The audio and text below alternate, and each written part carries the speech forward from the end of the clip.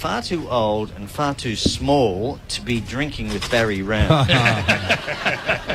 George McGee, what did you learn today? Well, from Keith Sargent, I learned quite a lot. Apart from the fact that he was a sergeant, therefore Sergeant, that he sold Bob Pratt his paper, and he used to get threepence for it. Ian Cover, what did you learn today? Well, I didn't confirm that Barry Round is an outstanding singer, but I also learnt there's a very nervous commentator here, Drew Morford, who'll be calling the game this afternoon. Have you learnt anything today, Drew? I've made an observation. I reckon you'd reach an age where you shouldn't be wearing team colours anymore. What is the cut-off age when you stop wearing team colours? Well, I'd make an exception for grand final day. I've never seen so many mature age people like me wearing team colours. Well done. We had a fella aged 92 here before wearing his South Melbourne colours. So, how many grand finals you called? About 26. About 26. And who are you going for today? Swans. You're supposed to say, tune in after 12. Yeah. You know, do that. Beg your pardon. See, we do it straight on grandstand. We're different from the could-have-beens. You want a sort of quirky answer? Yeah, quirky answer. Yeah. Anyway, good calling this afternoon. We'll be listening. Going to be very exciting. Can you mention that Mike Pike's from Canada, Luke Hodge from Colac? And the wind swirls around inside the MCG. It doesn't favour either end. All those will get a run. Just like they did in 1977 when I made my debut. On you, Drew. Good calling. Morford, Drew everybody. Morford. The champs learn anything? And champs, what did you learn today? Yes, I learned that Barry Round is more country than Lee Kernaghan and John Williamson put together. And I learned that Jeff and Joanne Richards don't think that there's anything at all wrong with the cost of living allowance for Sydney players. And I couldn't agree with them more. Well, have you ever tried to buy a cup of coffee in Sydney? Well, that train from the airport costs $15. It's shocking. And I'm sure all the players catch the train. Yes. Well, they live near the airport. I'm sure they do. Well, it's grand final day. Yes. There's only one place to go for the very latest in breaking news, and that, of course, is the news desk of everyone's favourite football paper, Outside Football. Sam the Sub joins us every Saturday morning. Sam the Sub, it's grand final morning. Good morning to you. Yes, good morning, gentlemen. Great to be here on the ultimate day of football. Don't forget the Outside paper. Available today. You don't sound like you're actually in the office today. Have you been at some grand final week functions this week, Sam? Yes, I've been to quite a few. I'm just trying to find my way back to the office. Did you pick up any stories on your travels? Yes, I did, in actual fact. More of those later. I might just go to the headlines. Of course, no game last night to report on. No. But we look at the potential today for a real head-to-toe between what we think Brian Lake will be standing Buddy Franklin. Yep. So we've got Carolyn Sheehan has written Lake Burley Biffin. And Mike Wilson ghosting for us has got Swan Lake. Quite a dance there today. Oh, that's true. Oh, people have been calling the grand final the big dance, haven't they? What do you think about that, Sam? Yeah, I don't think much of it at all, to be honest with you. And, of course, we've uncovered, Chloe Salthour has uncovered a very strange bet Adam Goods and Brad Sewell have had. They're quite friendly toward and with each other, in and of themselves. And the victorious team, be it Hawthorn, Adam Goods will shout champagne for the whole Hawthorn team. Yep. Brad Sewell will do the same thing for the Swans, should they win. Yeah. The Goods, the Brad and the Bubbly. And the scratch and sniff today, gentlemen. Oh, I thought you might have had some news out of Adelaide, Sam. Gee, I just love the fact that you guys try and write my paper. Hey, you want to come down here and meet all the fantastic... Should I? Hang on, I'm writing that down here. That's fantastic. There's a lot of people down here who love to meet you. Yeah, righto. You're telling the story, son. Yeah, all right. Scratch and sniff. Scratch and sniff. The sniff of victory. I wonder when it'll come. Yes. And the headlight for the final one of the year, the 1987 Mini Hovercraft. And, of course, the bullhorn. Yes, bullhorn. Well, we haven't got much in the bullhorn, but I can mention that left the toilet seat up. And red faces at the Brownlow medal when really? CEO of the AFL returned to his table with his fly undone. The wag at the table said, "Have you got a licence to sell hot dogs?" I think you should have had your beeper working there. Well, I don't control the beeper. And we can't mention brand names on the ABC. No. But Barry Round was spotted starting off with a... moved on to a can of... then a slab of... half a dozen... a bottle or two of... can we say Alka-Seltzer? And that's about it from me. Oh, that's true. Look, it's been a fantastic footy season, Sam. Thanks for your contribution. Thank you, Sam. Everyone knows outside footy is the place to go. I'm fearful he'll get snapped up by a commercial network next year. Yes. They'll be after him. He's the new Scott He's Palmer. one of those shows. He's got a lot of experience. Yeah. Look, it's rapidly racing up to midday time for us to hand over to our grandstand colleagues. We've got a very full board of calls here, Torch. It is grand final day. I'd like to talk to as many of them as possible. If you're ready to go. I am, yes. Well, let's go to this grand final edition of Could Have Been Champions Footy Talkback. First caller, you're talking to Torch. Hello. Hello. Yes, is that the man, the wild salmon, dear? Yes, go ahead, It's me, please. is it? Yes, it is. Who's calling? Hello, dear, yes. It's Pearl, dear. Oh, where are you calling from? I'm on the peninsula. Down on the Mornington Peninsula? I said the peninsula, dear, yes. I heard you talking about, was it Players Sweep before? Players Weep, no. Players sweep, I think you'll find that was. Well, I don't think there's anything wrong with a man crying. I think the Prime Minister, Bob Hawke, he was known to have a sob on occasion. He seemed quite nice. Michael Desmond had a weeping eye. It was funny, they say a man's like his dog. He had a boxer too, it's very weepy. Well, I didn't go near the boxer because I would slobber. I had a Jack Russell. A lot of people had smaller dogs. Okay. Thank you, Paul. Have you got a football question for us? No, she's gone. She's Yes, gone, Torch. yes. We'll go to the next caller. You're talking to Torch now on Could Have Been's grand final footy talk back. Hello. Hello. Hello, Cobb. Oh, who's calling? That's Sauce Air Sport from up Sea Lake. Oh, Source from Sea Lake. Yeah, we've got a few people coming over to watch the granny today. All right, not making your way down to Melbourne for it, No, Source? we've got Wayne and Barris from Swan Water and Peter and Rose, Mary from Jeffcott. Marlene's already got 24 pigs in blankets made for half time. Yeah. But do you think I'll get to see a minute? Oh, why is that? No, we've had a little bit of rain during the week. Yeah. 25 points, not enough to help, but enough to make sure I'll spend all day on the tractor spraying for weeds. And the bloody radio's on the fritz too, so I won't even get to hear it. Oh, no. Okay. Can we help you in any way, Sauce? Yeah. Hello? No, he's gone. He's gone back up to the tractor. There's been a bit of rain. Better rain. 25 points. Next caller on Could Have Been Footy Talk Back. You're talking to Torch. Hello. Little Jeffrey McGee, Oh, excited, are we, mate? Who's this? It's Marty on son from Maribyrnong. Maribyrnong. Hey, who would have thunk you and me rolling Jeffers down the aisles of a matinee feature of Vertigo at the Astor, or selling cigars to the Derros out the back of the grandstand at the Lake Oval, Yeah, driving right, the P76 down the Hume to catch a game at the SCG in the 80s. Hey, who would have thought we'd be going to the granny together Well, to watch we- our Mighty Bloods? Yeah, right. Hey, you got me ticket there, Torchy? No, I haven't, Well, hey, no. where do you want me to meet you, mate? Out No. the back of the Cricketers' Arms on Pub Road, where we normally meet? All right, yeah. I'll well, see you there. Yeah, When all are you right, off Marty. that radio show? You go to I'll the see you in Cricketers' 10 Arms, minutes. Marty. Okay, mate. I'll see you yeah, there. All right, On your yeah. Torchy. Yeah, okay. Friend of yours, Torch. I don't know. Where do they get these people from? Next caller on the grand final edition of Could Have Been's Footy Talk Back. Hello. Hello. Yes, hello, Todd. Oh, who's calling? It's Barry here, Todd. Barry, and calling from? The Barossa Valley. Oh, lovely. Not coming over for the grand final, Barry? No, but that farmer you were just talking to, can you send him over here with his tractor? Yes. We need some slashing in the vines. Oh, right, okay. That Barry Round you had on, Yes, a wonderful man.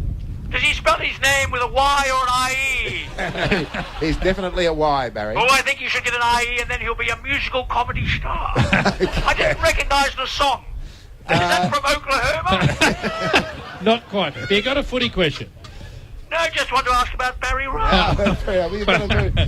We've told you all we know, Barry. Next caller. Go ahead, please. Hello. Yes, and a fellow with... Please, my Bolton Miz from Ingate, please. Yes, you're calling. Who's calling, please? Lance from Lara. Oh, good, Lance. And Now you say, where are you calling from? no, I won't. I'll say, who do you As barrack you for? always do. Who do you barrack for? I barrack for the Mighty Cats, but I've got an observation. Yes, what's that? So, you played for South Melbourne, isn't it? Yes, a long time ago. Yeah, well, you call them the Blood. I do. Well, what colour is their jumper? Red and white. Yeah, well, Well, what? red blood cells and white blood cells. Oh, yes, we've got them all covered. You Very go. good point. Very good. Next caller, Talking Footy here with Torch on Grand Final Day. Hello. Hello. Yeah, Torchy. Oh, who's calling? Yeah, Donny here, mate. Donny calling from? A big tall building in Melbourne. Don, come over from Devonport, have you? Yeah, come over, mate. We're up on the Hawks because we've seen them at Launceston during Yes, the year. yes. And we got here, Yeah, who's come with you? me and Nobby, Yeah, and we were booking into that big tall building last night, right. and we ran into Barry Rowe. Oh. I know the building you mean. Mate, Yes. he said he was there till 11. Yeah. Well, we were gone at 9:30. I don't think we'll make it down to the ground. Oh, have you got a ticket for the big game, Donny? Oh, Roundy had him for us. Oh, did he? Have you seen him this morning? Nah, Oh, no. gotta go, mate. Okay, all And right. Nobby's in the bathroom, hang on. Yeah. All right. Okay. Next caller, you're talking to Torch. Hello. Hello. Oh, hey, Torch. Oh, who's calling?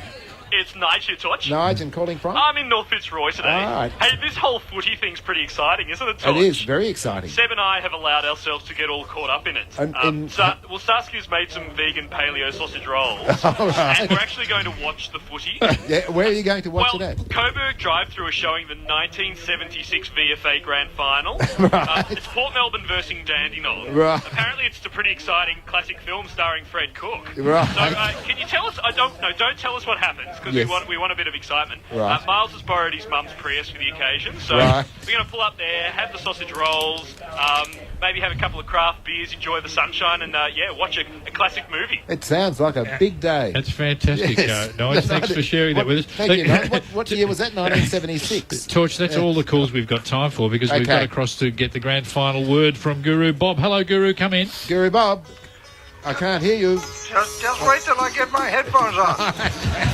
Where are you calling from, Guru Bob? Just out the back there.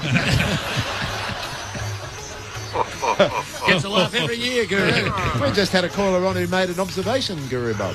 No. Just get my book. It's not an observation. It's a criticism.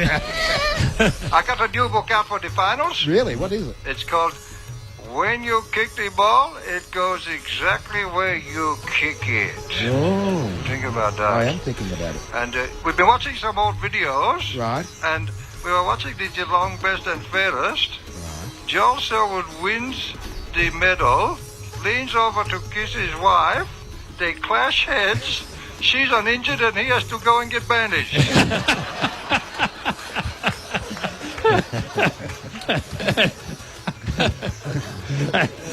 And today's game, Guru. And another old video, Richard. Yes. Another old video. We were watching Who Wants to Be a Millionaire? Right. And Mick Malthouse was a guest. Right. And the first question he was asked, he said, "Is that a statement or a question?" So today, the team that settles better. Right. I read on Facebook, it said, the first step towards getting somewhere is to decide you are not going to stay where you are. That's rubbish. The first step towards getting somewhere is to work out where you are and then go somewhere else. Think about that. That's fantastic, I won't Guru. be coming down today. You're not coming to the game? That's all right. Thank you, No, Guru. I won't be coming because, well, I'm a bit embarrassed, but I just don't know which way my barcode would face. Oh, okay. That's okay. Thank you, It's been Guru a great Bob. season, Guru. Thanks you, for Guru. being with us. Guru Bob there. As we race up towards the end of the program now, I think we might say farewell to the season in traditional fashion by having a nice big sing with everybody. Yes. Would you like to do that? If we can do that. We've just got a couple of minutes to go, and I think we could... Mike Brady will be singing in there a bit later on, one of his great anthems of the world of footy, but it's not the only one. Greg, could we finish the show with That's the Thing About Football, do you reckon? I'd rather not, Jeff. We've got 90 seconds. Right. It's been 12 years since I sang this inside before the game. Maybe next year the AFL might have it'd be nice. Depends on how bad Tom Jones goes, I suppose. But everyone knows the words, so they can help you out with it. Oh.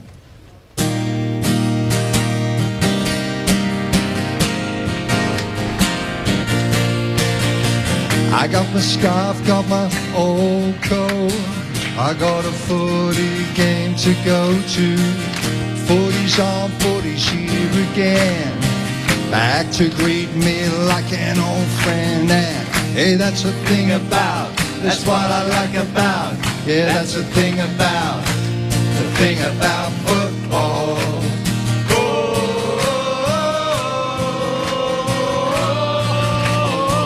I got a long road to walk out to catch a tram to my favorite ground. Use my legs, use my voice, make some noise, support the boys, and that's what football means to me. That's how I like my footy to be. Yeah. Hey, that's the thing about, that's what I like about. Yeah, that's the thing about football. You have been listening to the Could Have Been Champions. Billy Baxter, Greg Champion, George McGee and Ian Cover. Thank you so much.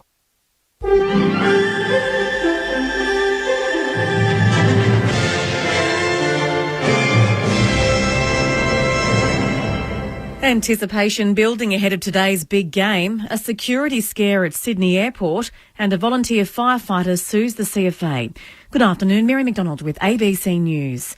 The excitement is building at the MCG ahead of this afternoon's AFL Grand Final between Hawthorn and Sydney. Melissa Brown reports. Police numbers have been doubled at the MCG because of Australia's heightened terrorism alert level, although authorities say there has not been a specific threat against the Grand Final. Thousands of fans arrived before dawn to secure an unallocated ticket. Those at the front of the queue camped out overnight, but others had a smarter plan. I had someone come in, sleep over for the night, then I came in this morning and I'm here ready to go. It was an uncomfortable night for many. It got very cold here this morning. If it's a Hawthorn result at the end of the day, it'll be well worth it. I was just awake all night, just being nervous pretty much, just getting ready for the game. Just can't wait for that 2:30 bounce, see Tippett and Buddy kick 20 between them. Around 100,000 people are expected to attend the Grand Final. There have been chaotic scenes at Sydney Airport after a man walked into the Qantas departure area without going through security. Bridget Brennan reports. The entire Qantas domestic terminal was evacuated after a man skipped security screening.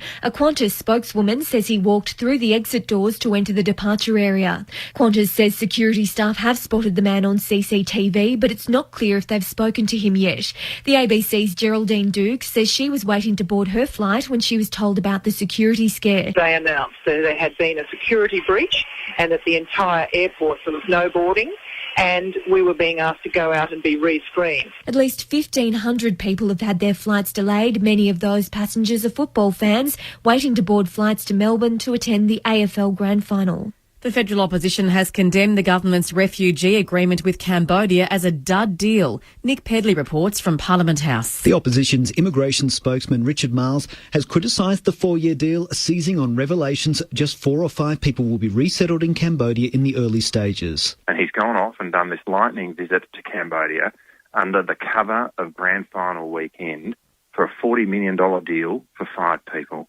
It is unbelievable. The Immigration Minister Scott Morrison signed the deal in Phnom Penh last night, indicating the number of refugees will grow. You have to start off small, make sure the program is working, and then build it up over time. The agreement is set to take effect by the end of the year or early next year. US aircraft have launched a 5th consecutive day of airstrikes against Islamic State militants in Syria. Peter Simpson reports. US officials say the mission in Syria is now similar to air raids on Iraq, with near-continuous combat flights. The Pentagon said earlier that 4 tanks were destroyed in air attacks on Iraq and Syria. Despite the strikes, IS militants are advancing on the Syrian town of Kobani near the Turkish border, where they're battling Kurdish fighters. Speaking at the Pentagon, the US Armed Forces Chief General Martin Dempsey said the air campaign is damaging IS, but will not be enough to defeat it. He says political solutions and ground campaigns will both be needed in Iraq and Syria. Meanwhile, British airstrikes against IS in Iraq are likely to begin this weekend after a majority of UK MPs voted to join the US-led mission. A UK journalist held captive by the Taliban in 2001 says Muslim teenagers are being radicalised by images they see in the media. One of Australia's largest Islamic organisations is holding its annual conference in Melbourne. However, it's been overshadowed by the death of 18-year-old Abdul Numan Haider, who was shot by police at Endeavour Hills in Melbourne's southeast after stabbing 2 officers earlier in the week. Keynote speaker Yvonne Ridley says young people aren't able to discuss the things they see on television in their mosques. They're being radicalised by switching on the BBC, Sky, ABC. They're seeing images, horrendous images in war zones from Syria. That's where the radicalisation is taking place. A volunteer firefighter who became trapped in one of Black Saturday's deadliest firestorms is suing the CFA for damages. Jessica Longbottom reports. The action is the first personal injury claim to be brought by a Black Saturday volunteer against the CFA. Glenn Barlow and his crew became caught in the blaze in Kinglake West in February 2009, with several of them suffering flash burns and other serious injuries. The Firefighters Union says Mr Barlow has suffered as a result of the event, and he's alleging the CFA breached its duty of care for failing to warn the brigade about the approaching fire. The union's Peter Marshall says many more firefighters could take action. Certainly, many are traumatised, many have kept that inside, and we're starting to see the signs of post-traumatic stress creeping in. The CFA wouldn't comment on the case as it's before the courts. The Palestinian President Mahmoud Abbas has accused Israel of having conducted a genocidal war during the recent conflict in Gaza. Mr Abbas was speaking to the United Nations General Assembly. From New York, the BBC's Nick Bryant reports. In a speech that drew sustained applause from supportive nations in the hall, Mahmoud Abbas said he'd come to New York full of grief, regret and bitterness following the recent war in Gaza. He said that Israel had carried out absolute war crimes before the eyes and ears of the entire world, and claimed that the difference with previous conflicts in Gaza was that what he called the genocidal crime was larger. Returning to a cycle of failed negotiations would be impossible. He'd therefore be seeking a resolution in the Security Council. The United States has called Mr Abbas's speech offensive and says it undermined peace efforts. The US Secretary of State John Kerry has begun a second day of talks with his Iranian counterpart aimed at reaching a permanent agreement on Iran's nuclear program. Before beginning discussions, Mr Kerry told a meeting at the United Nations it was his fervent hope that a deal that would benefit the world could be struck by late November. I come here to reiterate the Obama administration's unshakable commitment to seeing this treaty ratified and entered into force. And though we have not yet succeeded in ratifying it, I assure you, we are pledged to live by it, and we do live by it, and we will live by it. The World Health Organization says more than 3,000 people are now known to have died in the Ebola outbreak in West Africa out of about 6,500 cases. Liberia has been worst hit by the disease. The BBC's Tom Afesi reports. The number of deaths in Liberia is now growing faster than anywhere else. The country has recorded 3 times more victims than in Sierra Leone and in Guinea. Global leaders have pledged to bring in assistance, but it will take weeks before the promised treatment centres are built on the ground. Some care centres can open only briefly each morning to admit new patients to be treated in the beds whose occupants have died overnight. Medical staff across the region continue to pay a heavy price. Nearly 400 have been infected, more than half of whom have died. The Australian Crime Commission is investigating if there are links between the illegal trade of dugong and turtle meat and organised crime. The federal government has launched a $5 million dugong and turtle protection plan that involves the Crime Commission, Federal Police and Customs. The Environment Minister Greg Hunt says $2 million has been allocated to the Commission to investigate illegal trading of the meat. It's trying to protect these species. We're putting serious resources and serious people on the task. If you are poaching dugong and turtle meat, transporting it illegally, you should be worried because the toughest cops on the beat are coming after you. A learner driver is facing numerous charges after crashing her car in Hampton Park in Melbourne southeast. The 22-year-old hit a fence, then drove off on the wrong side of Pound Road at 2:30 this morning. Police found the woman and her car a short distance away. She told officers she hadn't had a drink all day, then blew .163 in a breath test. Now at sport, here's Ewan Gilbert. The first bounce in the AFL Grand Final between the Swans and the Hawks is now just hours away at the MCG. And the man who should be feeling the pressure more than most is Sydney forward and Hawthorn defector, Buddy Franklin. I love playing on the big stage and playing against a quality side in Hawthorn. Meanwhile, the Hawks are working through their own issues with a star player. Cyril Rioli has been out injured for 3 months, but he says he's ready to play. I'm fully confident in my body. I'm fully confident it's going to hold up in the game. In the NRL, the last spot in the grand final is up for grabs tonight when the Panthers take on the Bulldogs at Olympic Park. Both sides have niggling injury concerns, but Penrith coach Ivan Cleary says not to read too much into that. Most players, I think, this time of year are running around with injuries, and but come the big stage and the big games, everyone's 100%. The winning team will meet the Rabbitohs next weekend after they beat the Roosters last night. And in the Union, the Wallabies can move to number 2 in the world rankings with a victory over South Africa in Cape Town tomorrow morning, although the Wallabies have not won there for 22 years. The main points again. The excitement is building at the MCG ahead of this afternoon's grand final between Hawthorn and Sydney. And there have been chaotic scenes at Sydney Airport after a man walked into the Qantas departure area without going through security. To the weather now. For the state, fine apart from isolated showers, clearing in the southwest and exposed coastal areas. The chance of afternoon showers about the central and eastern ranges. For Melbourne, partly cloudy with a chance of light showers about the hills in the afternoon with a top today of 24 degrees. Tomorrow, windy with late rain, 28. Monday, partly cloudy, 21. Tuesday, a possible late shower and 22. It's currently 21 degrees in Melbourne. ABC News. The full firepower of the Swans is armed and operational. They blast their way into the 2014 Grand Final. It's time for the final two to go head-to-head. And that's it! Hawthorn has seen off the power. Grandstand AFL. After a shaky start, Crowd counting down the clock. It's on the wing. The Giants have won. Just the 4th game in their history. And they beat the Sydney Swans for easily their best ever victory. Sydney has had an outstanding season. First Goods, then Tippett, now Franklin. Sydney rolls out the heavy artillery. And now their eyes are firmly set on another premiership. Jenner takes a bounce, cruises in and rams it home. But first, they'll have to get over reigning premiers Hawthorn. He works the hand past the rough head. He tracks away from the middle, has a bounce, long kicks a goal. Jared Roughhead has 4. With weapons all around the ground, the Hawks are one side that can burn you in a flash. And we know how good Hawthorn have been for the many, many years. Can they pull another one off? Over to you, Bucks. What about the Hawks? I can tell you what they do exceptionally well. I don't know how to stop it, but they've got a lot of weapons. Can they go back-to-back? Suckling, usually so reliable, and this is no exception. Sit back, turn up your radio, and let the best in the business bring you every bone-crunching tackle. Every high-flying mark. It's going to go long and deep to the top of the square. Oh! Massive line!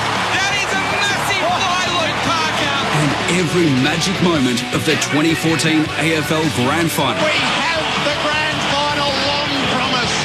Grandstand AFL. Welcome to ABC Grandstand's coverage of the 2014 AFL Grand Final. Goods underfoot. He gathers, he opens the angle, he screws it around the corner, and he kicks the goal of a master. Lewis, great use of the body. Open the path for Boisvelo. Hand pass to Isaac Smith, who followed up and kicked the goal. He tracks away from the middle, has a bounce, long kicks a goal.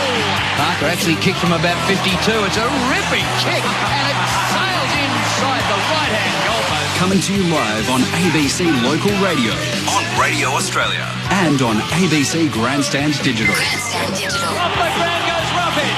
Nearly a goal. He goes again and kicks the goal. He was the Hawks' #1 weapon, and now Hawthorn is learning what it is to be lanced. The AFL Grand Final. The travails of the past 7 months have brought us here to the MCG with the two best teams on one of Australia's great days. Good afternoon and welcome. Gerard Whateley with you on Grandstand AFL as we launch into the 2014 Grand Final coverage with our special edition of the Saturday Agenda. And as he has been since March, to dissect the key issues in the game and what lies in store, Mark McClure, happy Grand Final day to you. Thanks very much, Gerard, and same to you, and same to all the listeners out there in all over the world who listen to the ABC. This is a special day in the calendar, and it's unique. Not unique to Sydney, but they've been here a few times, but unique to Hawthorn in the last 3 times they're here, and they've won one, they've lost one, and what are they going to do today? It's a day that changes lives. You came here 4 times, you won 3 of them. Yep. And I imagine that's just become part of who you are. Well, I don't think it's become who I am, but I can still remember them clearly, Gerard. They're vivid memories of exactly what happened. And more the point of watching my teammates, how they reacted to the day, how they held themselves on the day, if they were calm, whether or not they were just a bit over the top. And sometimes you can get like that. You watch the horses in the mounting yard, and you see them, I think I'm going to drop my bet off this one. So it's about actually making them feel comfortable in what they do. And that comes from months and years of practice, of being able to control your energy and control your nerves. And the best part is when you get out in the ground and you're back in your office and this is your domain and this is what we do. And it's a thrill to win one because it's a culmination of a year's work, or maybe 2, or maybe 3, or maybe a decade for some who haven't had a chance to do so. And that's the thrill of it all, to finish it off with a bunch of blokes, because you can't do it on your own, I can assure you. Some try, and most of them fail. And this is why Hawthorn impresses, and so does Sydney. Impresses both. What happens in the 2.5 hours of the game is recounted for as long as football will be played, but it forms bonds that will never leave you, Mark. No, they don't. They don't leave you. And I still see my mates, and we have a hug, because you shared a period of time together where I needed you. I needed you in a crisis, and he needs me, and that's sort of that'll live with you forever. It was good. The sharpest mind with us today is Nathan Burke, who played 17 seasons, saw this day once, was a stellar performer for the Saints that day in 97, but it wasn't quite to be. Nathan, welcome to the Saturday Agenda. Thanks very much, Gerard. And I'm hoping you're not going to say grand final experiences define me. They define you, but they didn't define me, because I came away a loser. So hopefully I've moved on from that. But no, it's absolutely fantastic to be here. And I just walking through the car park on the way in, and I was almost thinking to myself, it would be great if we extended the season for another 5-6 weeks because of the weather. That every second car had the barbecue out the back, they had the picnic, there was families sitting around. It was absolutely fantastic. So, maybe something to think of in the future. If we can get cricket off this beautiful auditorium, maybe we can extend the season. Push into October. Yep. Is it the best and worst? The grand final, making it and the whole build-up to it, is that's what 17 years is for, and yet to be on the wrong side of it. How do you reflect on 97? Yeah, exactly like you said there. It was the best and the worst. The best part was obviously winning the prelim final. To be honest, I cannot remember hardly any play that occurred in that prelim final. It was straight away, it was a race from the mind and then on to the following week.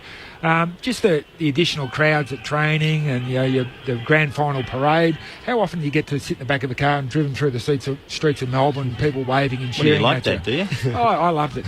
It was fantastic. It hasn't happened since. I'll take you for a drive one day, okay? Thanks, mate. In your convertible. Just stuff like that. Driving down Nepean Highway and seeing somebody put a St Kilda jumper on Tommy Bent's statue, and the shops with the red, white and black streamers and in the cars. It was just an incredible experience. And those days we used to park out we didn't park underground, we parked out in the field, and getting into the ground, signing autographs on the way in. Probably the next 3 hours weren't real flash. Certainly the end wasn't real flash, but you can't take away the joy of that initial week lead up.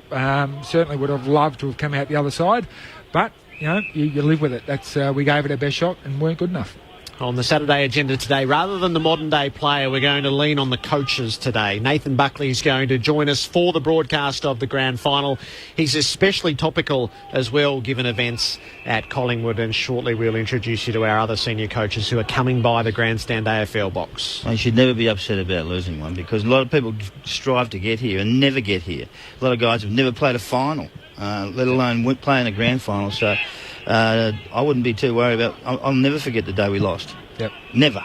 It'll never go away. It just never goes away. So, and as many times as you win, the one you lose, you despise. And so don't feel that way, because this is a very special place, and very few get out here in September, in late September. So you should be very proud of representing your club and being part of it and doing all that. So I think both sides would be good at that. Yeah, and that was my theory behind it, was you've got to give yourself a chance. You've got to give yourself a crack. We had a crack. We didn't win on the day, but I'd much rather have that opportunity than never have that opportunity. Did you learn something?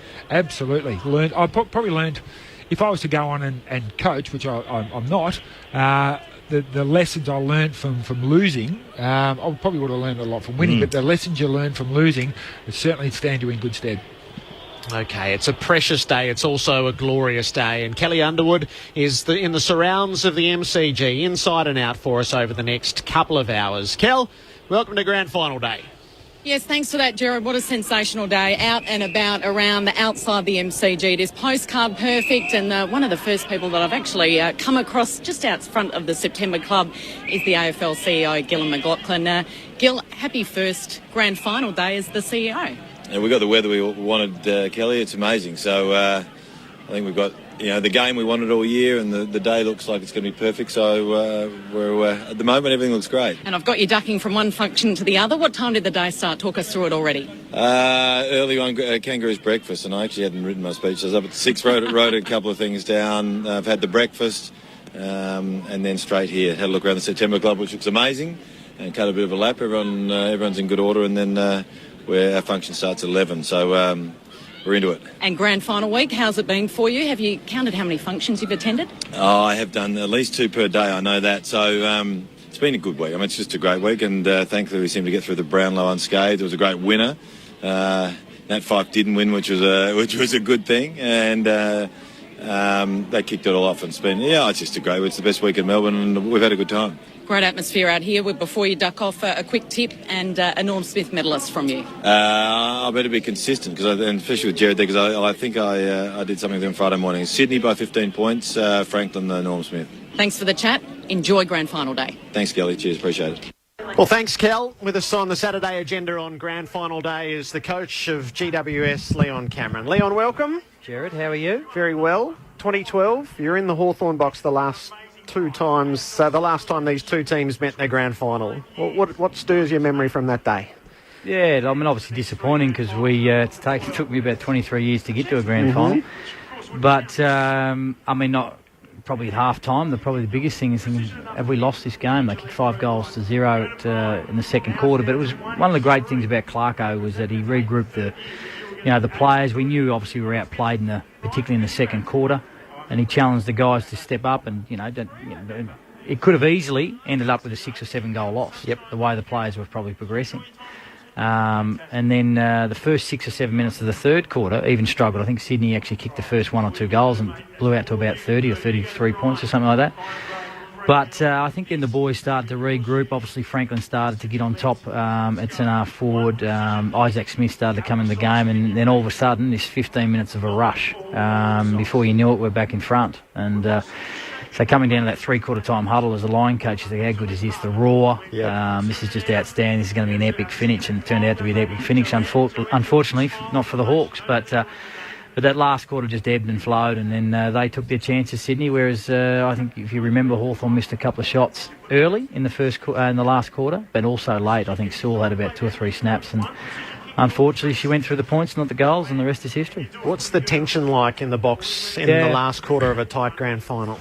I mean, you would have heard a lot of the coaches this week speak about that. I mean, there's no doubt there's an enormous amount of tension. It's just who can probably make sort of good decisions at the right time. And there's not a lot of decisions to be made, because really it's up to the 18 that are at the ground, and obviously the ones that are rotating from the bench. But if there has to be one decision, like, are we losing this game? Do we have to make a big change, like, let's take Burgoyne from the back flank and put him to full forward? Do you lose that moment because there's too much tension, or are you calculated and make that decision quickly enough to make an impact on the game? And So, I mean, that's the challenge for the guys today and the two coaches' boxes, because I just think it's going to go right down to the wire, and there's going to be little instances in the game we'll look back and say, well, that's the moment that helped either side get over the line. So it's just whether or not they can control that tension and make the right decisions at the right time. Is the burden of what sits on the result of a grand final throughout the week, throughout the game, is it actually palpable when you're in the middle of it?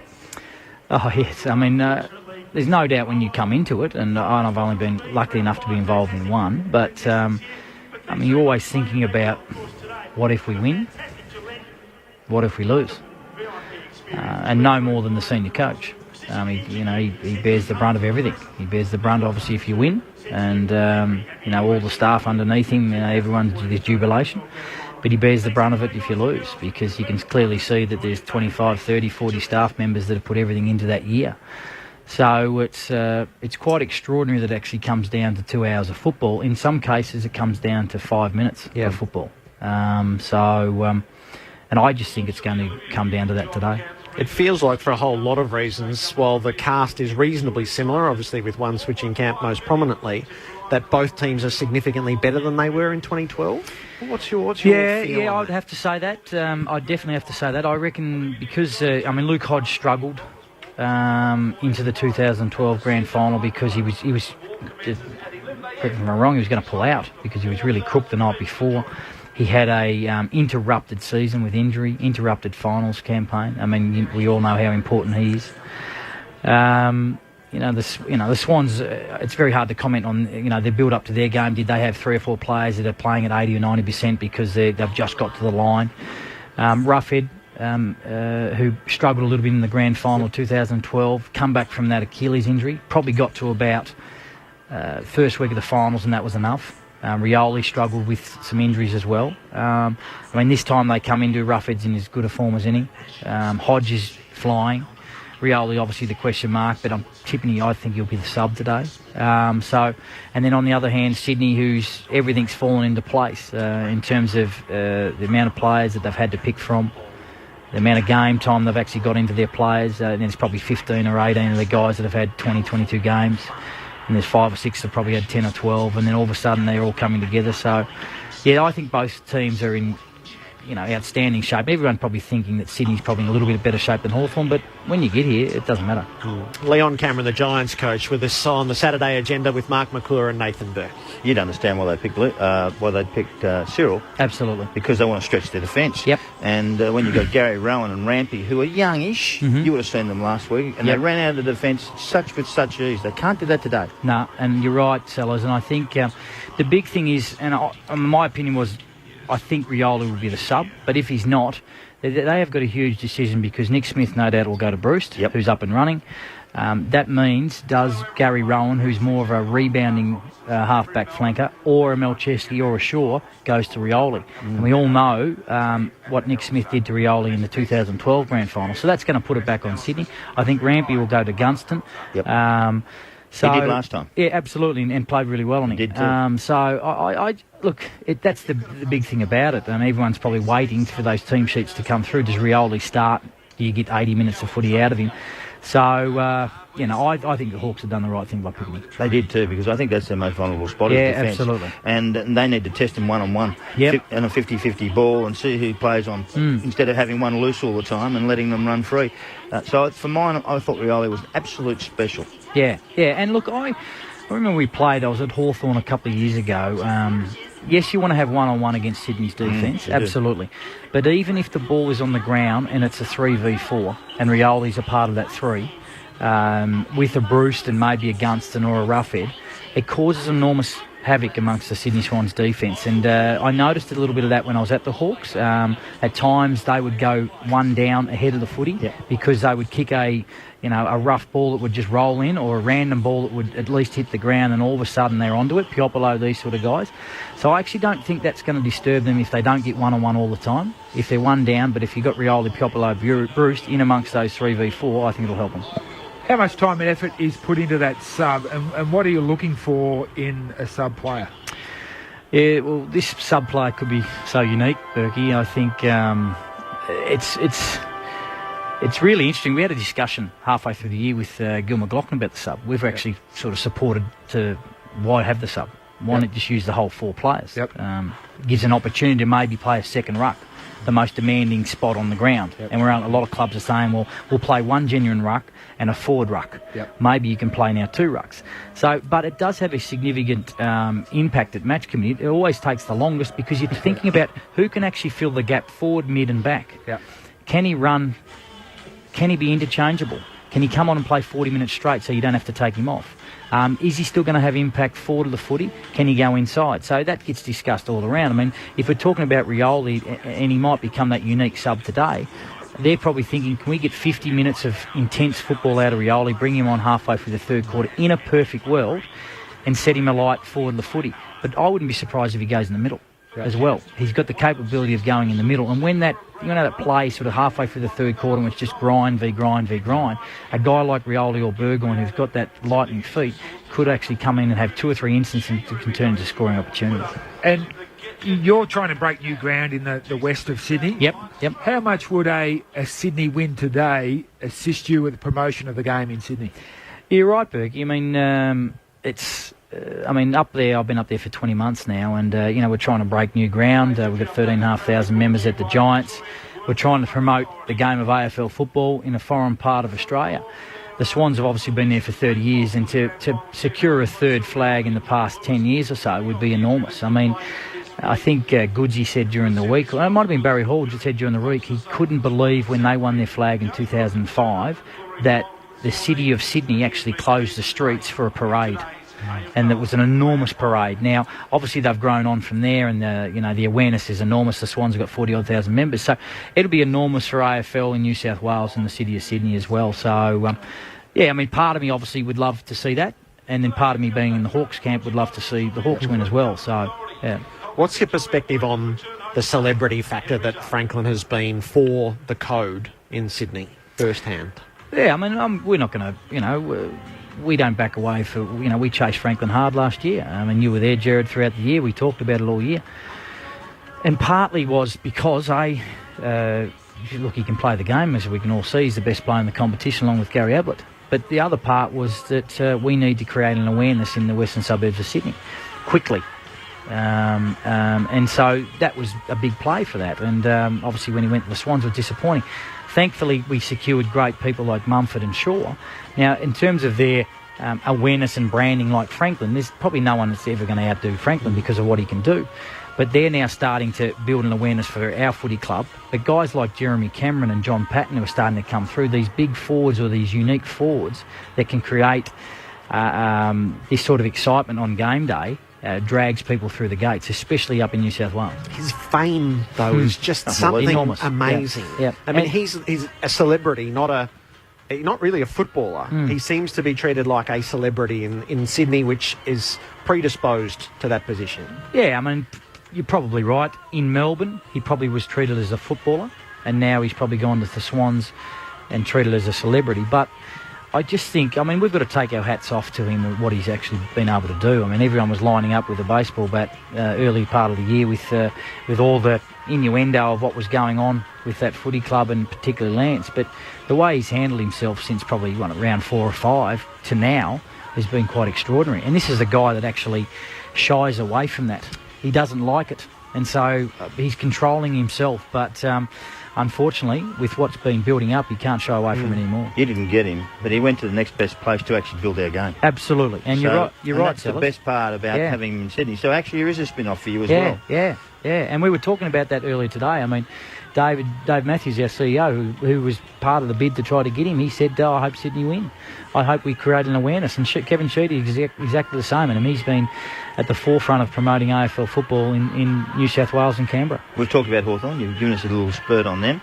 Give us a deal on their absolute strengths. And one of them, I think, is the two-way running of their midfield. Of Hawthorn? No, Sydney. Yeah. You're right, Sels, and everyone talks about it. You actually hear it come out of the mouths of the players. But to do it every week, Berkey, and you would know, absolutely, it is very hard to do because the habits of young midfielders, and I've got an exciting bunch of young midfielders at our footy club that they've brought up in under 16s and under 18s, and they would have dominated centre forward. Of course, they dominate centre forward, and so it's in their bones and their blood that I'll run forward harder than I'll run back. So, there's more rewards on that. Absolutely, you know that? absolutely. But I think and the pleasing thing about our young football club is now our boys are starting to understand. And you talk about the Sydney Swans. Yeah. We just have to look down the road and say, guys, you want to get there, have a look at McVeigh, Hanbury, McGlynn, these sort of guys. Absolutely. And our guys are now starting to look at that. But those guys do it week in, week out. And there's no doubt they will come into this game today thinking, we did it in 2012. And in the end, it was probably the difference. You think of Hanbury, Kennedy, these guys just running hard. We can do it again. Hawthorn have added Hill and obviously Isaac Smith. I mean, Isaac Smith was there 2012. But it is a hard thing to do. But these guys have got it, in spades. And you'll actually, it's intriguing to see when as soon as the ball's turned over in their forward end, their ability to run at 100%. And that's the big thing. 100% hard back is exactly the same as they can run 100% forward. And, they're probably going to hold them in good stead today. And they're proud of it. That's the key. Are. They're proud of it. They're the best at it. So, and then they've got this forward line that's unbelievable, which you've seen at full force. Yeah, I mean, and that's the biggest thing. I mean, and sometimes we talk about such a unique forward line. I mean, everyone, I suppose, talks about defences wins big games. This is the intriguing part. Does Gibson, Hodge, Spanger, Stratton, Lake, these sort of guys have a day out and beat this star-studded forward line?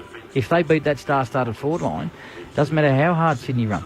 Yep. Because when Hawthorn win the footy back in the back end, they are so good at keeping off and piercing the opposition. But in saying that, I think it's important, so as you said, they are proud of two-way running. Absolutely. Like Hawthorn are proud of putting their head over the footy. I agree with that. And Sydney put their head over the footy as well. But they have this feeling amongst the group, if you don't do it, you don't play. And I think that's right. And how far away are you guys?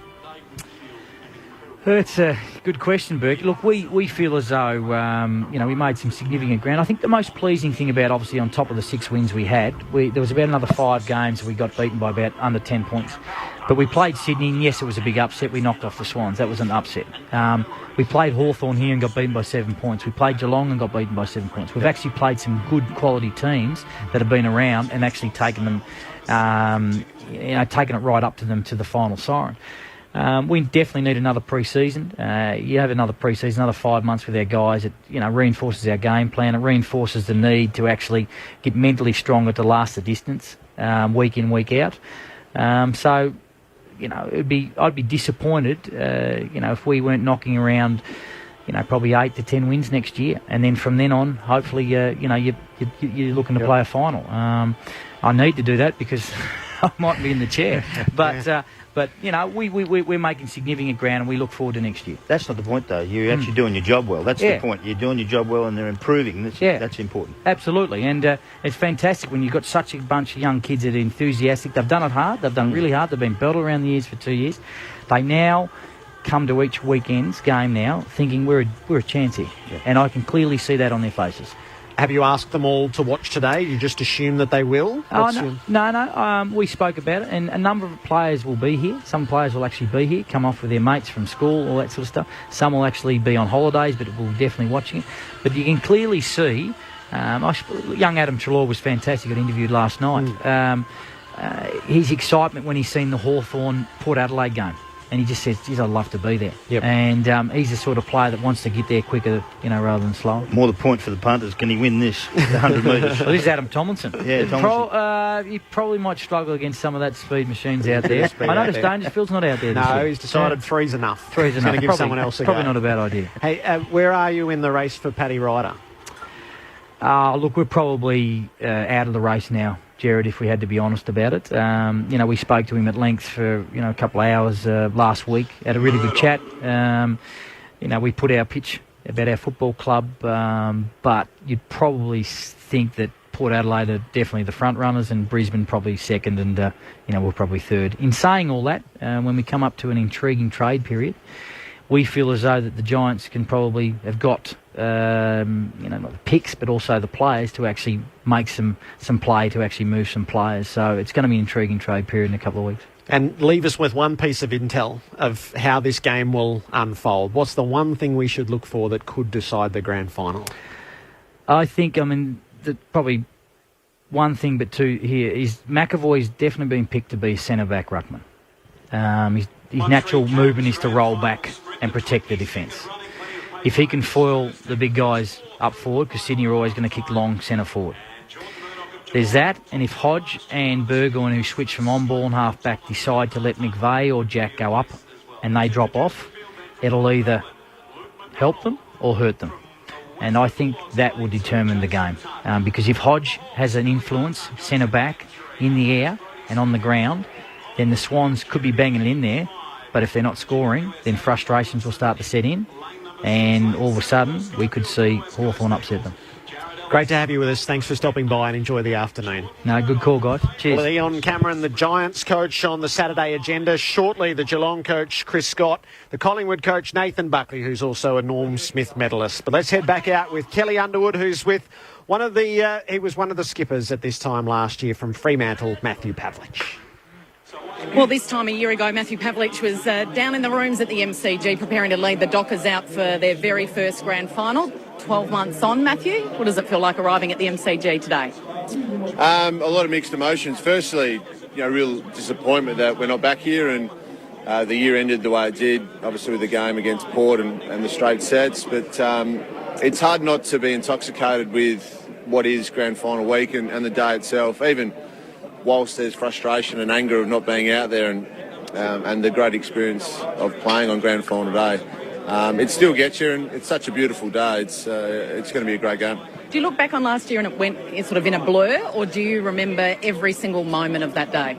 Oh, no, I think it's a blur. I mean, when you run out there, it's not that you actually run out in the ground. It's almost like you're floating. It's the emotions, and for me, 14 years of hard work to get an opportunity to be out there, and then obviously the anguish of it all. And I certainly remember moments of the game, and I remember really fondly or specifically getting out there just at the first warm-up and just trying to soak it up and having a look around and thinking to myself, geez, there's not a spare seat in the house, and I had to almost check myself. Of course there's not going to be a spare seat. It's grand final day. So, no, look, some great memories in terms of getting the opportunity, but some really bitter ones that hopefully we can amend.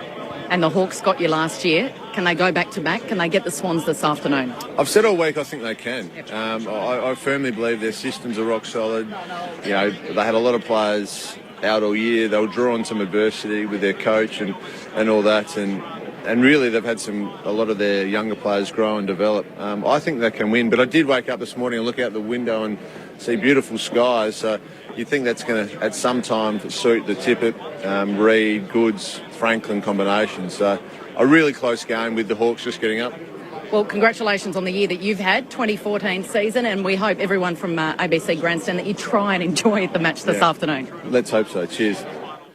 Kelly Underwood there with Matthew Pavlich. That sense of floating as players run up the tunnel and out onto the ground is one that's been well recounted throughout the week. That has hit a very common bond between participants in grand finals. The Hawks are back. This is 3 straight years for them. They have had to overcome, I think, the most formidable challenges that a defending premier has faced in my lifetime, given the injuries that they went through and losing the coach for a period of time.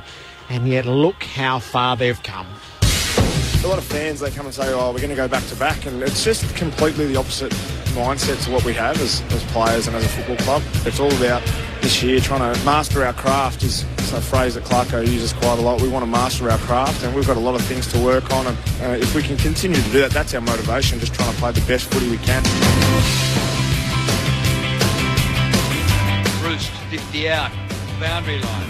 He goes for goal. What a shot by Luke Root. That is a phenomenal goal. Defending a premiership, always good to start the season with a win like that, and come away with that goal win was I guess, what we wanted to come down here. Virgil, his second kick is a beauty. Now Fremantle conceded just 5 goals in each of their first 2 games, and Hawthorn in a quarter of an hour have taken them for the equivalent. Out in front of Rioli, if he can just edge away from Sutton, he can. He's broken the tackle of McFarlane, he's away. 2 bounces, Rioli lays it over the top, and Bruce will stroll in, step around and kick the goal. And that's pretty well where it ends. Well, Hawthorn shows itself to be the benchmark team still. The grand final rematch is a belting. And pass away to Burgoyne, who's covered off the park, and Burgoyne nails the goal in the opening 30 seconds. Nothing flash, nothing fancy, but just gorgeous. Through the pack goes Hill, hand past the rough head, at full forward, kicks it over the defence and bounces it home to the Hawks second. The second of plenty, you fancy. Stephen of the Saints. Here comes Rioli. He gets it back. Goes through it 100 miles an hour. Gives it to Smith. Gets it back. Shoot from 40. Goal of the day, Cyril Rioli.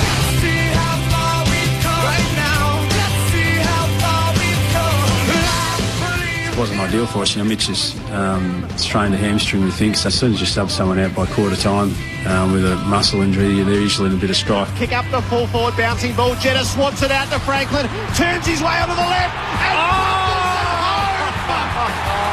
for so many years, he was the Hawks' #1 weapon, and now Hawthorn is learning what it is to be lanced. Just by the Monday, that numbness and pins and needles sensation started to progress up my legs to beyond my knees, and I'm thinking things aren't quite right here. And it's also then the public nature of it, and how we're going to actually inform the public and our players, the football community, that I was going to be out for some time. Not looking good for Cyril Rioli. The ice is out and he's about to get strapped up. He looks very dejected and certainly out for the game, and not looking good for the next few weeks for Cyril. How good is it to coach your own side? You can be an assistant as long as you like. Good apprenticeships are what set you up to coach, and you don't get any better development than coaching your own side. So that's the way I'm looking at it. I'm excited about that opportunity. Near the goal square, 10 metres out, beats a man, opens up the goals and kicks another one. That's about 24 goals without a miss for Luke Bruce this season. We enjoyed getting back into the swing of things again. We've got a couple of bring back Boltons coming down the race. He's gone 5 on the tripod, little fella. So better try and get a win for us next week to save the job. It's an open forward line. Laidler getting back. Put Mason Swap lane. Got it. Runs away from Laidler. Breaks the tackle and kicks a great goal. Now Burks is away. Back part of the centre. Kicks long. Bruce in a one-on-one against Smith. Bruce has marked it. That was sensational. To the punt road end to win the game for the Hawks. From 45 metres out. Kick on its way. This game has been pure gold, and tonight it's brown and gold. They've got super leaders who just demand, this is the standard we want, this is the standard we have to be at, and that is Lewis, that is Mitchell, that is Hodge, that is Burgoyne. You can throw them all in there.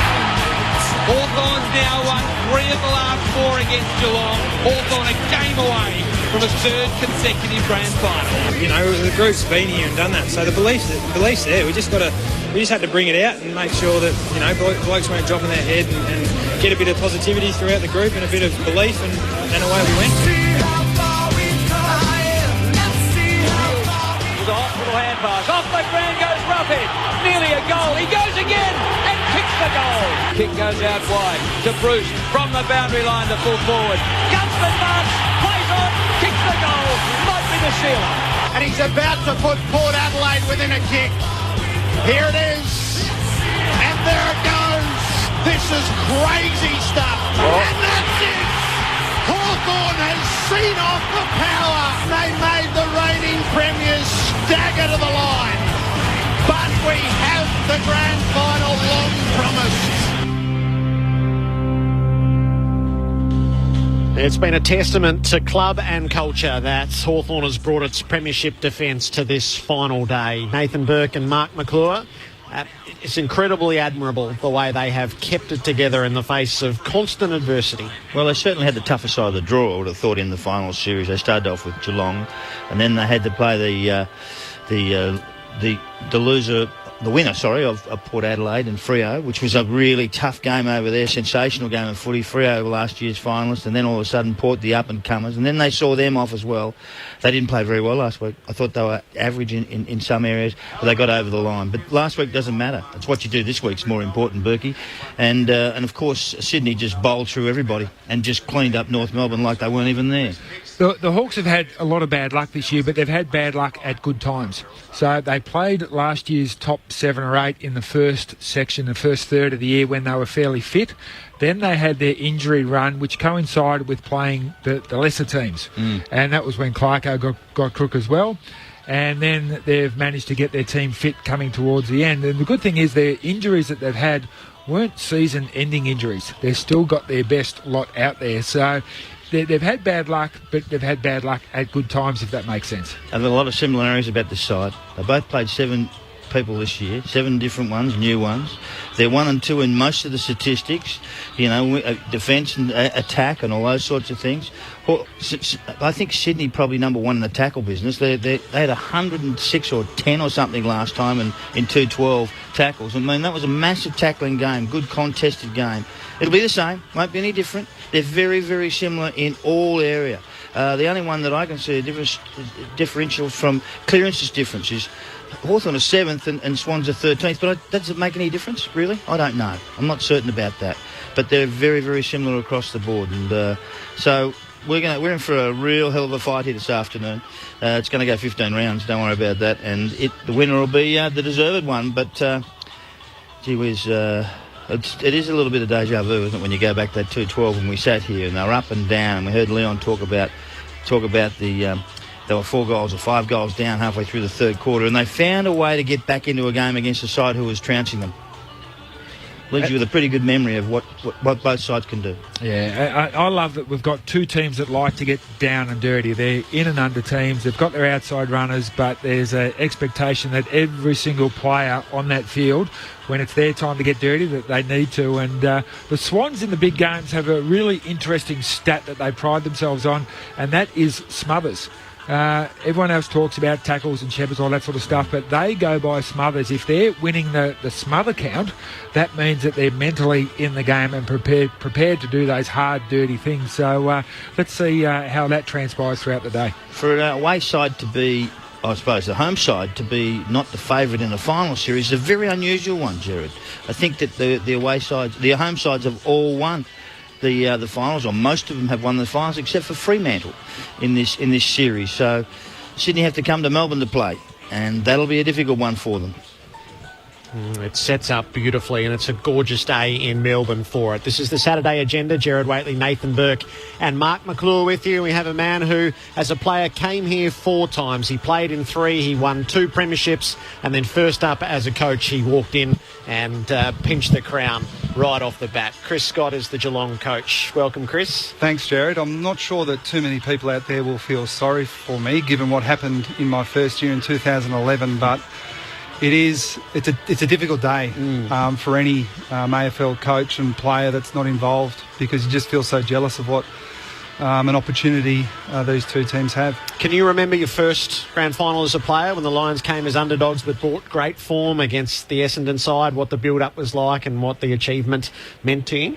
Absolutely. I remember it vividly. It was as uncertain as I've ever been in my life, I think. We were one of the few teams to actually beat Essendon that year in 2001 relatively early on, maybe about round 8, and I don't think we lost another game for the rest of the season. So we did bring unbelievable form, had 2 home finals up in Brisbane, but Essendon were as dominant as you can remember a team being through that period. And you did have those nagging doubts that they might be too good for us on the day, but as the game wore on, we got more and more confident. And even after the final siren, it was hard to believe that it actually happened. But it's pretty hard to top. I still think that maybe 2011, maybe because it's more clear in my mind, was the pinnacle of my football experience. But that 2001 grand final was pretty close. It would have been. Do you remember, did you feel anxieties first time into a grand final, or were you reasonably calm about the prospect? No, I was anxious. Yep. Very anxious, and I think all the players are. Whether you're a role player across the half-back flank, or your buddy Franklin, who seems to be in most people's eyes the key to this game. I don't necessarily agree with that, but obviously he's going to have a big influence. You can't shake those nerves, and I don't think you should try. The difference between, say, a prelim final, for example, and a grand final is just massive. The I don't think you think too much about, the consequences of losing prelim finals, but you certainly do about grand finals. Why do you suspect in your mind that coaching a premiership was even better than playing in a premiership? Oh, well, it's a tough one. I mean, I want to make sure that I'm not sounding disrespectful of my time at Brisbane and the things we achieved. But I remember feeling really, really anxious as a coach because I felt like some critical mistakes on my part and our coaching team's part could have a huge detrimental impact on the game. So to get over the line and hopefully not make any of those really big blues and have a little bit of an influence on game day just gave me that bit more of a sense of achievement. Whereas, I wasn't exactly Michael Voss on the field, so I was never going to carry my team to victory on grand final day. And not that I did that as a coach at all, but I was probably more relieved that I didn't get in the way of a good performance. Lee Matthews had told you that he didn't get a great deal of excitement or satisfaction out of coaching premierships. Your experience was just a touch different? Oh, just a bit different. It's wrong to say he didn't get any satisfaction, but he talked about this. He always thought coaching was a poor second to playing. Mm-hmm. So you coach when you couldn't play. I was a little bit different to that. But even Lee's feeling that as a coach, every single week bar the grand final, the best you feel is relieved that you've got the job done. So grand final is different. You feel fantastic for about 4 hours and then you move on to the next season. Well, it was a bit longer than that for me. I woke up the next morning and I was still floating. Your experience, Lee, you come towards the finals. He was a very, very simple guy. Basic, simple plans.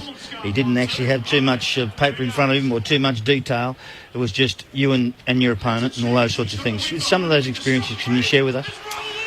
Well, I think he's probably a little bit unfairly labelled as being simplistic as a coach. And I know you don't mean that in a disparaging manner, but what he was brilliant at was making sure everyone understood exactly what we did and what was important to us playing well. So he was able to impart on me, now as a coach, that idea that most of your work is done through the pre-season and during the week. And game day is about implementation.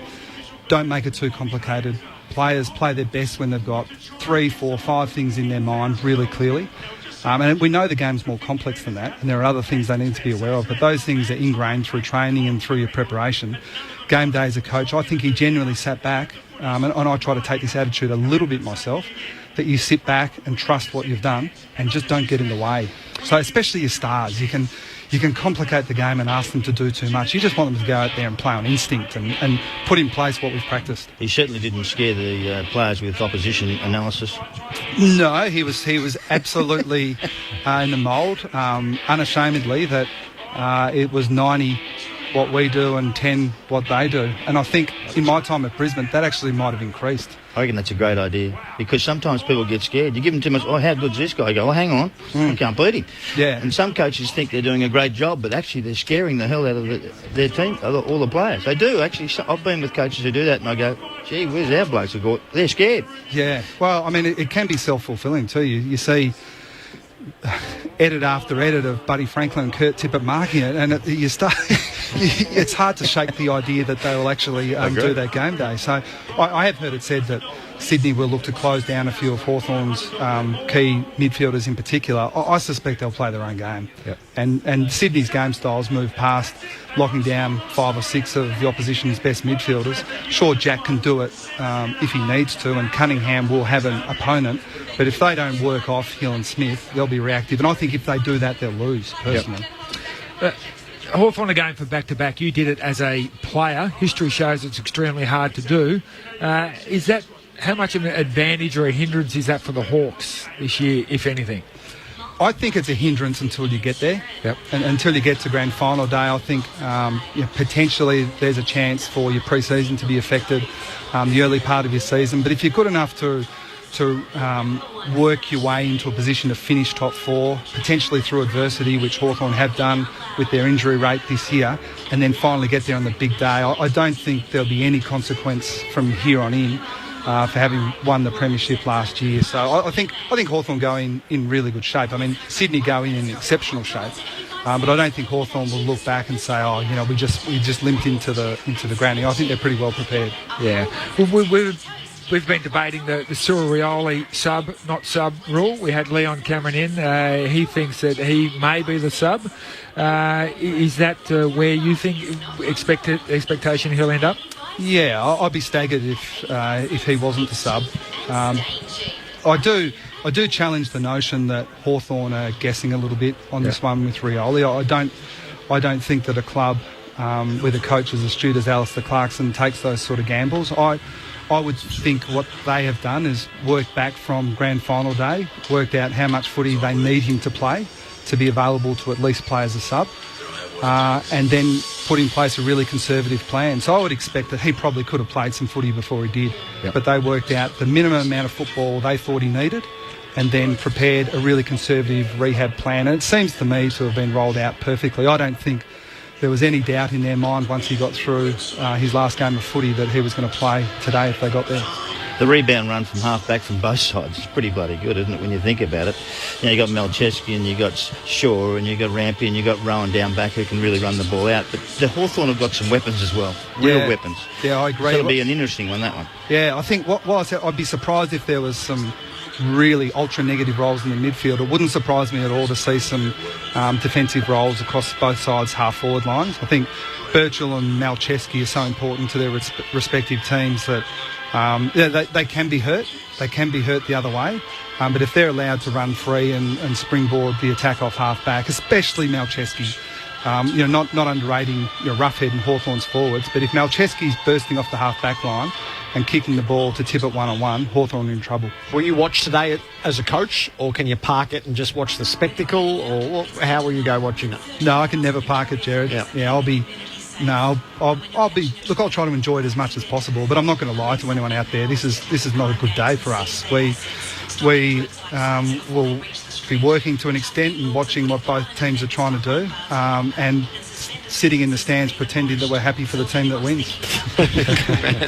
Chris, thanks for stopping by. No, thank you. And enjoy grand final day. And love your honesty. Well said. Chris Scott, the Geelong coach, two-time premiership player with the Brisbane Lions and a premiership coach as well. Coming up after the news, Nathan Buckley will join us. He's here for the call as our expert. He'll take us through his grand final day memories as well. A Norm Smith medalist, but not on the right side of the results on his two visits to this day. Nathan Burke and Mark McClure stay in the Saturday agenda with a half an hour to go in the 2014 AFL season.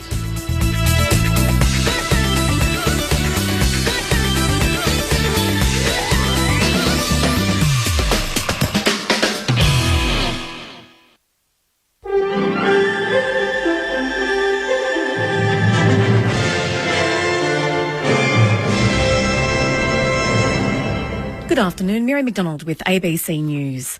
Football fans from across Australia are filling the MCG to watch Hawthorn take on Sydney in this afternoon's AFL Grand Final. Around 100,000 people are attending the game.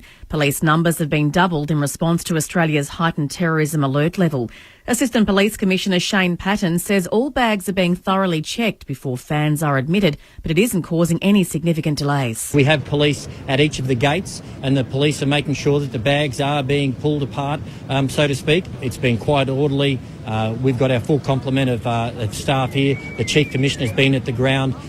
We've spoken with our AFL officials and the MCC, and the event is proceeding as we would like it to at this time. Qantas says a security breach which forced the evacuation of hundreds of passengers was triggered by a man accidentally walking back into the airport's secure area. Jessica Kidd is there. A Qantas spokeswoman says the man had just walked through the exit after landing when he turned and walked back through to the secure area. The spokeswoman says the man was tracked on CCTV cameras and didn't speak to anyone or pick anything up, and then left the airport entirely a few moments later. The man inadvertently forced the entire terminal to be evacuated and all passengers had to be rescreened. Passenger Gail Perry says the entire process was haphazard. Maybe what they should have done is kept everyone away from the security check-in, because everyone's lined up in front of it, so now they're calling all the planes that are flying out now. Around 1,000 passengers have been affected and at least 8 flights have been delayed by up to an hour. Jessica Kidd, ABC News, Sydney. The delays at Sydney Airport caused alarm among passengers trying to get to this afternoon's AFL Grand Final. The ABC's Geraldine Doog was one of them. We're not going to miss the Grand Final, don't panic, says the bloke. So there's a lot of sort of anxiety around, and I'm looking forward to it, but it's certainly given an extra frisson, shall we say, of excitement. Britain is returning to a combat role in Iraq after a majority of MPs voted to back airstrikes against jihadists from the Islamic State group. There's been no decision to extend military action to Islamist targets inside Syria. The BBC's Mike Sargent reports. British airstrikes against IS in Iraq are likely to begin this weekend. But Downing Street has indicated that any action will be more about patience and persistence than shock and awe. There won't necessarily be sorties every day. MPs who backed the government with a huge majority must now wait to see the consequences of their decision. The balance of votes in favour to those against might give the impression of a parliament confident and united in its response to the Islamic State threat. But great unease was expressed in the debate about the future. Meanwhile, the International Committee of the Red Cross has warned that airstrikes in Iraq and Syria are adding to an already dire situation in both countries. It's called on all parties in the conflict to refrain from attacking civilians and civilian targets. The organisation says years of fighting the proliferation of arms and the recent US-led airstrikes have compounded the humanitarian consequences of the conflicts. The opposition has labelled Australia's refugee agreement with Cambodia a dud deal. Immigration Minister Scott Morrison signed the Memorandum of Understanding with Cambodia last night. The opposition's immigration spokesman Richard Marles says the agreement is disappointing. He has promised $40 million for a deal which accounts for 5 people. This is a dud deal done by a minister who has no idea how to manage relationships with offshore processing countries. The United Nations Human Rights Council has passed a resolution expressing grave concern about acts of violence and discrimination against people because of their sexual orientation, despite opposition from some member states. The council also called on all nations to protect people's rights, regardless of their gender identity.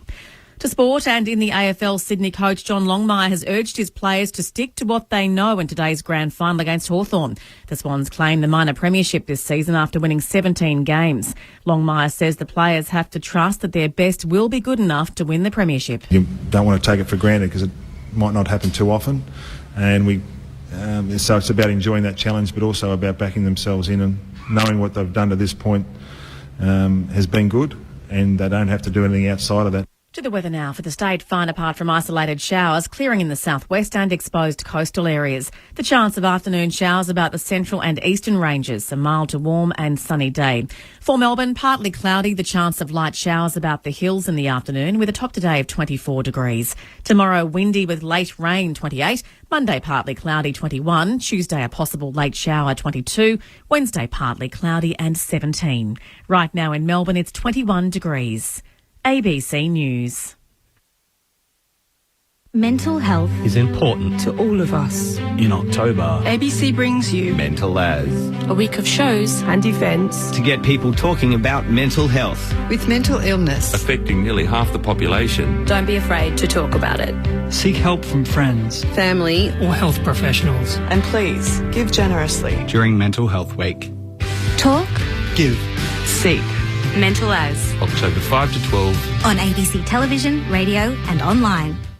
The full firepower of the Swans is armed and operational. They blast their way into the 2014 grand final. It's time for the final 2 to go head-to-head. And that's it! Hawthorn has seen off the power! Grandstand AFL.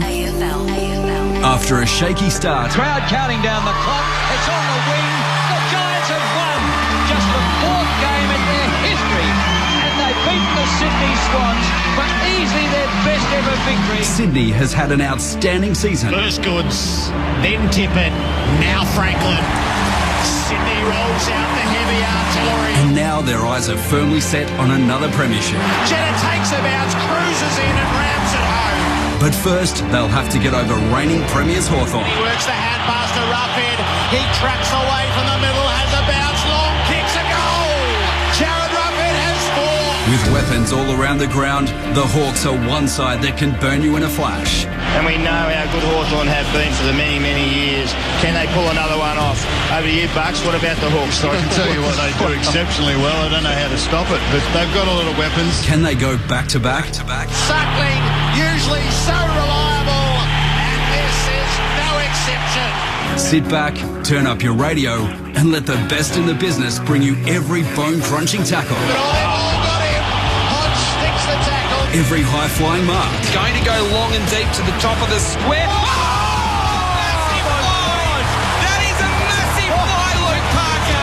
Every magic moment of the 2014 AFL Grand Final. We have the Grand Final long promised. Grandstand AFL. Welcome to ABC Grandstand's coverage of the 2014 AFL Grand Final. Goods underfoot. He gathers, he opens the ankle, he screws it around the corner and he kicks the goal of a master. Lewis, great use of the body. Open the pass for Puopolo. Hand pass to Isaac Smith, who followed up and kicked the goal. He tracks away from the middle, has a bounce, long kicks a goal. Parker actually kicked from about 52. It's a ripping kick and it sails inside the right-hand goalpost. Coming to you live on ABC Local Radio, on Radio Australia, and on ABC Grandstand Digital. Grandstand Digital. Off the ground goes Ruffin. Nearly a goal. He goes again and kicks the goal. He was the Hawks' #1 weapon, and now Hawthorn is learning what it is to be lanced. The AFL Grand Final. It's the most perfect day in Melbourne for one of the great days on the calendar. AFL Grand Final Day with the Sydney Swans and Hawthorn to meet in the decider of 2014. Wherever you are around the country, welcome to Grandstand AFL. Welcome to the Saturday agenda as we go through the issues of the football world and those specific to today. Gerard Whateley and Mark McClure with you. The sharpest mind is Nathan Burke. And joining us today for the full call is Collingwood coach Nathan Buckley. Nathan, welcome aboard. Gerard, how are you? Very well. You've played in 2 grand finals. Nathan played in 97 and spoke about his experiences before. Sellers played in 4 and he won 3 times. You won a Norm Smith medal.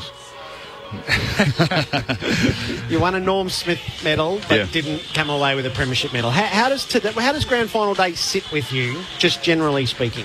Yeah, not too bad. I mean, it's a fantastic day on the calendar.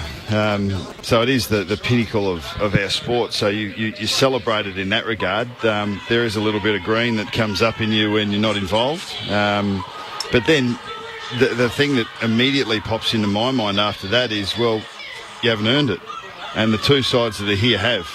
And they've been the 2 best sides throughout the year. So, and that's why the system works. I mean, it's a hard road. The home and away to qualify is tough. Getting top 8 requires a fair bit of skill. It requires depth through your list, high performance, and then you get to finals and you've got to find another gear. And then you get to this day and you've got to find another gear again. But as you would hear, and as the coaches would say, and anyone else would say, the messages will be consistent for these 2 sides. What they've done to get here is all they need to do again and just do the basics really well.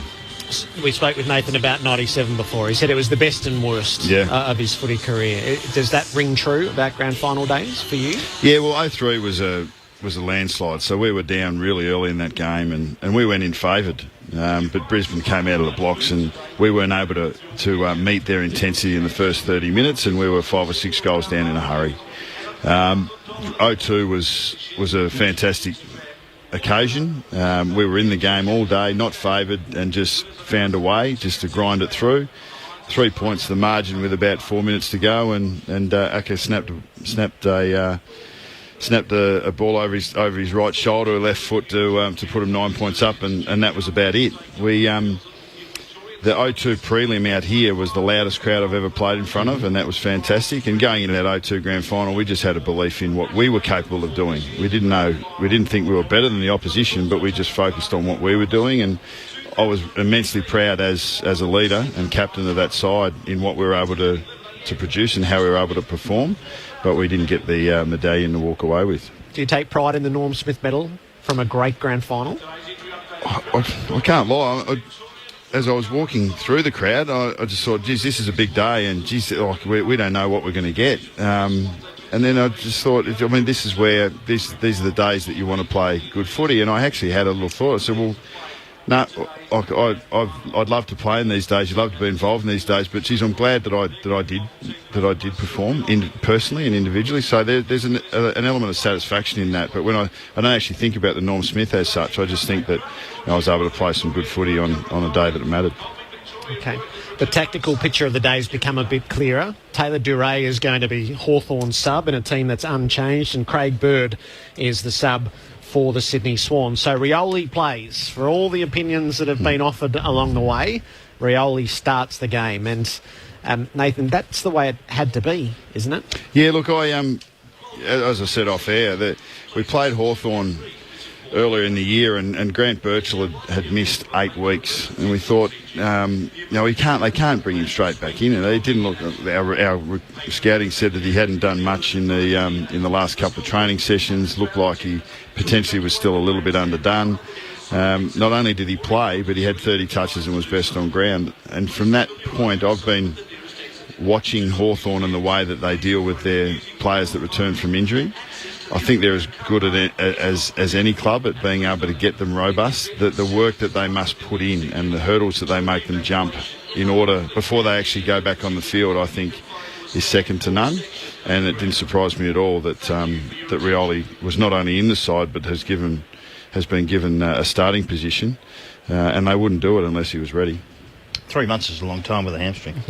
I think they can put a bit of work into him in that period of time, and he wants to play. I mean, that's one of the things is you don't want to miss these games, and a guy like that who can cause chaos in your forward line with chase tackle and not allow their defence run out like they did last week. That's his job. That'll be his job. There won't be anything else. He may sneak into the midfield at some stage, but it'll be exciting. We're going to sit here and watch Buopolo and those guys try and pull them apart down there, destroy their confidence and do all those sorts of things. So that's his job.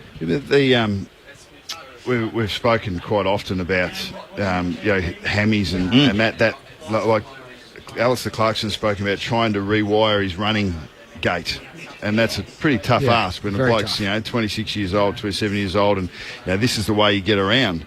But one of the action that has done it consistently for him has been bending over at a ground ball at full pace. Now that could happen in the first 2 minutes of this game.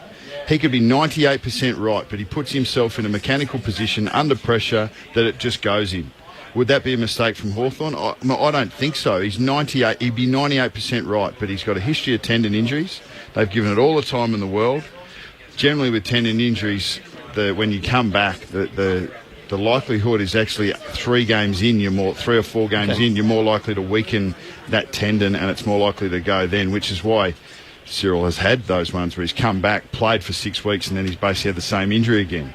But you'd think first game back, and with all the research that they've done, all the experiences they've had with him, that they're making a judgment call. Yeah, and the other aspect is you don't want him sitting on his backside for 3 quarters and then coming out and trying to go full pelt in the last quarter. That's not going to do his hammies any good.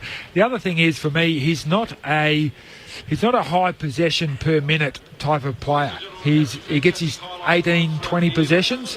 So even a Norm Smith if he gets 20. Yeah, on a good day. So he's more around 15, 16 possessions. Yeah. So if you're only playing for a quarter, that translates to 3, 4. You want your sub to come in and have 8 to 10 possessions, and he's not that type of player. The other thing is his 3-quarter pace is everyone's top speed, so it should be okay.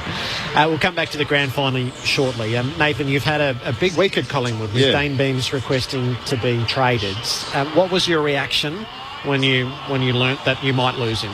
Yeah, look, Beamsy and I sat down and had a chat in the middle of the week, and we've spoken throughout the year about the illness to his father, and obviously there's been the spectre of his brother up in Brisbane.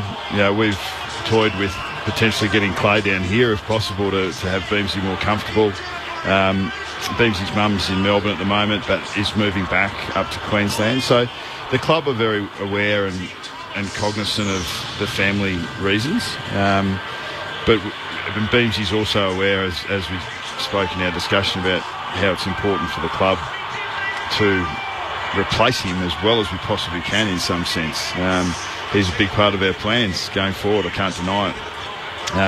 He's next to Pendles, he's our best 2 players. So he's a big. It would leave a big hole for us. But we're looking at the side today. That you've got one bloke that's left one side and gone into another, and he left a big hole. But you can replace people. It's not one person that's going to get it done. But in the short term, it's a concern for us, and we'll really be searching for adequate compensation if we were to agree to a trade at the end of this period. So just to separate the two, is it the right thing to do to allow Dane Beams to get back to his family on compassionate grounds?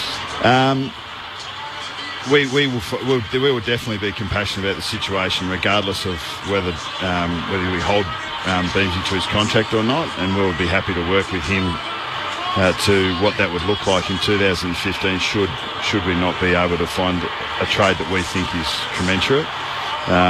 So that's Beamsy's aware of that. His management's aware of that. I've got a duty of care to him and in a compassionate sense, as you say, but I've also got a duty of care and a compassion to the 44 of his teammates, to the coaches and the staff and all the members and supporters of the football club, to look after their interests as well. So we'll do that. So what in your mind looks fair? Clearly pick 4 is in play, and then it's what else? And that's clearly going to be the debate. Well, in the end, the people that are most motivated are Dane's management and Brisbane to get this done. So they understand the terms, and it would be, for us, I mean, we think that the early pick, we could put in a couple of 18-year-olds, it's not going to help us. We think we've done I think Derek Hines done a fantastic job at regenerating the list. We think we've got some great young talent that's going to come through and mature over time. But we need a ready-made to come in to replace Dane Beam. So whatever that looks like, or whatever assets we need to be able to get that done, Brisbane have to come to the table. We see it as an early pick, whether it's 1, 2, 3 or 4 is irrelevant, plus a player. Aish. Someone like an Well, they've got a few. Their profile is very similar to ours. So, I mean, if Pierce Hanley wanted to come home and play with his brother at Collingwood, Brisbane would be asking for Pendlebury or Beams or Seedsman, or there'd be some guys that we don't want to give away that we think are going to be long-term 6 to 8 year players minimum for us. So they're the players that we'll be asking for. But it's up to Brisbane to work out which one that they may need to free up cap space. But that's their issue. Our issue is to replace a bloke who could well be next year and over the next 5 years could well be one of the top 3 midfielders in the competition. That's what we're talking about. Does that restrict your premiership race? It does. Well, if Beams goes out and doesn't get replaced with a Beams-like player, it does. It's not in the planning. No, I agree. So is this a difficult period? Because it feels like a few things have happened that in the best scenario wouldn't have happened. Yeah, no, we need a bit of a break. Yeah, as a club. I mean, I think I think if we go back to decisions that we've made along the way, I think that they've all been sound in their own right. But we need a bit of a break. We need a bit of a break with injuries. We need to do that better. But we also that they all add up, because it goes to selling hope, it goes to selling belief in where you're heading, and we need a few things to fall our way. You've already been into the draft, and that's part of the beauty of what you've done. I think it was 5 picks inside 20 or 21. Yeah. Is there any temptation right now to go, actually, we might go a little bit further than that, and we might see if we can get 4 inside 20 again, but that'll be ugly next year? Yeah, well, that's a possibility, but that's not our preferred. Yeah, that's not our preferred. We feel like we need, like Pendlebury, Cloak, Reed, Brown, Goldsack, Tuvey, Sidebottom. These guys are in the sweet spot in the next 3 or 4 years, and we felt all along with our decisions that we were going to be around the mark in the next 3 or 4 years. With the maturity of our young players. When you look at Hawthorn over the last 6-7 years, the majority of their list was put together in 3 drafts, and then it matured. Geelong in their period, the majority of that was put together in 3 drafts, and then it matured with a couple of stock picks and a couple of trades that worked. But then that's how sustained success was built. That's our aim. So we feel we're going to need to bring in a ready-made to follow the initial plan. And we still think that we're going to have an opportunity to pick a couple of good young players that are going to come through as well. Nathan Buckley, who's going to spend the afternoon with us on Grandstand AFL for the grand final. Kelly Underwood is out in the MCG precinct with one of the stars of the competition and a man who's been talked about in these sorts of trading circles as well, a little unexpectedly, Paddy Dangerfield. Well, I'm here in the September Club with Paddy Dangerfield. Paddy is someone who's desperate to be on the big stage at the MCG on the last day of September. You're here in the suit in the September Club instead. Can you enjoy this day? Not really. I think, as you said, we were really close a couple of years ago, and as soon as you get really close and then you experience grand final day, You just think what could have been, and there's two very lucky teams today, 44 very lucky players. So I think it'll be a really good game, but certainly you're very envious of the players playing. And if you recovered from Monday night, we saw you switch from red wine onto the waters about halfway through the count. I think you might have swore on national TV. It's a bit tense those last few rounds. Well, everyone is very uptight when as soon as you just say the P word, it's not exactly that bad. I think everyone's a little bit precious sometimes, but it was a good night, but I think I was pinching a few votes. And if we believe Andrew Jarman, Alistair Clarkson will be coaching the Hawks for the last time today, and he'll be your new coach as of Tuesday. What did you make of that? I don't know who he gets his mail from, but I wouldn't trust it with anything. Quick tip for today. I think Sydney get it done there. They've been a really good side all year, obviously, and I think their preparation has been ideal. Thanks, Paddy. No worries. So that's Paddy Dangerfield with Kelly Underwood. Nathan Burke, you're about to leave us at the end of the agenda. What do you expect this afternoon? I'm expecting a ripping game that will be even at quarter time, even at half time. The Hawks will be a goal ahead at three-quarter time, and they'll win by 4. Can't be more specific than that. I think the Hawks, the way that they play is just simply, they know better than any team at all just how to hang into a game. Hang in there. And if the Swans have a 3-minute lapse, the Hawks will kick 3 goals, and that will be the difference in the end. Well, that's good. We don't have to play the game. It's all over. All done. Berkey, it's been great to have you as part of it right throughout the season, and thanks. My pleasure, guys. Well Good done, calling. Nathan Burke with us on Grandstand AFL. Time to plot the course. The Swans through the season. They loaded up at the start. They earned the tag from sellers, the Bondi Billionaires, which caught on. To make it pay, it's got to be today. I won 2 premierships with Hawthorn Football Club, and I walk away from Hawthorn Football Club very proud of what I did for that club, and I want success pretty much straight away. So that's the reason why I chose Sydney. Jetta, 70 out from goal. Lovely kick in board. Here's Buddy. Right between the eyes. Heaps of pressure from Davis. Buddy plays on from 52. Left foot is his first goal in red and white. Is it taking its toll on the football players? That's what's going to be reported, because the results are showing that, yes, it is. It's showing that the results of 6 months of scrutiny from Buddy Franklin coming to Sydney is affecting their on-field performance, because they're zipping too.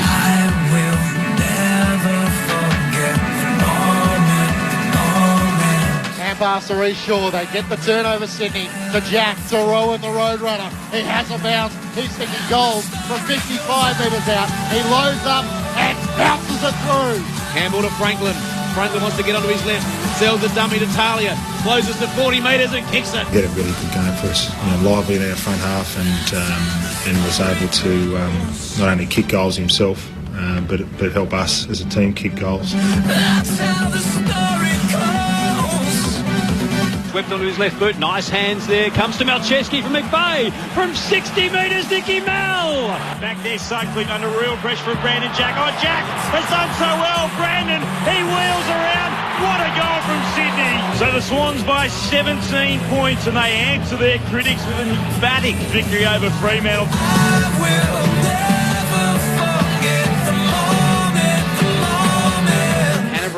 Gets the clearance, kicks up towards Franklin, got hands to it, couldn't mark. Lloyd a chance, got the handball to Kennedy. He's in the pocket, snap low, yeah! Class from Kennedy. Picks up, then fumbles, then got legs, socketed off the ground into the goal square. Magical from Goods. Derricks was just waiting there like a spectator, picked up the ball and booted it home, and that is shut the gate. Swans are win. Canterbury's got runners on the outside, or a target long. He's gone for Franklin. Yes, he hangs on to the mark. And now the test. Lance Franklin loads it up at goal, and it's 8th time lucky.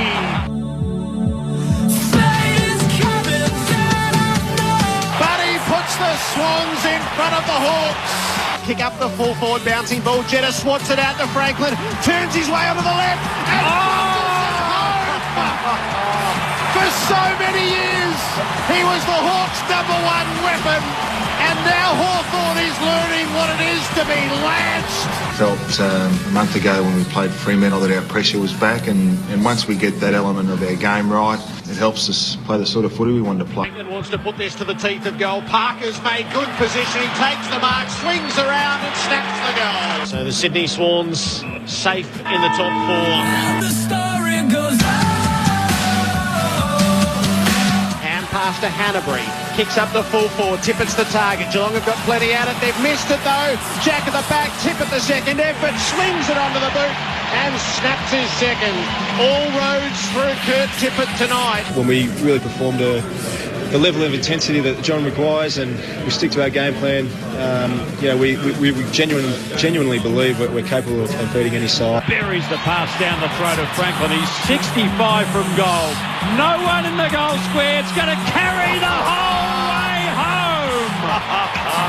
There are no need for words. From the 50, kick on its way. It's third time lucky.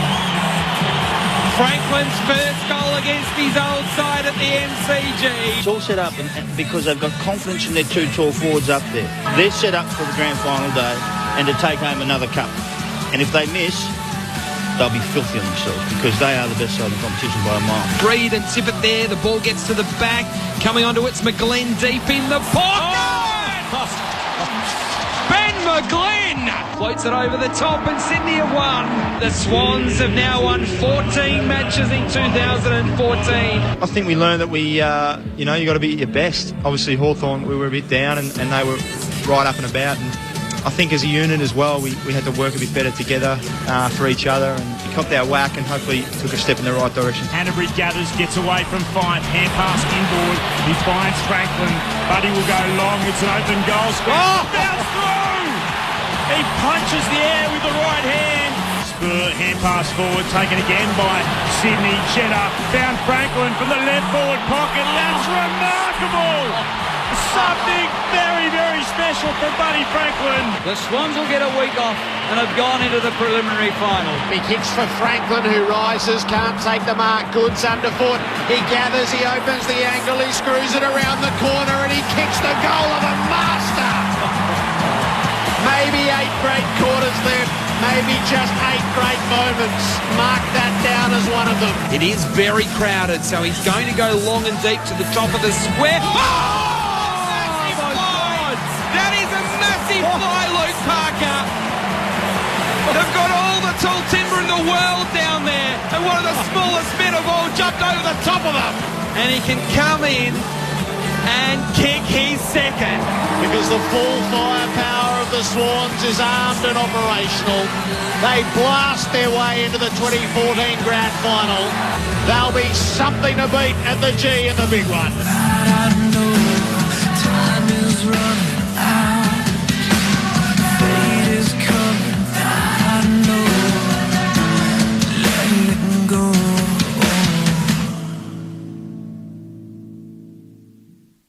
We the people hand in hand. Following the huge success of Macca's Top 100 comes Well I Love It. And the man with the big hat is buying. A hand-picked collection. Some of Macca's favourites, your favourites, a celebration of singers and songwriters. Well I Love It. 2 CD set. Available now from ABC shops, centres, shop online and good music retailers. Grandstand AFL. This is the AFL Final Series with ABC Grandstand on ABC Local Radio and on ABC Grandstand Digital. Grandstand Digital. The warm-ups are finished and the stage is quite literally set in the middle of the MCG. The grand final entertainment about to take place, and then in an hour's time, the opening siren for the Sydney Swans and Hawthorn in the 2014 grand final. Gerard Whateley with you on Grandstand AFL, and Drew Morfitt is with me. Drew, welcome. Afternoon, Gerard. What a day. This is one right out of the box that Melbourne's turned on today. A phenomenal day. The best two teams. The excitement level is through the roof. Our expert panel is in place. Nathan Buckley, Mark McClure. And the third man in, he helped us with the emotions 2 years ago. Took us right into the Swans camp. He's going to do it again. Sydney Swans premiership player, Tyde Kennelly. Welcome, Tyde. Great to be here, boys. It's always great, obviously, to be on a Melbourne Grand Final day, and when your ex-teammates are in, it's even better. But a great occasion, and it's funny just walking in when you you know so many people playing. It's that just a bit edgy, and the anxiety kind of lifts a small bit for me. So it's strange. I was here last year grand final, but there's nowhere near as much anxiety or stress. I'm losing hair as I speak. There's still a hole in the ceiling. There's still a hole in the ceiling where you jumped on the bench in 2012 and cheered the Swannies on. Let's hope we do it again. Save it for September, the Irish jig. So how are they feeling? You're close to them, you know them intimately, so give us a bit of their thoughts. Yeah, look, there's a bit of pressure on them coming from outside, and obviously as a club you try and protect them and try and isolate the players from all that pressure and heat that's coming on their side. They're red hot favourites, but everyone knows Hawthorn are extremely important and extremely professional football club. But for me, and I was thinking about the players last night and talking to a few of them after the parade yesterday afternoon, it's almost after dinner and the night before the game when you get your own thoughts and you're on your own, and that's when the doubts start creeping in, I suppose, about the game, because you're being busy all day, being on a plane, and then it's okay when you wake up in the morning because you got the breakfast and you're actually busy and looking forward towards the game. But there's a lot of heat on Sydney at the minute, and I think there's a lot of it coming from outside. Sydney themselves, the supporters, have got a lot more support in Sydney, but not as much outside anymore. So we've got the motorcade of the retiring champions, which is as stacked as it's ever been on this day. There are greats in nearly every car. And going down below us, Luke Ball and Nick Maxwell, the premiership captain at Collingwood. How do you feel about those Bucks? Yeah, there's a lot of games walking out the door, mate. Jonathan Brown and Simon Black passing now. Dean Cox and Darren Glass. So a couple of champions from a number of clubs sharing seats here. Jared, it happens every year, doesn't it? I mean, every time you look, you guys must look down here every year and see this motorcade go around and think, geez, how can you replace blokes like that? But the game just endures and it keeps going. But for us, I mean, Maxi's been a huge captain for his whole career and just succeeded when everyone said he couldn't. And Luke Ball's one of the toughest going around. Lenny, I can't believe Lenny. Oh, is there anyone more loved? Seriously, surely not. Oh, himself and Blackie in the back should be together. I think they're the two loved footballers of my generation, really. They're the way they went about their football, but they're loved by everyone. Two of your premiership teammates tied, Lewis Roberts-Thompson and Ryan O'Keefe.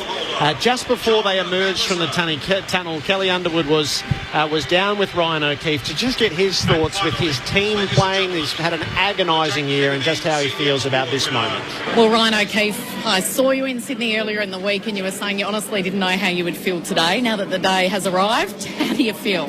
Yeah, it's been weird. It's been tough walking around outside the ground before I came in and everyone coming up to me and stuff like that. So, yeah, it's very emotional.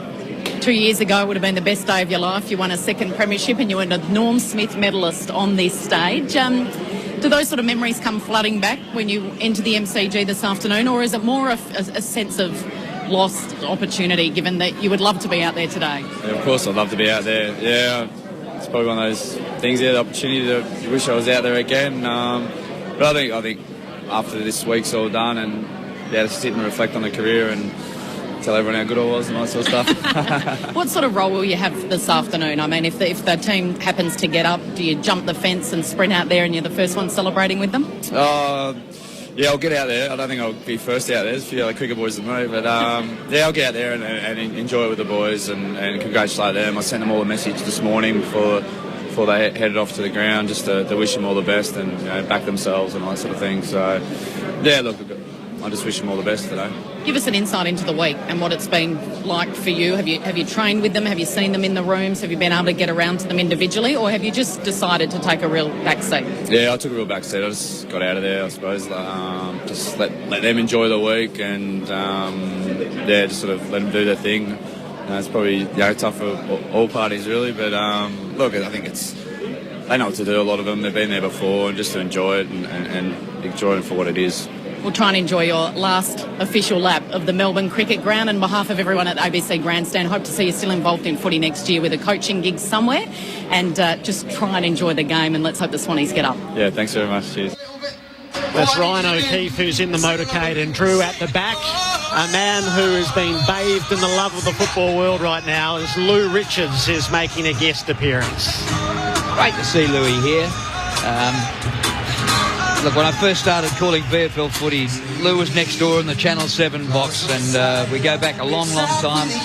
A doyen of the game, probably a bigger doing in the media. He was absolutely fantastic, Louis, what he's done for football. He's a revered figure within the football world, and I'm sure this will be a moment. As people in the MCC who were sitting and applauding when they realised that Lou Richards was coming round, they rose to their feet to offer a standing ovation as he did pass by. Ed Sheeran is on centre stage now at the MCG as he kicks off the grand final entertainment.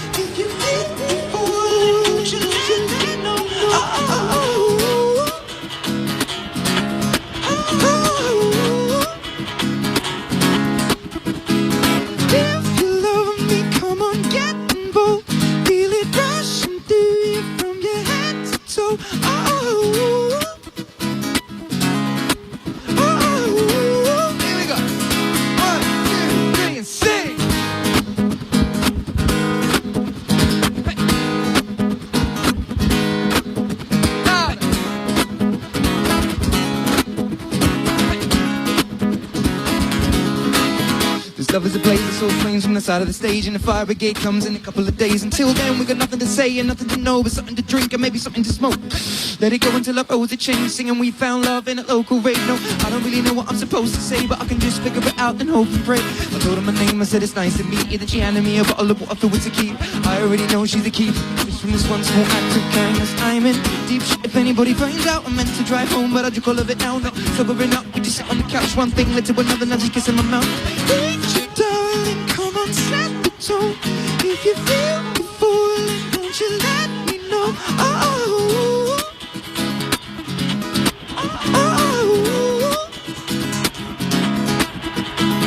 If you love me, come on, get involved.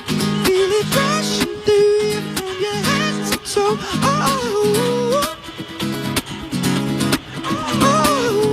Here we go. 1, 2, 3, and sing.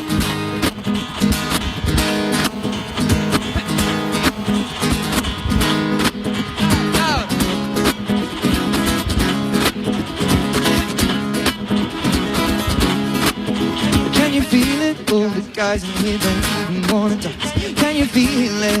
I can hear his music from the back. Oh, can you feel it? Found you hard in here, so won't you take my hand, darling, before the beat kicks in again? Can you feel that? Ooh, no, no. Can you feel it?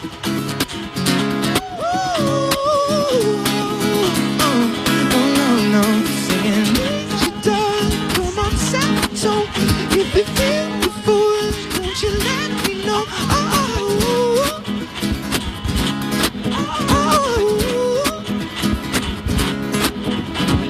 If you love me, come on, get involved. Feel it rushing through you from your head to toe.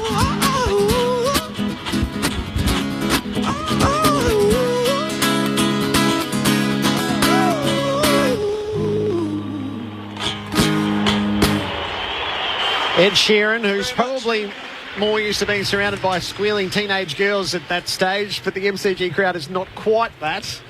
I love his backing band. No, correct. No, on his own, done it on his own, terrific. It was fantastic. Of all of us, I somehow have you pegged Tige as being the most likely to appreciate Ed Sheeran. Absolutely. A Welshman is not too far away from the Emerald Isle, but he's a loved man, so and his music is fantastic. Is that saying you're not that old, are you? Well, I can assure you, I am very old. You'd prefer this to Duff Duff, though, wouldn't you? What's that? You'd prefer this to Duff Duff. Oh, I had Duff Duff at my daughter's 21st. I wanted to kill the bloke to put it on. I haven't sold you short, have I, Bucks? No, my missus is a massive fan, so the sultry sounds of Ed Sheeran wash over our kitchen most nights, so it's good to see him up live. All right, there's no point getting in the way too much of the music. There's a bit more of Ed. Fly to the motherland and sell love to another man. It's too cold outside for angels to fly. For angels to fly now. Ooh. Ripped gloves, raincoat. Tried to swim and stay afloat. Dry house, wet clothes. Ripped clothes, banknotes, and weary-eyed right throat. Cool girl, no phone. And then they say she's in the first 18, stuck in her daydream, and been this way since 18. But lately her face seems slowly sinking, wasting, crumbling like pastries. And they scream the worst things in life come free to us, 'cause she's just under the upper hand, goes mad for a couple grams. And she don't wanna go outside tonight, 'cause in a pipe she'll fly to the motherland and sell love to another man. It's too cold outside for angels to fly. Now an angel died, covered in white, with closed eyes and hoping for a better life. This time now we'll fade out tonight, straight down the line.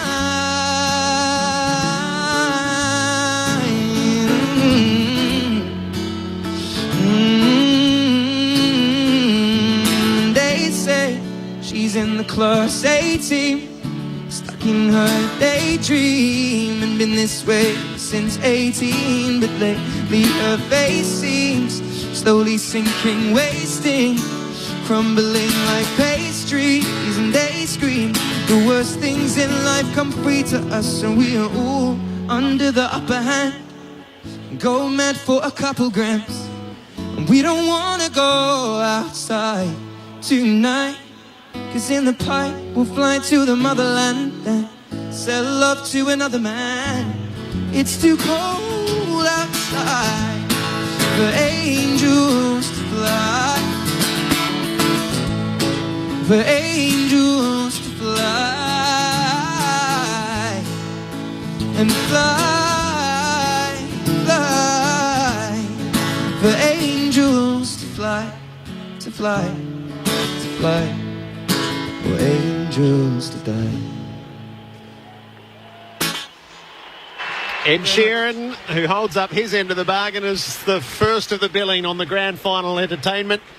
It used to be just sort of cute and interesting, but it's had more of an edge since the Meatloaf experience. There's a lot of people with a lot at stake as to whether this goes well, and it all sits with Tom Jones as we play broad demographics. Trying to please everybody here. Well, Did well, Ed. The one following on from Meatloaf didn't have much to live up to, did he? Yeah, true. Very Jones? true. Was Tom Jones next? But no. I'm fearing for Ed's complexion in this Melbourne sunshine. He'd be cooking out there. It's only sunny Lionel scene all Richie, year. Lionel Richie was on. He was No, fabulous. Lionel Richie went first, and that was what prompted them to go to Meatloaf. They flipped into Lionel Richie for the grand final replay. Yeah, too. Yeah, And he slayed it. Yeah, of course. Yeah. And so they thought, right, that's our new model. And brought in Meatloaf and went, oh, right, that's not our model at all.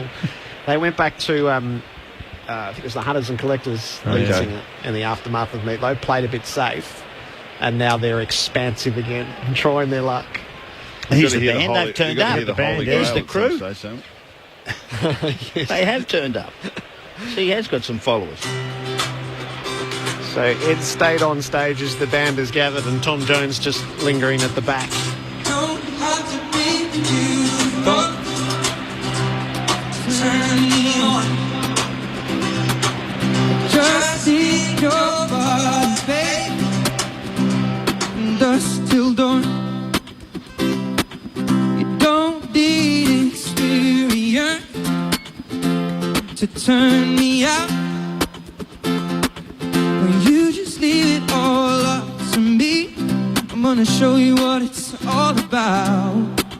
You don't have to be rich to be my girl. You don't have to be cool to rule my world. Ain't no particular sign that I'm compatible with. Just want your extra time, your kid. Ladies and gentlemen, make some noise for Sir Tom Jones.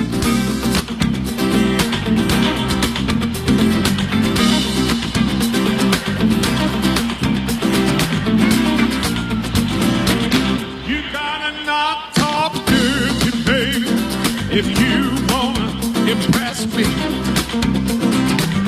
you can't be too flirty, mama.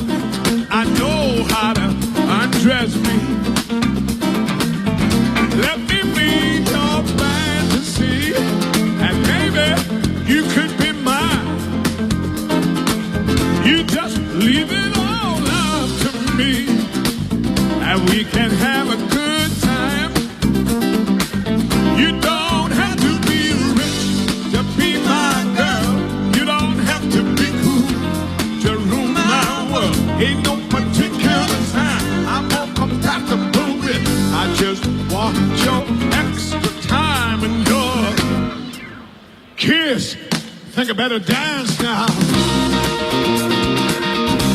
Come on, come on.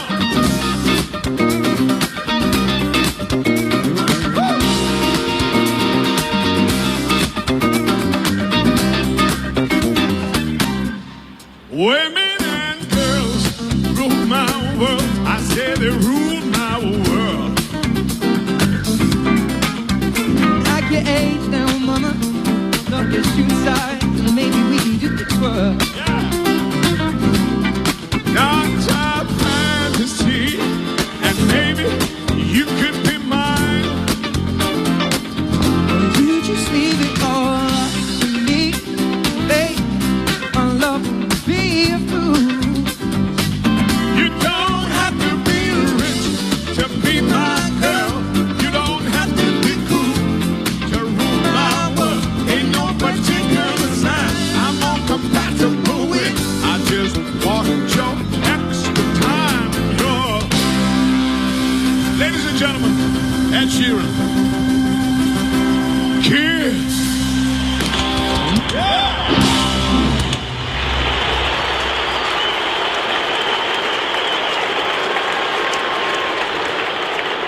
Thank you. I'd like to say it's great to be here. Australian rules football. Yeah. AFL. Grand final. Thanks for inviting me. I appreciate it. Hey. Want some whiskey in your water, sugar in your tea? What's all these crazy questions they're asking me? This is the craziest party that could ever be. Don't turn on the lights, cause I don't wanna see. Mama told me let's come. Mama told me let's come. She said that ain't the way to have fun, son. Open up the window, let some air into this room. I think I'm almost choking from the smell of steel perfume. Cigarette you're smoking scares me half to death. Open up the window and let me catch my breath. Mama told me let's come. Mama told me not to come. Mama told me let's come. Mama told me, she said, that ain't the way to have fun. No, that ain't the way to have fun. Son, son, son.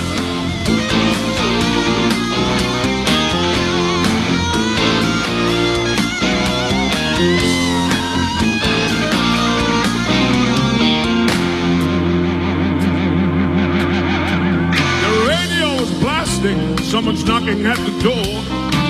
Looking at my girlfriend, she just passed out on the floor. I've seen so many things I ain't never seen before.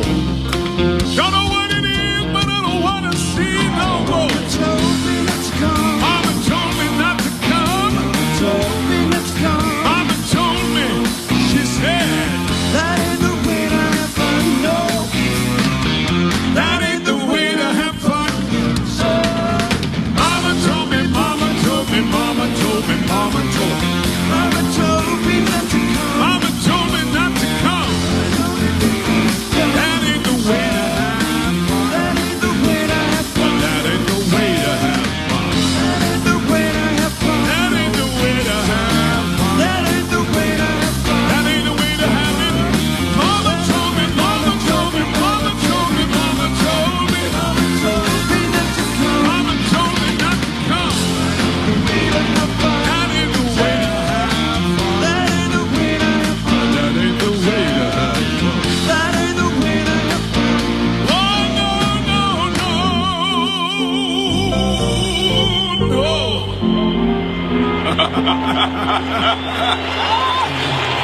Maybe it's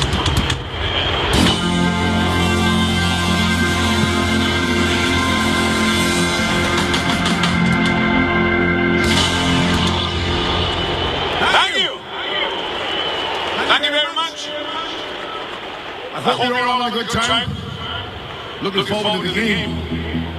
or looking forward to the match. This is the first time for me to see Australian rules football in the flesh. I've seen it many times on television, but this is going to be very exciting for me, as I'm sure it is for you.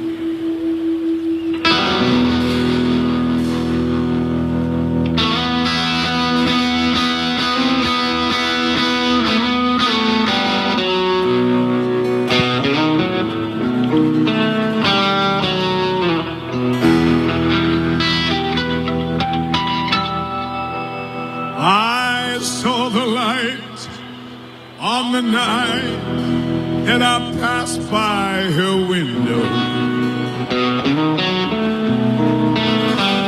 I saw the flickering shadows of love on her blind.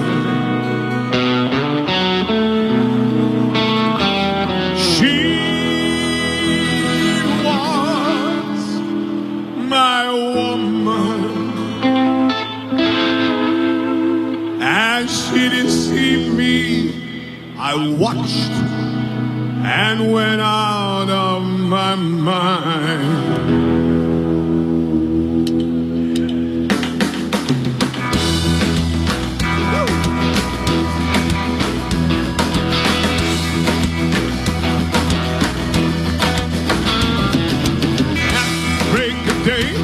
When the man drove away, I was waiting.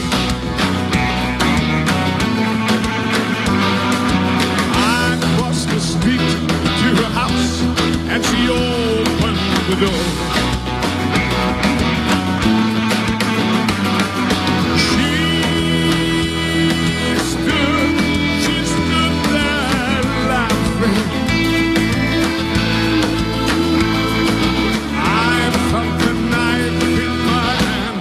And she laughed no more.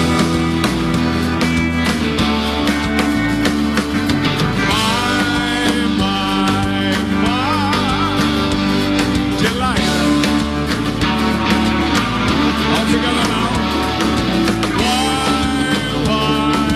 Why, Delilah?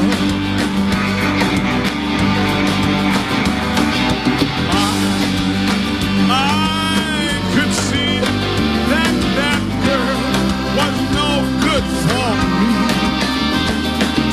but I was lost like a slave that no man could free.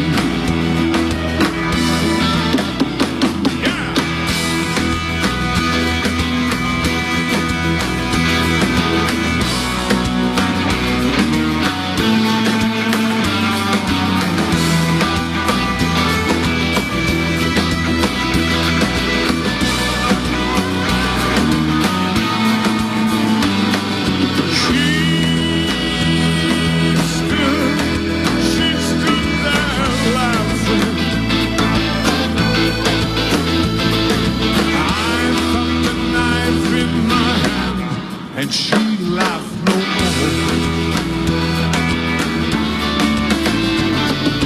My Delilah.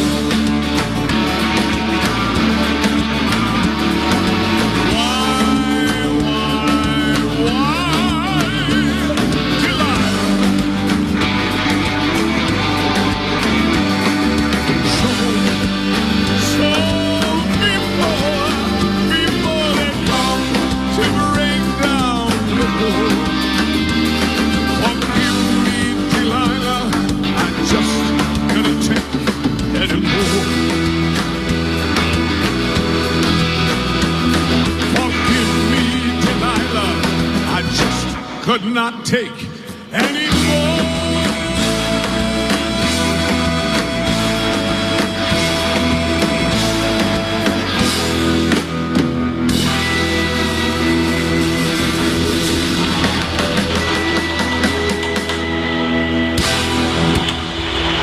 Tom Jones headlines the Entertainment Grand Final Day 2014. I don't mind giving up the senior members of the grandstand too, who have been singing along for the last 10 minutes. Snap verdict, Drew Morford. Oh, loving it. Fancy him doing the Three Dog Night song. Mama told me not to come. I loved it. Mark McClure. Oh, it's right up Drew's alley, isn't it? Fair dinkum. No, I thought he was terrific. I mean, he's not young, but his voice is absolutely pure. I haven't seen a bigger smile on Mark's face. Oh, pull up. I have to sit next to you. That's why I don't smile, mate. That one of Dane Banks, Blumen. We'll let him finish off. Tom Jones with one more. I'm gone on the phone, on the tennis on the same old war zone. As I walk alone in the city, make a million up on the door, they look pretty new cinema. Line dancing on the noise of attraction pizza. On the streets of San Luis to mark up, better than time in the mark. Gonna start up sharks, but they don't fight. And on the mighty Joe, not here tonight. And now I wonder, am I gonna dig a hole 10 feet under? Under sea, under me, under you, under we, undivided, undecided. If I only knew what I could do to make you love me, to make you love me. If I only knew what I could do to make you love me, to make you love me, yeah.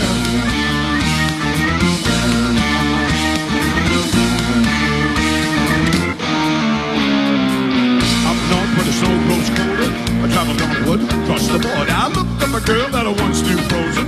I found that I was chosen to be the follower of the deity. Make myself guess while they come to be bargain from my body and soul. All the things go around, surround me. I won't go, I need the ozone. I want to cuddle up behind your backbone. I never stay long where I'm not haunted. I feel haunted.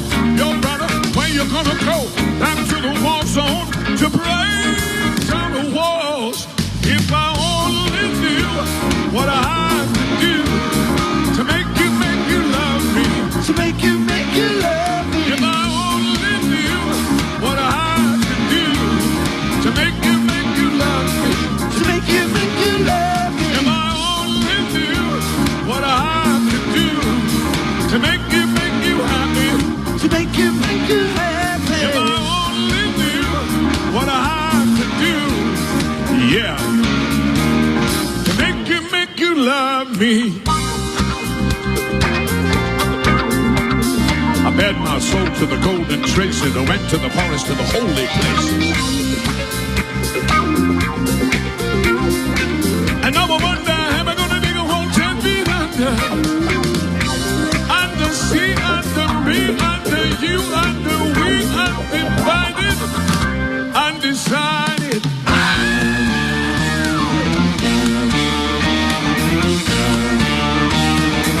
Yeah!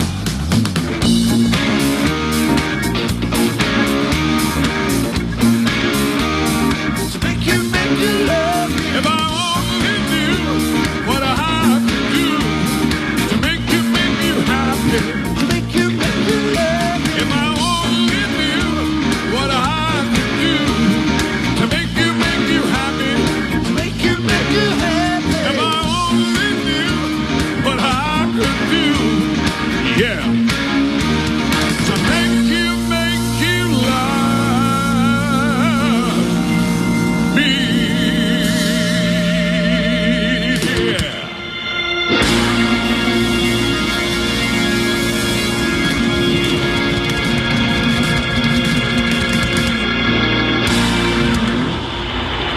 Thank you so much, everybody. Enjoy the game. We will.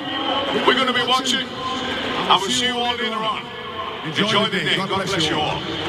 Going to be hard-pressed not to declare that a triumph. Tom Jones finishes off the grand final entertainment. And they will be back later on. There's the free concert after the grand final. You don't have to have a ticket to the game. Come along in, you come and see him for free. Coming up next on Grandstand AFL, the full preview of the grand final.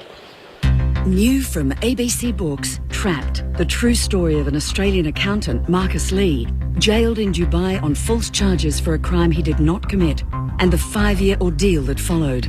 Journey inside the Byzantine Middle Eastern justice system while he endures solitary confinement and mental torture. The tale of a foreign posting gone horribly wrong. Trapped, available now from ABC shops, centres, shop online and good bookshops. Grandstand. ABC Grandstand. On radio, online and on digital radio. This is the AFL Final Series. The opportunity to do what we do, go to the well every week with your mates, that's what we find enjoyable. And, you know, that holy grail, that cup at the end, that's what it's all about. Grandstand AFL. I just want to feel this moment. To win back-to-back premierships is very, very difficult. Two teams, incredible will. I think it's just going to be a big battle. It's about the team that participates on all facets of the game and puts enormous pressure on for the 4 quarters that gets over the line. Goods underfoot. He gathers, he opens the angle, he screws it around the corner and he kicks the goal of a master. From the boundary line to full forward. Gunsman mark, plays on, kicks the goal. Might be the seal. Inside the 50, Franklin. Straight through the middle. And Sydney might just have 1 foot into a grand final. He tracks away from the middle, has a bounce, long kicks a goal. Off the ground goes Ruffin. Nearly a goal. He goes again and kicks the goal. That's it.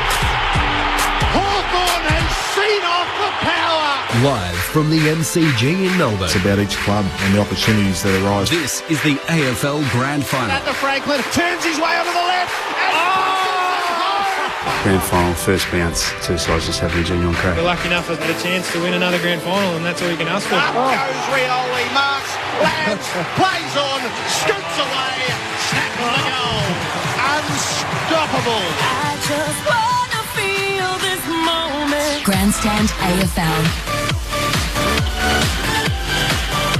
It is the grand final of 2014. The 2 best teams of the year drawn in the biggest match of the season to decide the premiership, to decide the bragging rights. Sydney Swans and Hawthorn. That's what's in store. The 2 teams are unchanged. The subs have come up. Craig Bird for the Swans and Taylor Duray of the Hawks. Cyril Rioli starts on the field and he's likely to be a huge part of what unfolds over the next 3 hours. Mike Brady in the background here. Well, he serenades the MCG at this time of year in recent seasons. We have a Premiership Swan, Ty Kennelly, a 3-time Premiership Blue, Mark McClure, and a Norm Smith medalist in Nathan Buckley as your expert team for this grand final. Gents, we hand it over to you. Dissect it for us. Give us a feel. What's going to happen? Well, we see Mike Brady finish his song. This is just a sensational side here. We've seen Tom Jones who come out and absolutely slate them out in the middle of the ground, and now we're going to see the 2 times arrive. They're outstanding in what they do, and we look at Hawthorn first, just a snapshot of them. Consistently win most of the time. They've won 7 of the last 10 outings against Sydney since Longmire's been coached. Their level is number 1 in the competition for skill, moving the ball from back to forward all the time. They're tough in a contested ball. We look at them sometimes, we think they're just skillful. No, they're not. They're tough as well in the contest, and they're number 1 in scoring accuracy, and the Swans are number 9th in that area as well. It's an amazing difference, not an amazing difference, but some areas the Swans are number 1 in, and some areas the Hawks are number 1 in. We've got the 2 best ones here. Swans got the great forward line, as we well know. It's been well documented with Tippett and Franklin coming into that forward line. It really has bolstered them. Their midfield, 2-way running is going to be a sight to behold, from when you look at McGlynn, Jack, Cunningham, Hanbury, McVeigh, Parker. All those sort of guys who run up and down the ground at 100 miles an hour, and they are proud of it. They want to be the best, and they are. The question is their defence. Can their defence hold up against the Sydney defence? Hold up against the Hawks forward line, and the tackling pressure. Well, that has to be Sydney's. They win that comfortably, 100 plus last time they met. So very interesting in the statistics in what they do. But 2 really good sides. Take us through the Swans. Yeah, look, I'm delighted they're there. And obviously, there's a lot of pressure. For me, they've been the top 2 teams in the competition all year. Obviously, it's a dream for, the purists of the game. The number 1 attacking team in the competition versus the number 1 defensive team in the competition. And for me, I suppose, being a truly defending footballer, coming from a defending brand of football. Come on, Nathan. But I think when a team of this quality, when it gets that close, generally the defence stand up, and that's where I think Sydney will win it. And I'm trying to be as unbiased as I can here, but I think Sydney's tackling effective. They're number 1 effective tackles. Their tackling numbers have dropped, but their efficient tackling has increased. They're still number 2, I think it's tackling in the competition, but they've been using the ball in the corridor a lot more in the last 3 weeks, and they've been catching teams out by it. They're actually a lot more efficient and coming through the middle. They caught Freo out very early in that first half, so they did against Freo, sorry. Look, obviously the body factor, but for Sydney, people do forget they're the best 2-way running team in the competition, and they pride themselves in it. and a lot of people get hung up on the forward line and what they've got up there, but they pride themselves in getting the ball back as quick as you can. And it makes it easier, and it makes it look good when you've got the forwards that you've got. They're the cream on the top. And I keep saying, I said it all week, if Buddy Franklin wasn't in this team, I think Sydney would still be in the grand final. Absolutely. And 2 years ago, Ty, Sydney won the flag without Franklin and Tippett at the front of them. So they're the two big differences. So this Sydney side, or a very similar Sydney side, beat a very similar Hawthorn side 2 years ago without those two big boys at the front. But there's no doubt that we are seeing the two best sides in the competition. I thought Hawthorn's performance against Port Adelaide last week puts a question mark over them. But I think that the addition of Rioli makes a massive difference. When you put Puopolo, Bruce and Hill and Smith, they're the forward running players, the ones that do get forward for Hawthorn. They rely on that momentum. Just keep the ball in front of them, knock tap outs, hit-ons, and then just get that forward momentum. I think they miss Rioli, and you can really see with another running forward momentum player in the side, it's going to test the Sydney defence. I think Hawthorn more than any other team in the competition like to control outside the congestion. Yep. Obviously with the Hill and Smith and Birchall, I think Cunningham will go to Hill, and I think Hanbury and Smith will go at it. I don't think Jeddah. I think they might release Jeddah on a half forward, come up on a wing and get a bit of that run, but they've got to shut off Smith and Hill, and obviously Birchall's another one at half back, and that's what's so vital with Rioli coming in, like you said, Bucks. Yeah, look, Malcheski's the one. He's the runner out of the defensive area. He kicked 2 goals in the grand final, one at the start and one at the end. Malcheski, he'll come up through the ground. He's the runner. He's going to have to play on either a Bruce, a Puopolo or a Rioli, and that's going to challenge. Malcheski and Shaw are going to have to defend hard. Now, if they can't do that, the last game here, Bucks, it's not going to work. The medium small forwards from Hawthorn caused havoc, and that's why Rioli's in the 21. They ended up subbing off Heath Grundy halfway through the third quarter. They were in strife, Sydney, so that with the smalls. The interesting thing, Shaw was left out of the side. Now, Hawthorn lost contested ball last week, but they won clearances. So you can see that Hawthorn aren't as concerned about what happens inside the 3 or 4 metres. Yep. Because what they want to control is the transition, and they want to control the spread. And they were able to buffer Port Adelaide's spread and contested ball out in open space by their efficiency after quarter time. They pressured better, and I think they need to pressure from the get-go today if they're going to be in the game. They'll back themselves. Lewis, Mitchell, Hodge, Burgoyne, Shields, they'll back themselves in the middle of the contest. I've got no doubt they'll quick kick.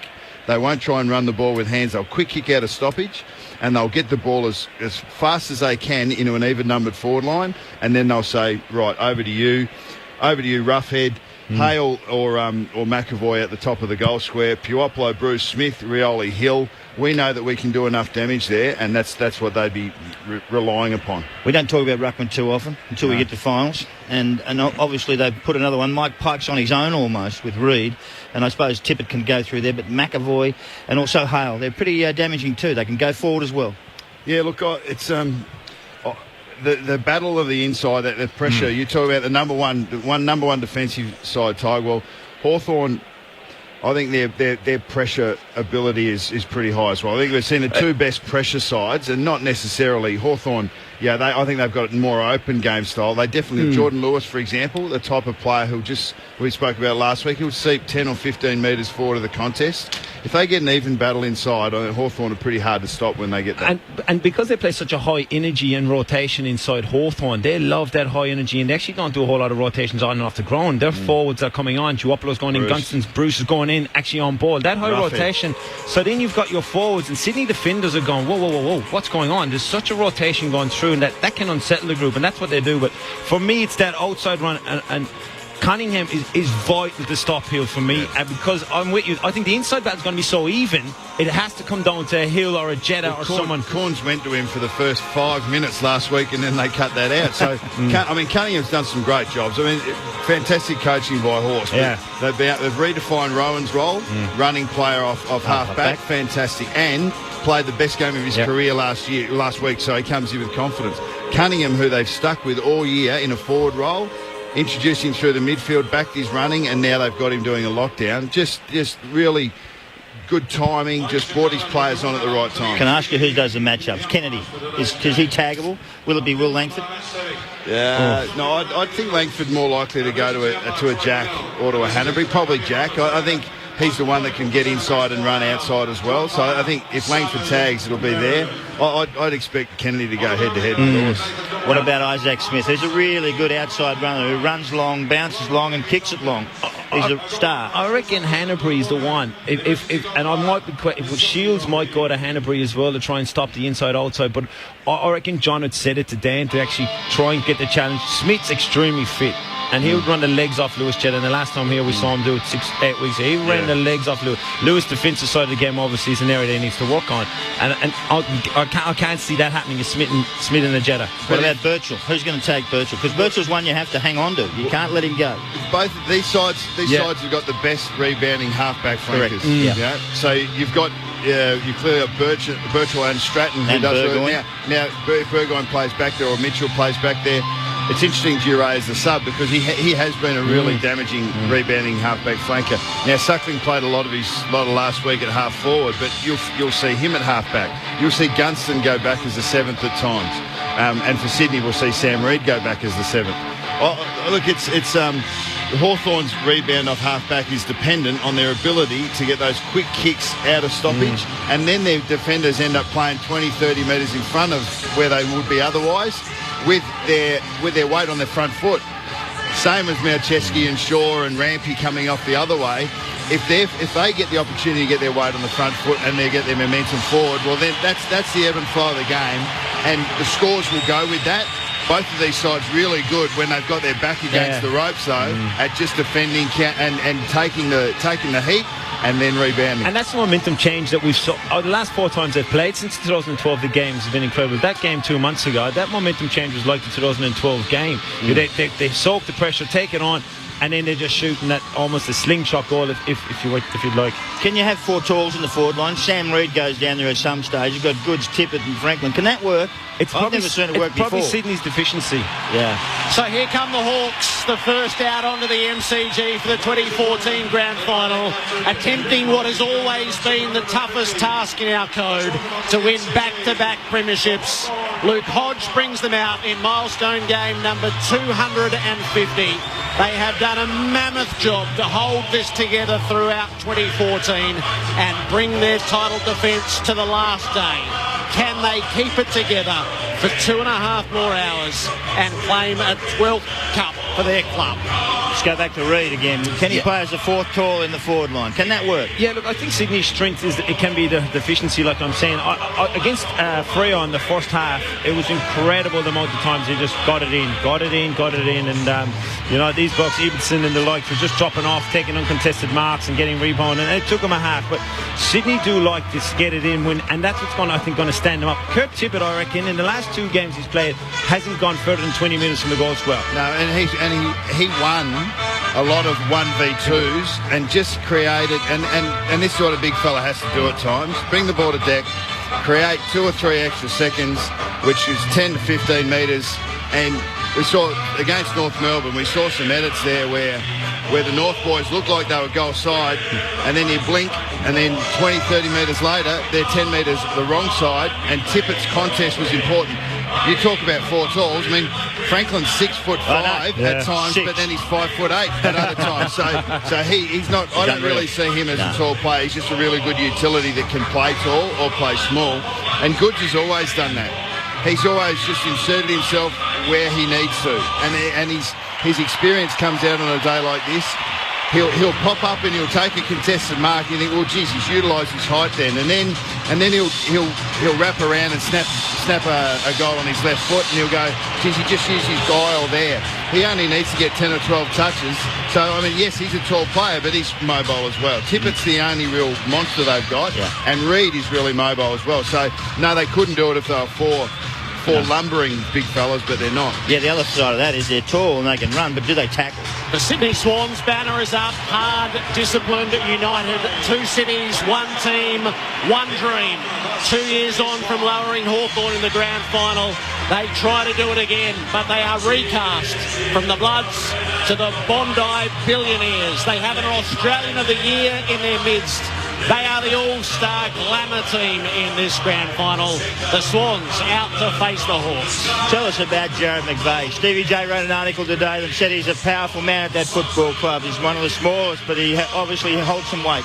Yeah, look, he came to the club at pick 6 and pick 4, sorry, he actually was. You know, it's over 10 years ago, I know. And Mackie missed out in the grand final in 2006, and he played, obviously, losing grand final. But his leadership's gone from strength to strength. He came to the club and honestly was a very one-way running downhill skiing player, and he was tagging for his first 2 to 3 years at the football club. Got their defensive style of football into his game, and now truly he's Mr. Fix-It for me. And his hands, I think, are incredible. They're up there himself and Sam Mitchell in the competition. They're that good. He's that clean below his knees, and he's just so effective with his hands. But his leadership, he demands so much, and he's really taken over that role of on-field, but even off-field. He demands and questions and look you in the eye and will say something to you. And look, it's great leadership from a young fella that honestly wasn't a great talker, didn't have a great personality around the group as a whole, and just taking his leadership to a new level. What about Hodgie? Not that good a leader is he? Yeah, well, you're talking about players that just drip with leadership. You know, his leadership is overt. You see it, you feel it, you sense it, and I suppose that's a little bit different to what Jared McVeigh has done. I mean, he looks like a great leader's born or made. It looks like McVeigh's been made. Hodgie, I reckon. From day dot, he was born to lead. Yes. Even when he had that peroxide hair, when he pushed him out of the sandpit when he was 8, I reckon. Pushed him out of there. Get out of here. He's been the alpha male for a long time, hasn't he? But I mean, he stands up. You mentioned McVeigh and his ability with his hands. I mean, he and Mitchell are a very good comparison. Yep. Neither of them are fussed. Neither of them get caught with the ball very often.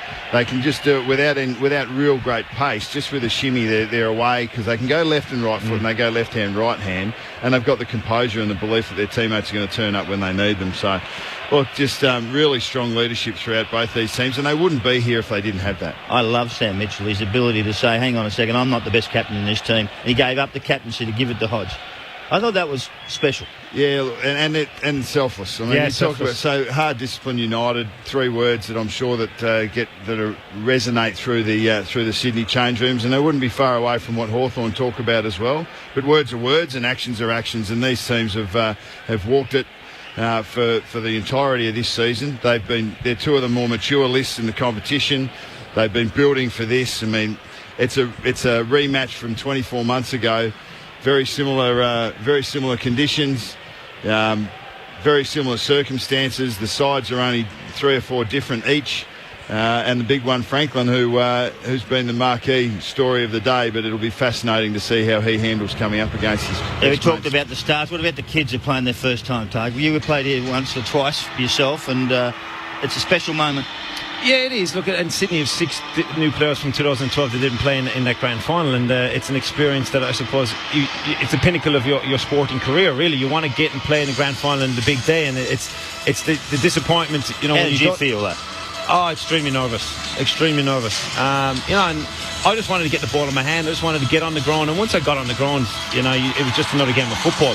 But the build-up itself, is just wanted to get out there and be there where they are now, just warming up, kicking again. After that, it was a game of football, and that's what it was about, really. It's amazing. It's amazing how much commentary there is about it. Yeah. I mean, it's your top line players that need to get it done. It's how well your bottom 4 play. It's how often have you been here before. You can't just come and perform straight up. But we see so many different ways to win the game of footy. In the end, Longmire and Clarkson, as has been speculated upon, and we've heard Adam Simpson come out and say, hey, this is what Parko will say, and you'd be aware of what Horse would be about. It'll be exactly the same stuff. Like, if it's much different to what they spoke about in the last 2 months, I mean, the players we can go, well, why would we be changing anything? We're here on the back of one of the strongest seasons in the club's history, both of these clubs. Hawthorn have jumped that many hurdles. They've had that many hiccups along the way and been able to find a way. So they've built resilience, as even though they were a mature side, they have continued to build their resilience this year, and they would come out here super confident that they could face whatever happens. In your back-to-back playing in grand finals. Was there a difference in the second one to the first one because you started so poorly? Were the players a little bit overawed? Were some people not right? There was a mix. I've described it in 2003. Half of the group were overconfident and the other half were overawed. So in trouble. Not a good mix. So in the end, you just got to keep coming back to basics. You've got to keep coming back. That first contest and your head over it. As you said, Ty, once you're out in the ground, you settle. But even when the game starts, you've still got to get that first knock. You've got to lay that first tackle, get that first hit, participate in some way to help your teammates, to help yourself settle in, and then you're away. Well, Jared and Drew, we're set up perfectly. The grandstands are packed right to the rafters. Over 100,000 people here. We've got two great sides playing, and wow, what a sight it is. It is a fantastic scene. There's nothing quite like the MCG, and it's fine and sunny. Expected top 24 degrees, a perfect day. I saw Buddy have his first shot at goal, running shot, missed. Don't waste them now. He's had inaccurate ones twice, hasn't he? This year against the Hawks? This is what you do is if you're missing shots in the warm-up, you say, good, I'll get them out of the way. If you're hitting shots in the warm-up, you say, I'm on today. It's always it's good. There's a glass half full. Glass is always half full. That's the only way to see it, mate. How was your accuracy?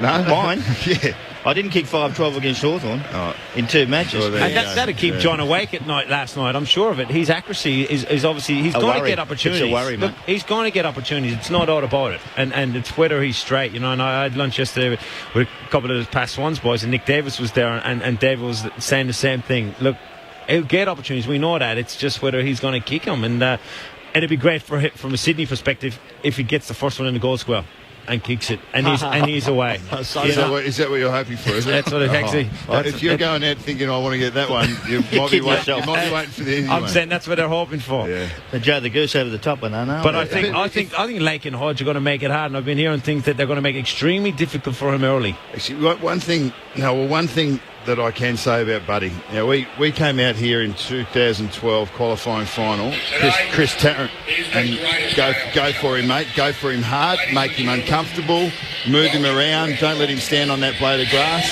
and really put him to the test. Found out at half time, Buddy loves it. He loves it.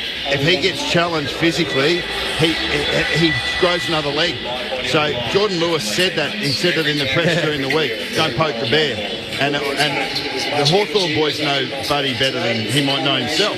So they know what to do. You'll see how they'll respond and how they'll treat him. I reckon it'll be disarming. Don't give him anything to really go on. He's going to be up as it is. But I don't think it works to really try and rattle him. You can't get sidetracked by one player. And that's why they're in the grand final, because they haven't got sidetracked all year. They've gone through a process and the systems of how to do it. No, the bloke is red hot, and obviously the history that they've got with him. But they cannot get sidetracked by him, and obviously go through the process of trying to get the ball not limited going in there. Limited. How are you going to get Hodge loose back there? How are you going to actually help him out? Contested footy is king. Yeah. That's what's going to stem the tide either way. So the Swans and Hawks have made their way over to the members' wing. Jonathan Brown stands ready to deliver the Premiership Cup as the ambassador that he has been throughout. In the tunnel stand Jason Dunstall and Michael O'Loughlin, who have been entrusted with the task of the day to bestow the cup to the winning team, legends in their own right. Dunstall confirmed as such by the Hawks earlier this year. Michael O'Loughlin, a much-loved Premiership player and 300 games with the Swans. And Jonathan Brown, if there's been a more popular footballer across the duration, then I haven't seen him. And I'm sure he's let people drink out of that cup during the week. It just Probably strikes himself. me as that sort of guy. I doubt the Premiership Cup has ever had a week like it. O'Loughlin and Dunstall stand either side of it. The best team wins. Shake hands and head off to their old clubs. We're with Craig Willis. To the stand as we welcome iconic Australian entertainer Olivia Newton-John to sing the national anthem.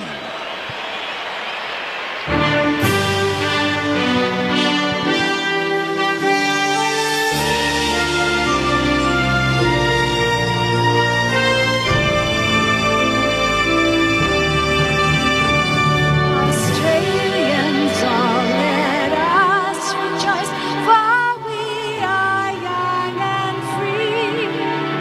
With golden sun and welcome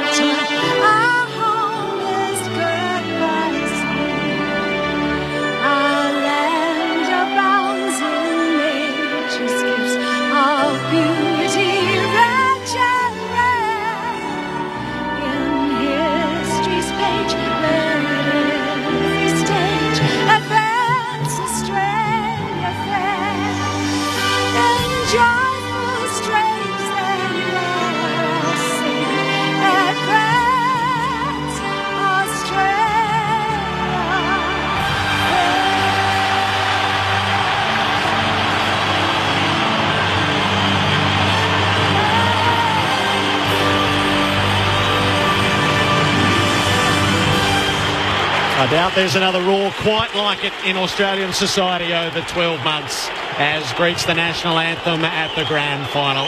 In the front row for us this afternoon is Adam White. Whitey, welcome.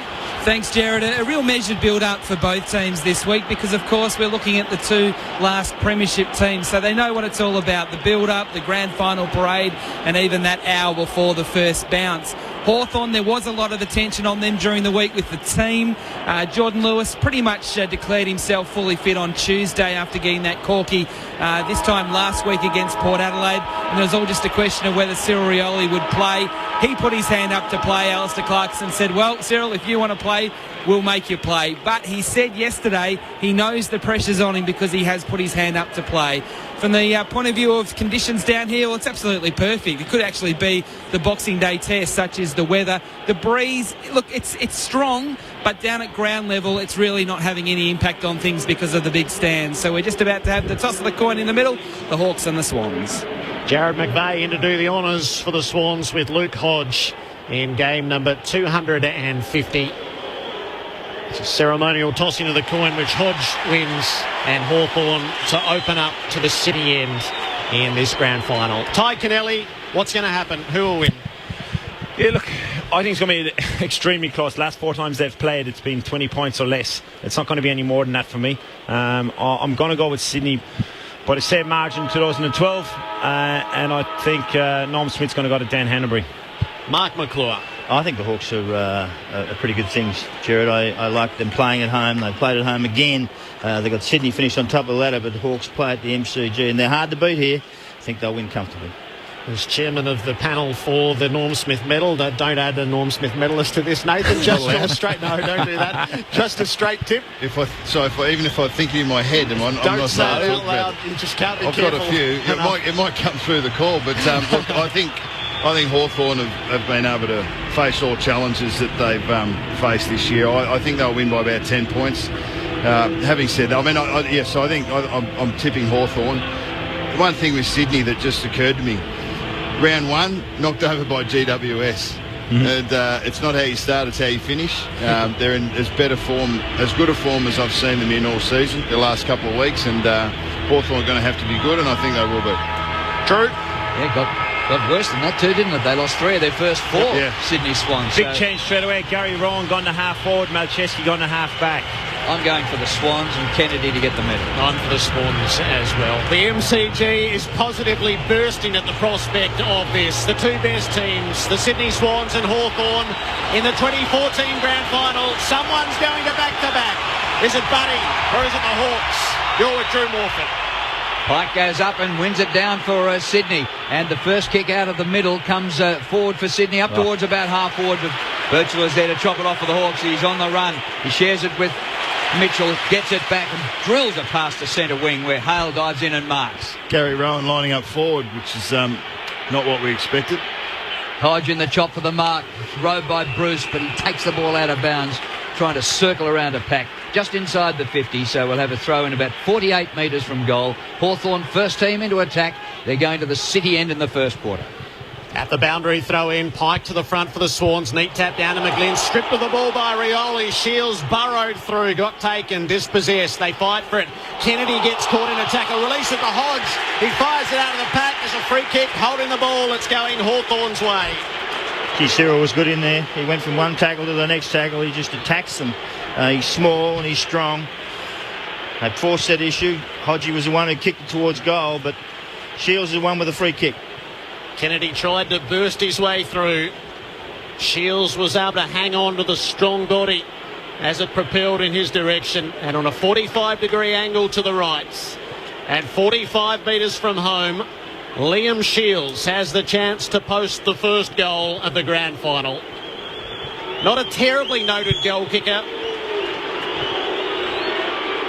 Howley's right foot drop punt B. It starts at the right post, it dips back, it hits the woodwork. Wouldn't call that a pristine drop punt. It was a bit of a floater. He tried to get it back in right to left, but there's nerves for you. Hang on. Well, they nearly turned it over here, but Rampy survives, gets the ball back to Malcheski, kicks outside defensive 50, Tippett's there, comes to the front. There was a terrific tackle in there by Lake, well up the ground. Whistle's gone, and it's going to be a Swans free kick. And taken by Parker. What a season he's had. Luke Parker. He wore the vest 2 years ago for the Swans. Didn't get in the side. Kicks down to centre wing. And Kennedy takes the mark. Former Hawk. Father played for the Hawks. Premierships. Grandfather played and coached the Hawks. And here he is for the Swans. Kennedy's kick towards half forward. Tippett, great use of the body. And what a mark overhead. It's a clear tactic to pull Lake out with Tippett, obviously bringing him outside 50 with Franklin inside 50 deep, as we see here. He's 70 from goal. He kicks in the direction of the big fella. The hand pass comes forward. Jack gets a hand pass back. There's a fumble there by Lloyd, who had a goal wide open for him, and Hawthorn are able to scramble it away. It looked a certain Sydney goal. But a blanketing of the Hawks. Playing with width has been a big thing in the last couple of years. Every player was on one half of the field, one side of the field. Sydney looking to switch. They're happy to go down the line, make it a contest. Swans deep forward. Pike wins the tap, knocks it down the way of Tippett, feeds out the hand pass. Hanbury committed himself, got wrapped up in the tackle. Umpire waves play on. It'll be balled up 25 metres from Sydney's goal. He couldn't have done that any better, Hanbury. Went in low and then allowed him to go forward to try to draw the free kick. I didn't think that was bad umpiring, but good play by Hanbury. Franklin, third man up, slapped it straight down to Birchall, threw it on the boot, wobbled it out wide. It pitches in the field of play and bounces over 48 from goal. Adam White. Jared, Gary Rowan's been off for the last couple of minutes, just getting a patch-up job done on his nose. So he only lasted 30 seconds before he had to come from the ground with blood. Here's the throw-in inside the forward 50 for the Swans. Worked down by Pike. Hand pass comes to Cunningham. His hand pass is poor. And Sammy Mitchell's in there to chop it off, but runs out of room, takes it over the boundary line. Structurally, we see Sydney's +1 basically right deep, the deepest person closest to the Hawthorn goals. It's Nick Smith at this point, not the normal +1, but they love that support right at the back of the Hawks forward line. Hodge, third man up, wins it down to Lewis. Puopolo tries to paddle to his own advantage. It comes unstuck. Richards gets a little hand pass into McVeigh, who goes down the line towards the 50. Diving attempt by Tippett, but Lake was good. He won the ball off him. Hand pass comes out to Mitchell, then to Lewis. Kick up towards midfield. They swarm after it. Puopolo clears for Hawthorn. There's an open forward line, but the ball sits nicely for Malcheski, who runs onto it for Sydney. Pokes a short pass past the circles. McGlynn gets a hand pass, puts Kennedy in the open. He goes long, very long, and Kennedy gets the first goal of the grand final. Josh Kennedy for Sydney against his old side. And Bucks, just that +1 back, you know, it's because of Hawthorn, the way they can actually break so fast. And it happened here the last time they played, 8 weeks ago. Hawthorn got so many goals breaking fast with a lot of open space, and Isaac Smith over the back. Now, the back man is actually pretty much at the back of the square for Sydney. Yeah, well, it was Nick Smith, and that's he's dropping 80 metres off Cyril Rioli. But off stoppage, as soon as the stoppage is done, he came up and met him in transition. The turnover was caused, and they come back the other way. So that turnover was 60 metres out from goal. Really good attacking play through the corridor by Sydney. 60-metre goal from Kennedy. And smart, because Hawthorn, sorry George, it's smart. Obviously Hawthorn loved the quick kick, and the defenders know that from Sydney. Kennedy puts an early mark on it. The Swans are goal. The Hawks are behind. Parker got taken in a headlock. Umpire wave play on. Ball spills clear. Brewster's having to go. He's lost it.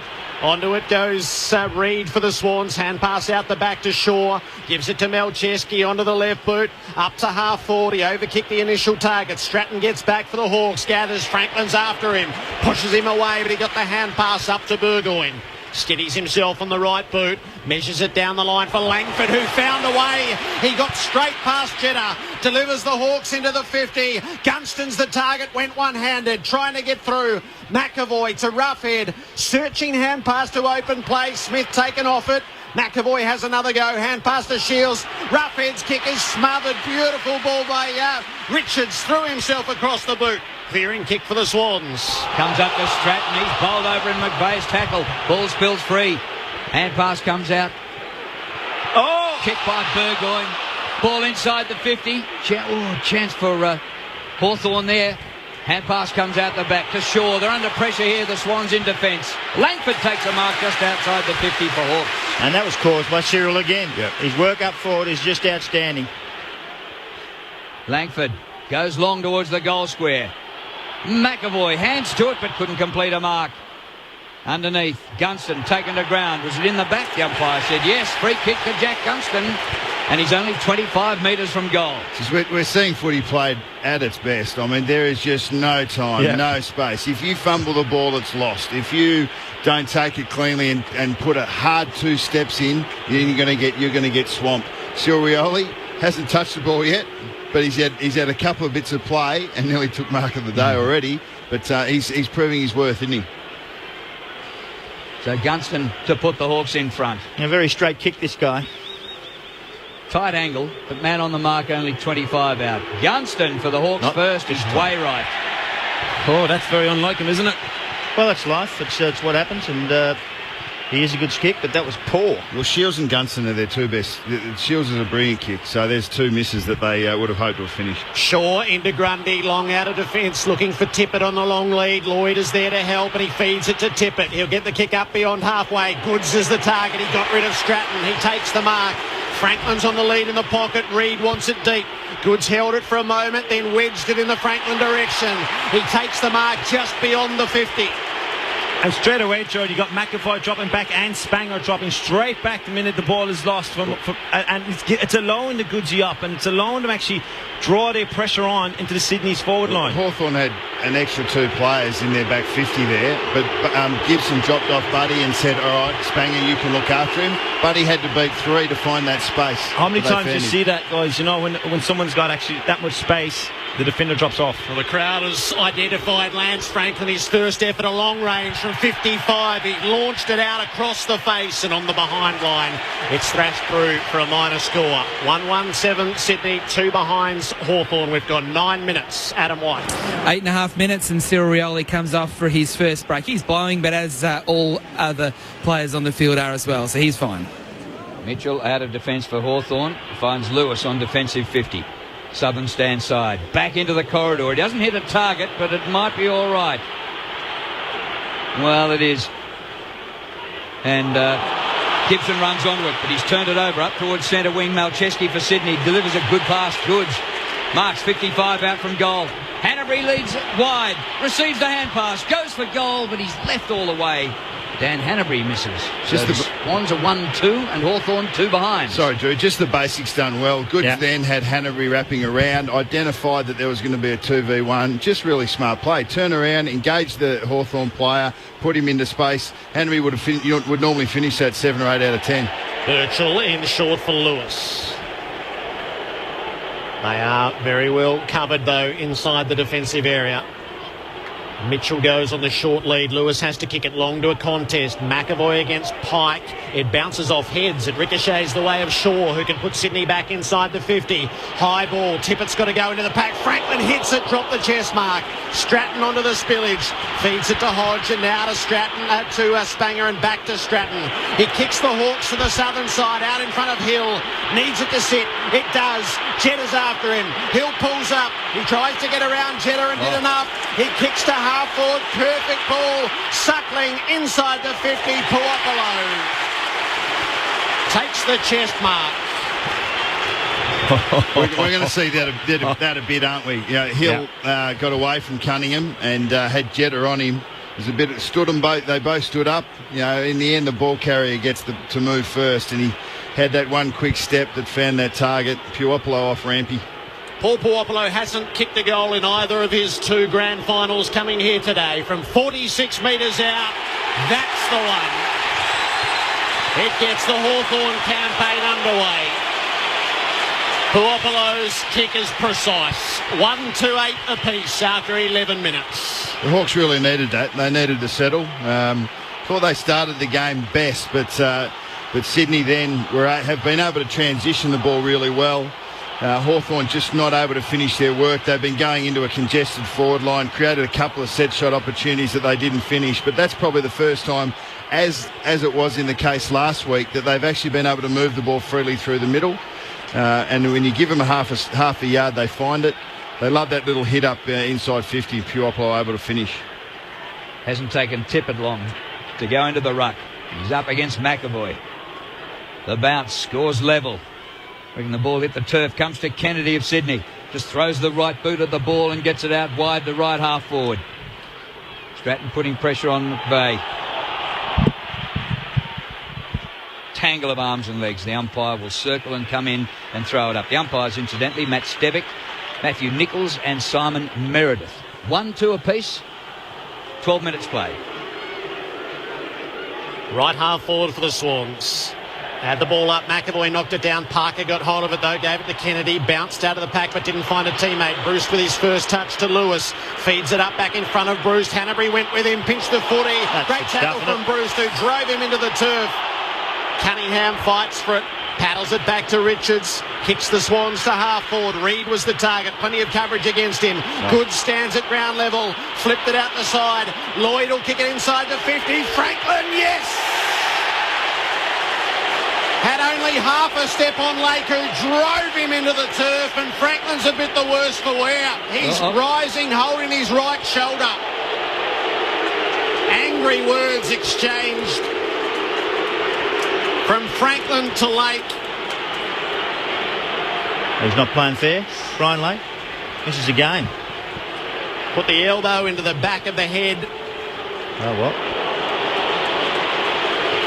It'll draw some ire as the afternoon goes by. Lake made him earn it, but Franklin has this shot at goal. This is far more kickable than the previous. He'll score all right. From 45 metres out, Franklin. Bang on. Oh, that'll be good for him. He struts around the forward line with his first and then puts the shoulder into Brian Lake for good measure. 2-2-14 Sydney, 1-2-8 the Hawks. One out Brian Lake with Buddy Franklin. You know he's going to win that all the time with pace. And Franklin just got that yard. The kick was good. Took a good mark. He reached high, and that's what he needs to do. Continue to jump in the air and take him high. And Buddy and Brian just jumped on him, put a bit of an elbow, and he said, "Bad luck. That's part of life. If he gets caught for it, he gets caught for it." But the deed was done. And then Buddy did the thing that we all ask and we all question. Can he kick it straight in the grand final? Well, absolutely he did. Swans forward line far clearer than Hawthorn's there. The Hawthorn defenders following the Sydney forwards right up to the stoppage. Pike back in the ruck, but Hale beats him. Comes down to Spanger of Hawthorn. Now Roughhead sweeps the hand pass out wide. Burgoyne, deliberate pass to the 50. Bruce marks on his chest. I don't like that matchup. Oh. Rowan on Bruce is a poor matchup, and it might be a reason they start him at half forward. I don't think there's, with Rioli going in, I think there's no good matchups for Rowan down there unless he plays on a Gunston. It'd be really interesting to see what they do. 54 goals for the season. Luke Bruce, he starts it right and swings it back. A magnificent goal from 50. Scores level again. Yeah, just effective ball use. It's a concern for Sydney as we see Gary Ryan now actually coming off. It's that matchup of where he's going to go. I think it's the mid, and Gunston, if he's started a bit jumpy, he's had a couple of fumbles as well, so that might be the matchup from him. But Gary's coming off now as Shaw comes on, and look, it's just effective ball use from Hawthorn, and it was lazy for me from Gary Ryan. He's actually given up quite easily with that mark outside 50, thinking Bruce wouldn't kick it. Look, it was a fantastic finish, but you've got to take your opportunities. Two players that have stood up early. Adam Goods, he hasn't had to touch the ball much, but every time he's touched it, something's come from it, and Sean Burgoyne was the one that put that pass into Bruce. Two experienced finals campaigners that have been there, done that, standing up already. 2-2 apiece, halfway through the opening term. Pike wins the tap, down to Parker, fires out a kick. Jack couldn't handle it, Burgoyne stood against him. Gave it out to Birchall, kicks the Hawks around the southern wing. It's an awkward bouncing ball. Cunningham breaks straight through the tackle of Rioli. Gives it to Shaw, hospital ball to Hanbury, wrapped up as soon as he got it. The umpire takes pity. He's going to ball her up. If there was a stat for being tackled, Hanbury's leading it. He's had 3 or 4 beauties, hasn't he? Hale did a good job, the big man. Made sure that there was no getting the footy away. Pike slaps it wide, heels onto it for the Hawks, but he's in a tackle. He's brought to grounds. And that is called too high. It's a surprising call. Hill gives it away to Mitchell. Off to Gibson. His kick was partially smothered on the way through. Rioli goes to ground, rises. He's still got the footy. Kick to full forward. Richards up over the top of Roughhead. That's the mark of a full forward. Taking it fullback. And the knee into the thoracic of Ruffy too. He's feeling it. He's poleaxed Roughhead. He still hasn't got up with his haunches. Pike takes a mark at halfback. Hand pass to Kennedy. Low zooming ball. Lloyd marks inside the centre square. This is the concern for me again. Goods now is stuck on Spang, and Goodsy knows Adam Spang very well, so he'd be delighted with that matchup. Yeah, but Goods, his disposal wasn't all that flash, and he's picked up by Isaac Smith of the Hawks. Gets it away to Lewis. Off the left he goes. Out wide, and Gunston well up the ground. Takes the mark. Crowd wanting 50. He was put to ground. Gunston too far out to score. Kick didn't have all that much penetration. Grundy gets a fist to it, but it goes behind him. Picked up by Hill. On the turn, Hill snaps the goal. Bradley Hill, who's already played in one flag. There's another one on the line. He's only 21 years old. Hawthorn 3-2. Sydney. He looked a bit shaky there, Grundy. Well, there's moments in games, and Tiger, you would see that he could have got two hands to that, Heath Grundy, and he normally does. The good sides, the good teams, and the experienced players deal with a poor contest like that and move on really quickly. So Sydney are now going to be tested because Hawthorn players get a bit of hope out of that because they're all around Grundy and they're all around his teammates saying, hey, I think he ducked his head there, but this is where you're really challenged. The next 5 minutes tells a story. Adam White. Jared Franklin came off just for a break, but the doctor definitely did speak to him about that right shoulder. They had a bit of a conversation, but he's obviously gone back on now. Hawks by a goal. Lovely tap from Hale, taken by Shields. Feeds it off to Lewis. Hawks inside the 50 again. Rioli, he was held out of it. It spills to the back. McAvoy against Grundy. It gets away and goes out of bounds. Rioli was tackled 5 metres off the ball there. You don't get any easy kicks in a granny. Right forward pocket for Hawthorn. 3-2 to 2-2. Hale and Pipes. McAvoy went third man up, won it down to Hale, who lost it. McGlynn to Kennedy to Hanbury. He shoots a hand pass out the back, and Nick Smith will clear the defensive 50. Tippett on the long lead was pushed. That had to be a free kick against Brian Lakes. He's up on the ground, isn't he? And he's doing very well. Tippett is providing the option coming out, and you're looking down the ground, and you got Spanger now, obviously, and trying to cover Franklin and Reid. Tippett all the way back to half-back. Kicks over centre wing. A pack gathers. Ball bobbles. There's no mark. Burgoyne hand pass to Puopolo. To Lewis, who's started on fire. And a beautiful pass to Mitchell. Lewis has had 8 possessions already. Mitchell goes by hand to Burgoyne near the logo centre wing. He nearly run down from behind. But then he escapes. Didn't tackle him. Reid. Up he goes. Gibson. And now Shields. And he kicks a beautiful ball. Puts it out in front. Gunston juggles and marks. 40 out. Well, at that contest to Grundy's, because Sam Reid had him cold and then thought, he's going to handball it, so I won't tackle him. And Burgoyne's hard to tackle at the best of times, but that was just composure from Mitchell, Burgoyne to be able to get that ball through.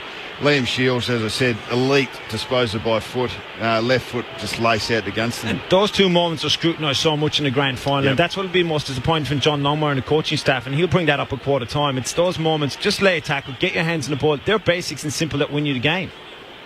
Gunston, 3 years at Hawthorn since he came from Adelaide, 3 grand finals. This for his first goal from 45. He's missed to the left, so he's had 2 bad misses to start the game.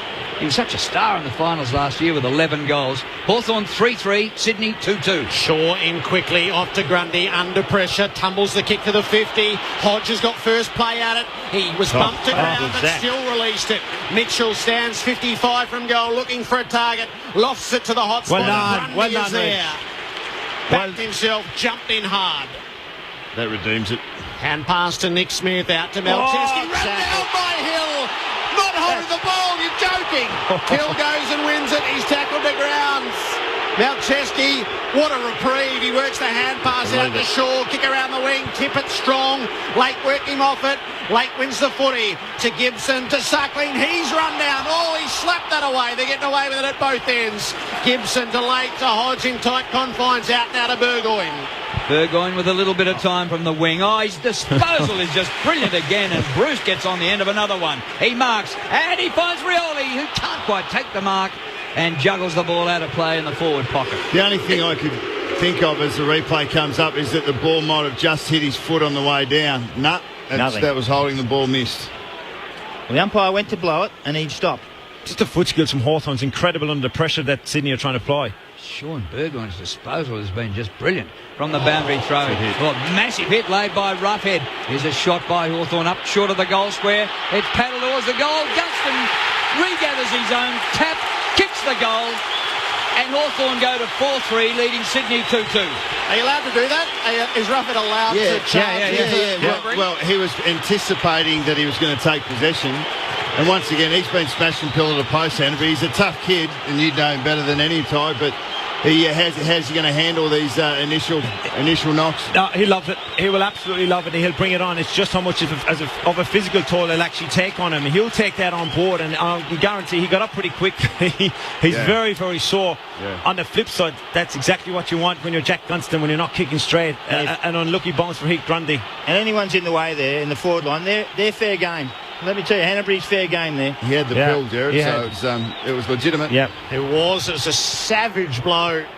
That'll probably be felt for the rest of the grand final. Parker wins it in the middle for the Swans. McGlynn now Goods, a smooth move. The kick is for Franklin. He releases to the back and takes the sprawling mark.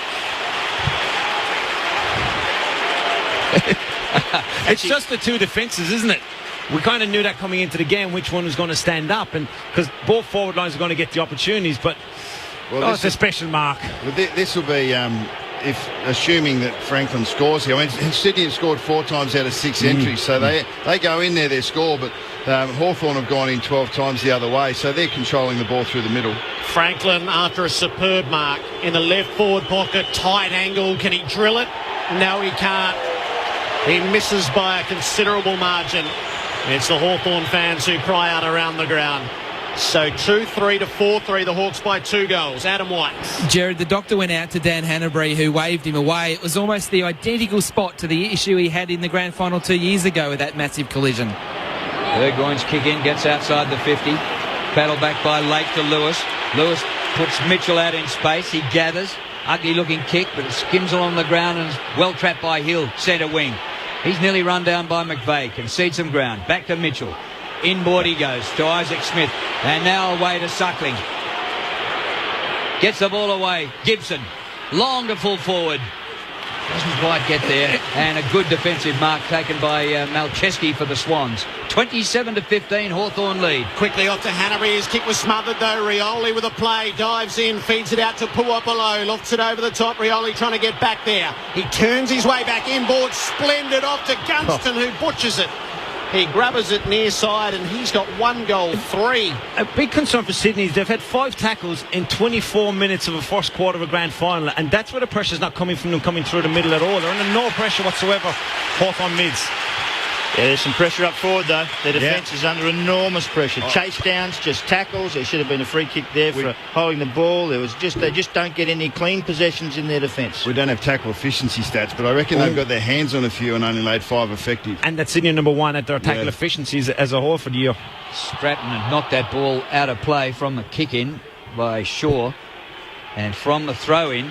It's now going to be a ball up, so it's close to Hawthorn's goal. I mean, Hawthorn are showing just great composure under Sydney's pressure. They're not going fast or slow. They're just seeing it, hitting it, and trusting each other. I think if Sydney can actually get a bit of change and momentum and do the basics well because they're so efficient going inside the forward line. Another short kick which has been turned over. And a beautiful mark taken by Hodge. Langford got it and kicked the ball. It was no higher than knee height the whole way, and Hodge dived and plucked it in one-handed. He certainly was a target he kicked for, but he didn't kick it perfectly. But they just another re-entry. They just kick it out. They just push it back in. Goods was against 2, got beaten again. And Will Langford, he's turned into a bit of a player, this kid. He's a young man, 20 games, and he's got good composure, and he's tough and strong, and he can run. And he runs all day. Luke Hodge, milestone game, 250 in the grand final. The Hawthorn skipper, 35 out, kicks it across the face of goal. And how many times have we seen it in this final series? You miss early, you pay the price. It happened to Fremantle against Sydney. It happened to Port Adelaide against Hawthorn. Essendon and against North. It's so much that's happened, you know, when a team's on a momentum, and if you don't kick straight when that momentum's with you, it goes against you, obviously, when the opposition get the momentum and actually kick straight. 4-5 to 2-3. Malcheski on the kick in. There was a delay as he had the wrong ball, so they're pretty well manned up. He has to play onto himself, kick it as far as he can. He was offloaded by Rioli as he did so. Brought to ground by Tippett. That should work, although Parker's hand pass is indiscriminate. Gunston trying to paddle it forward. McVeigh cuts it off. Put it through Hanbury. Cunningham Works it around now, tight to the boundary. Sensational Kennedy down was there. muscled over after Rampy put the hand pass in his direction. And 50 out from the Hawthorn goal. It stays trapped. Hawthorn are winning the wrestle in those scrimmages. They're getting out with their hands when they get the chance, and they're stopping Sydney from getting out when they have to put the pressure on. It is tapped to the back by Lewis, and a massive tackle laid by Hodge. In the back, say the Swans fans. Umpire says dead heat. Give it to me, I'll throw it up. It's this pressure. It's Oh. unbelievable from Hawthorn. They're beating Sydney at their own game, the way they're pressuring them every time they get a ball. You can imagine Clark was saying it before the game. Let's pressure them and try and beat them at their own game. Jetta not happy with the attention. Comes out the back to Malcheski. Off the left boot he goes. Richards well up the ground. Has a bit of Reid has a bit of a fumble. And Burgoyne turns it over there for Hawthorn. Ball comes back in to Suckling. Can't pass to Spanger. Deep to full forward. Hale, but it doesn't quite carry him. Malcheski comes in to chop it off. He's taken 2 or 3 down there. Yep. Hawthorn 4-5, Sydney 2-3, and we've played nearly 28 minutes. Hand pass to Grundy across the face of goal for Rowan. He kicks out the far side for Jetta. It bounced away from him. McAvoy's got to play against Jetta.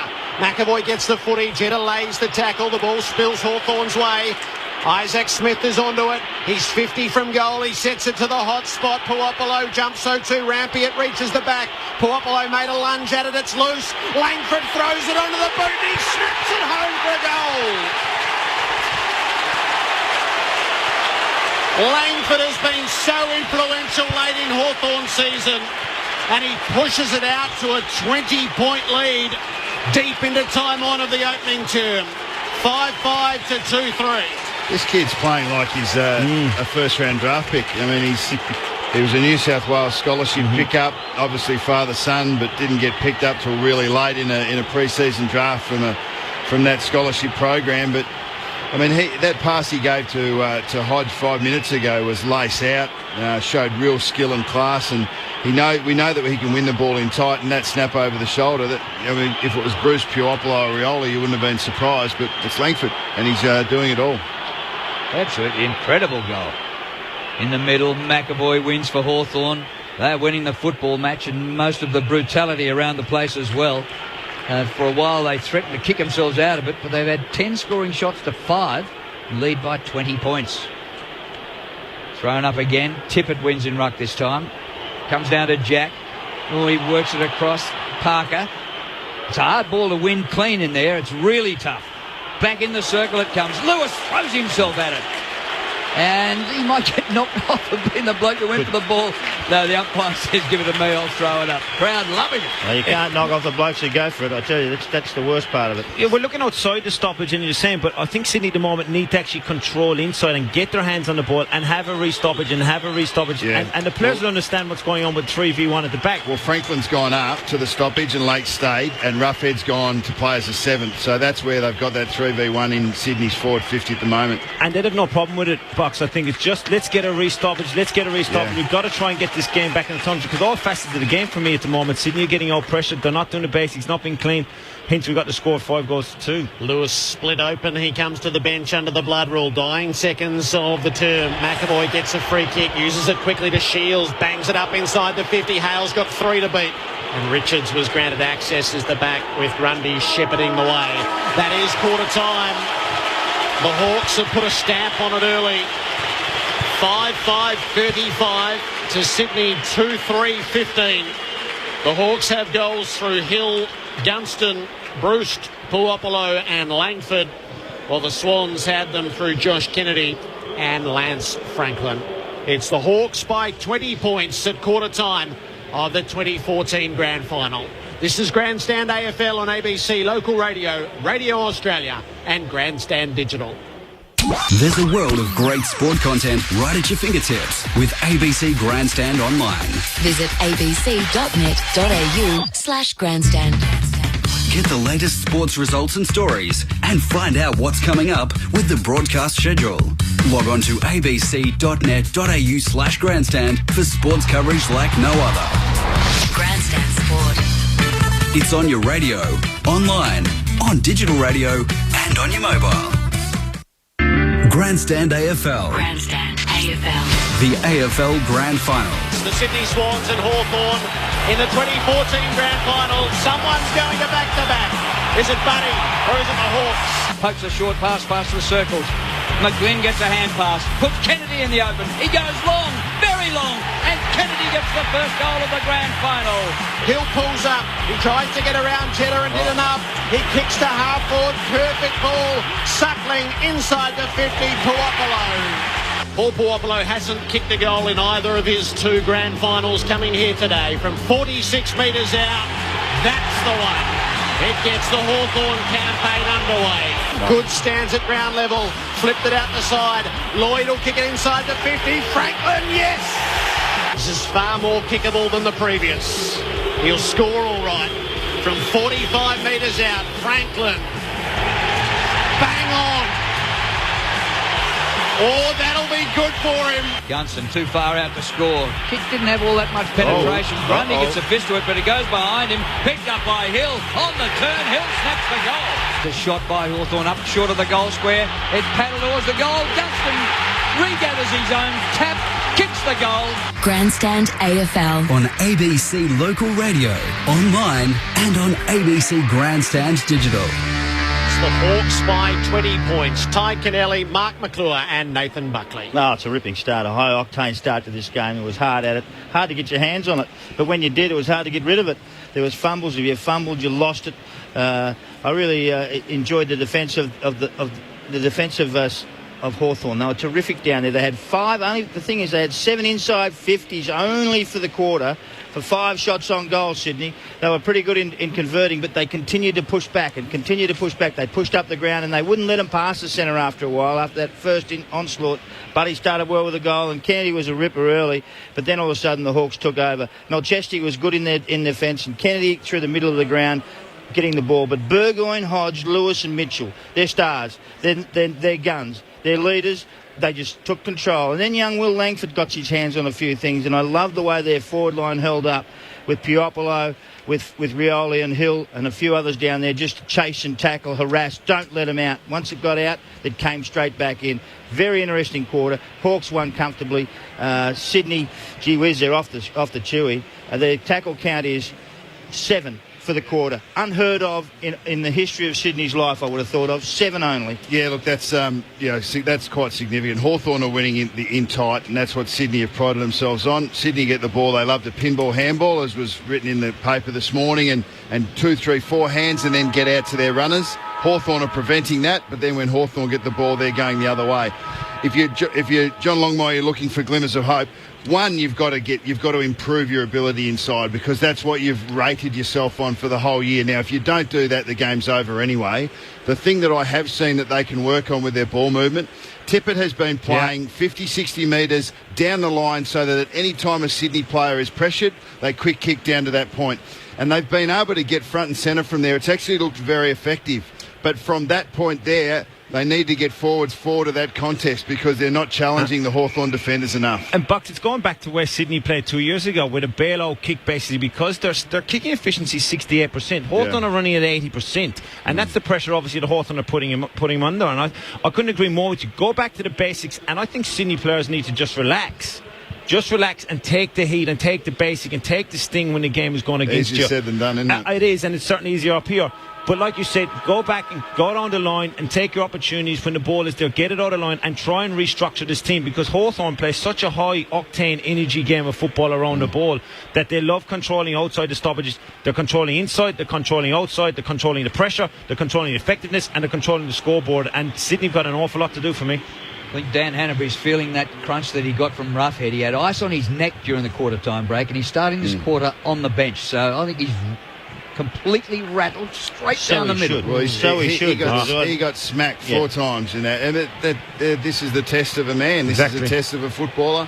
And this is a test of the Sydney Swans, who have been so good throughout this season against the other really great side of the comp, and Hawthorn have come to play. Their first 30 minutes have been exceptional. And can they keep it up is a question, and can Sydney lift and try and match it in an area that we know they can go? And I think that's only going to be the concern for John Longmire. And see, he's going to ask for a reaction, John, and I'm sure he's going to get it. The inside 50s in that first turn, 19-7.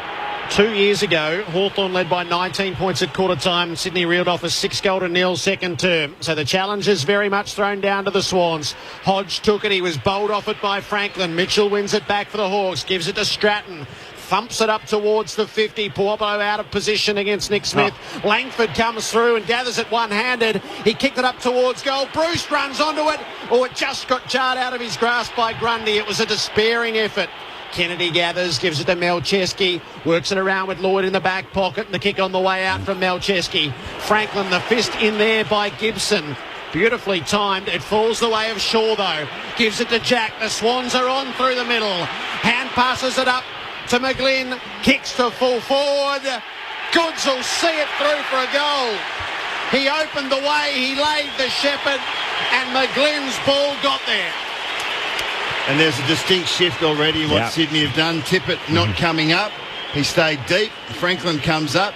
And that was the first time the whole game that Sydney were able to rebound out and find that much space. With actually the first time since Kennedy kicked that goal, probably 5 minutes into the game. But that was a distinct shift. And you'll see Tippett and Lake deeper, with a bit more space through their half-forward line and seeing whether they can run through that. Because Franklin actually came in straight off the square at the start of the game. What it does is it creates a space, obviously in the middle of the ground, when you don't have Tippett at centre-half forward, crowding out the space, which allows Benny McGlynn and any player really to run through the middle of the ground and kick from outside 50. But he's in a position to do it again. He's on the white line. This time he stays back. Hale gets a fingertip to the tap-out. Mitchell works it back to Hodge. Here come the Hawks. Gets past Puopolo. Deep inside the 50, though. McAvoy is there. Well done, big fella. Hand pass away. Gunston centering ball, and McAvoy juggles but marks 45 metres from goal. They're very good at that little chip kick. Yeah, really good in dangerous spots. They kick it 15 to 20 metres only. They pick off someone and they trust themselves to hit that spot, and they do it often. McAvoy was the recipient. Well, maybe a big selection gamble. McAvoy didn't play last week in the preliminary final. Didn't play for Box Hill in their grand final in the VFL.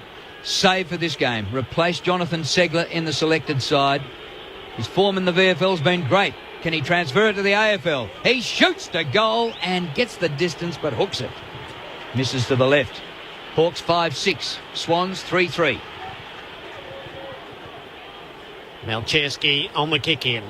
He's going to bring this long. Kennedy has run into a pocket. 55 from defensive goal. Now, where's the next? He looked down the line. McGlynn offered short. Jack trying to open up a little bit longer. The kick will go in the Tippett direction. Lake wore him close, made the spoil. Jack onto the crumb. Tackled by Hodge. Dragged to ground. The two skippers hard at it. Lewis is driven over the boundary by Reid. He takes exception to it, Lewis. We mentioned the grand final a couple of years ago. This game been played very differently at different stages 2 years ago. Hawthorn might have had 8 or 9 defenders and Sydney had 8 or 9 defenders. Very much man-on-man all over the field. Pike down to Kennedy, kick smothered. Lewis gets hold of it, gives it to Mitchell. Hand pass going the Hawks' way was smothered by Reid. It's out of play. Adam White. You'll notice with Jordan Lewis, he's come back on the field after getting that blood rule situation before quarter time, but he's got a nasty nick under his right eye, and that's starting to close up now. He's up to 10 possessions. Burgoyne also 10. Mitchell 10. Malcheski 11 for the Swans. Boundary throw in centre wing. Big Pike, the Canadian, gets a hand to it. Doesn't clear the area. It's a scramble. Mitchell a hand pass. And they're out in the open. Spanger gets the hand pass away to Birchall. Goes a short left footer. Barely 15 metres. Wow. It was Not paid. 50 metres in. Hodge. Mitchell took the mark. That's 50. There was a question whether it had gone 15, but once the umpire paid the mark and said it had gone 15, that is 50 metres to Sammy Mitchell. He's up to 11 touches. This will be his 12th. He's been a damaging player through the midfield. There's no doubt that he can't clamp down on everyone, but he gets a bit of the ball. Will he kick it left or right? He was kicking him left in the warm-up. Serious. Doesn't matter what you do in a warm-up box, does it? Apparently. It depends if you're kicking him or not. He'll kick it right. Man on the mark's been taken back to about 44 metres. Mitchell from about 48. Thumps It's it left amazing, foot. isn't it? It's unbelievable. It is unbelievable. He usually Look at this passes bloke. He usually When does passes he them off. decide? When does he decide? How many players have started their careers as one a left or a righty and gone to the opposite by the end? Hawks by 16. Jeddah marks the kick in. Back across the face of goal. Nick Smith Onto the left boot. He'll clear the defensive 50. Hanbury's back onto the field. Shields makes the spoil over the top. Rampy's got to go against Bruce. Bruce beat him to the footy. Regains his footing. Hand pass to McAvoy. Needs a bit of help out the back. Shields is there to do just that. Sold the dummy. Kicks inside 50. Rioli couldn't mark. Ball is loose though. Brewster's on it. He was taken high. Free kick. How's the work rate? Unbelievable. I mean, he set that up. Yeah. He got it to McAvoy in the first place, 40 metres away, and then was able to just slide forward into a dangerous contest. Now, if you've got your head over the ball, you're not always just going to have to come out and win it. Sometimes you're going to ask the question of the defender, and you get the free kick from there. Great play by Bruce. He got the knee right in the side of the face, and Bruce is slow to rise, understandably. But when he does turn, he's going to see a pretty simple shot at goal.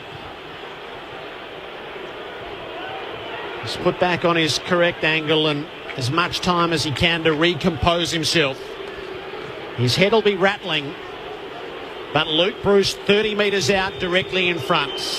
The All-Australian kicking for his second, and he neatly guides it home. Pumps the fist and takes a deep breath. That's the commitment that it takes. 6-7, 43 Hawthorn, 3-3, 21 Sydney, 6.5 into the second term. Yeah, look, they're trying to settle the storm a small bit here early enough when Sydney actually got a goal very quickly, which they needed. But, Box, you just made the point. It's so difficult sometimes as a defender what to do in the situation when the player is down with his head over the ball. Do you wait? Do you try? You've got to try and go in and make the decision. And making the decision off his forces the error of giving the free kick away. So you stand him up. If he's on the ground, obviously you're trying to hold the ball in there, give the free kick away. He slipped over, he's on the ground, he's probably thinking to go in and actually choke it up and get a free kick. One thing that's true in any stage, in any part of the field, is get to the ball first. It gives you the best chance. Exactly. The bounce in the middle, almost outside the circles. It comes to Pike, but his kick is smothered. Lewis works hard at ground level to try and win it for Hawthorn, but the umpire comes in to throw it up. Sam Reid's gone behind the ball for Sydney as the extra in Hawthorn's forward line. That's his only go. He doesn't touch it anywhere else. Third man up is Lewis. And a chain of hand passes, and Hawthorn are out in the open. Langford to run onto this. He paddles for his own advantage and sprints after it. Fantastic footy. And he kicks off the left, inside 50. Not a fantastic finish. Grundy gathers for the Swans, kicks round the boundary line outside the 50, takes a hit after the kick, and Roughhead is spoken to by the umpire, and the mark up the ground has been taken by Hanbury. Didn't like Luke Parker's chase that last one. Langford got off him too easy. Hanbury turns it over. McAvoy marks on centre wing. He goes to Birchall. He cribs around the wing and he's going to try to split through the gap. He has a bounce, drives long to half forward. No mark taken. Rioli with a hand pass to Puopolo. Rioli goes again. He's almost through. Nick Smith brings him down, dispossesses him. McVeigh is in there working hard. So too is Shaw. Rioli paddled it around. It didn't quite come off. Rampy's kick on the way out was a blind effort. He's kicked it straight to McAvoy. So the Hawks reload. Short to Suckling. They're absolutely dominating Sydney. Sydney have won inside 50. They're just peppering this. Suckling pulls the kick to the centre of the ground for Gibson. Took it on the bounce, gives it to Birchall, runs to centre half forward and measures it off to Mitchell. Takes the contested mark in front of Jack. And he'll use it short for Hale.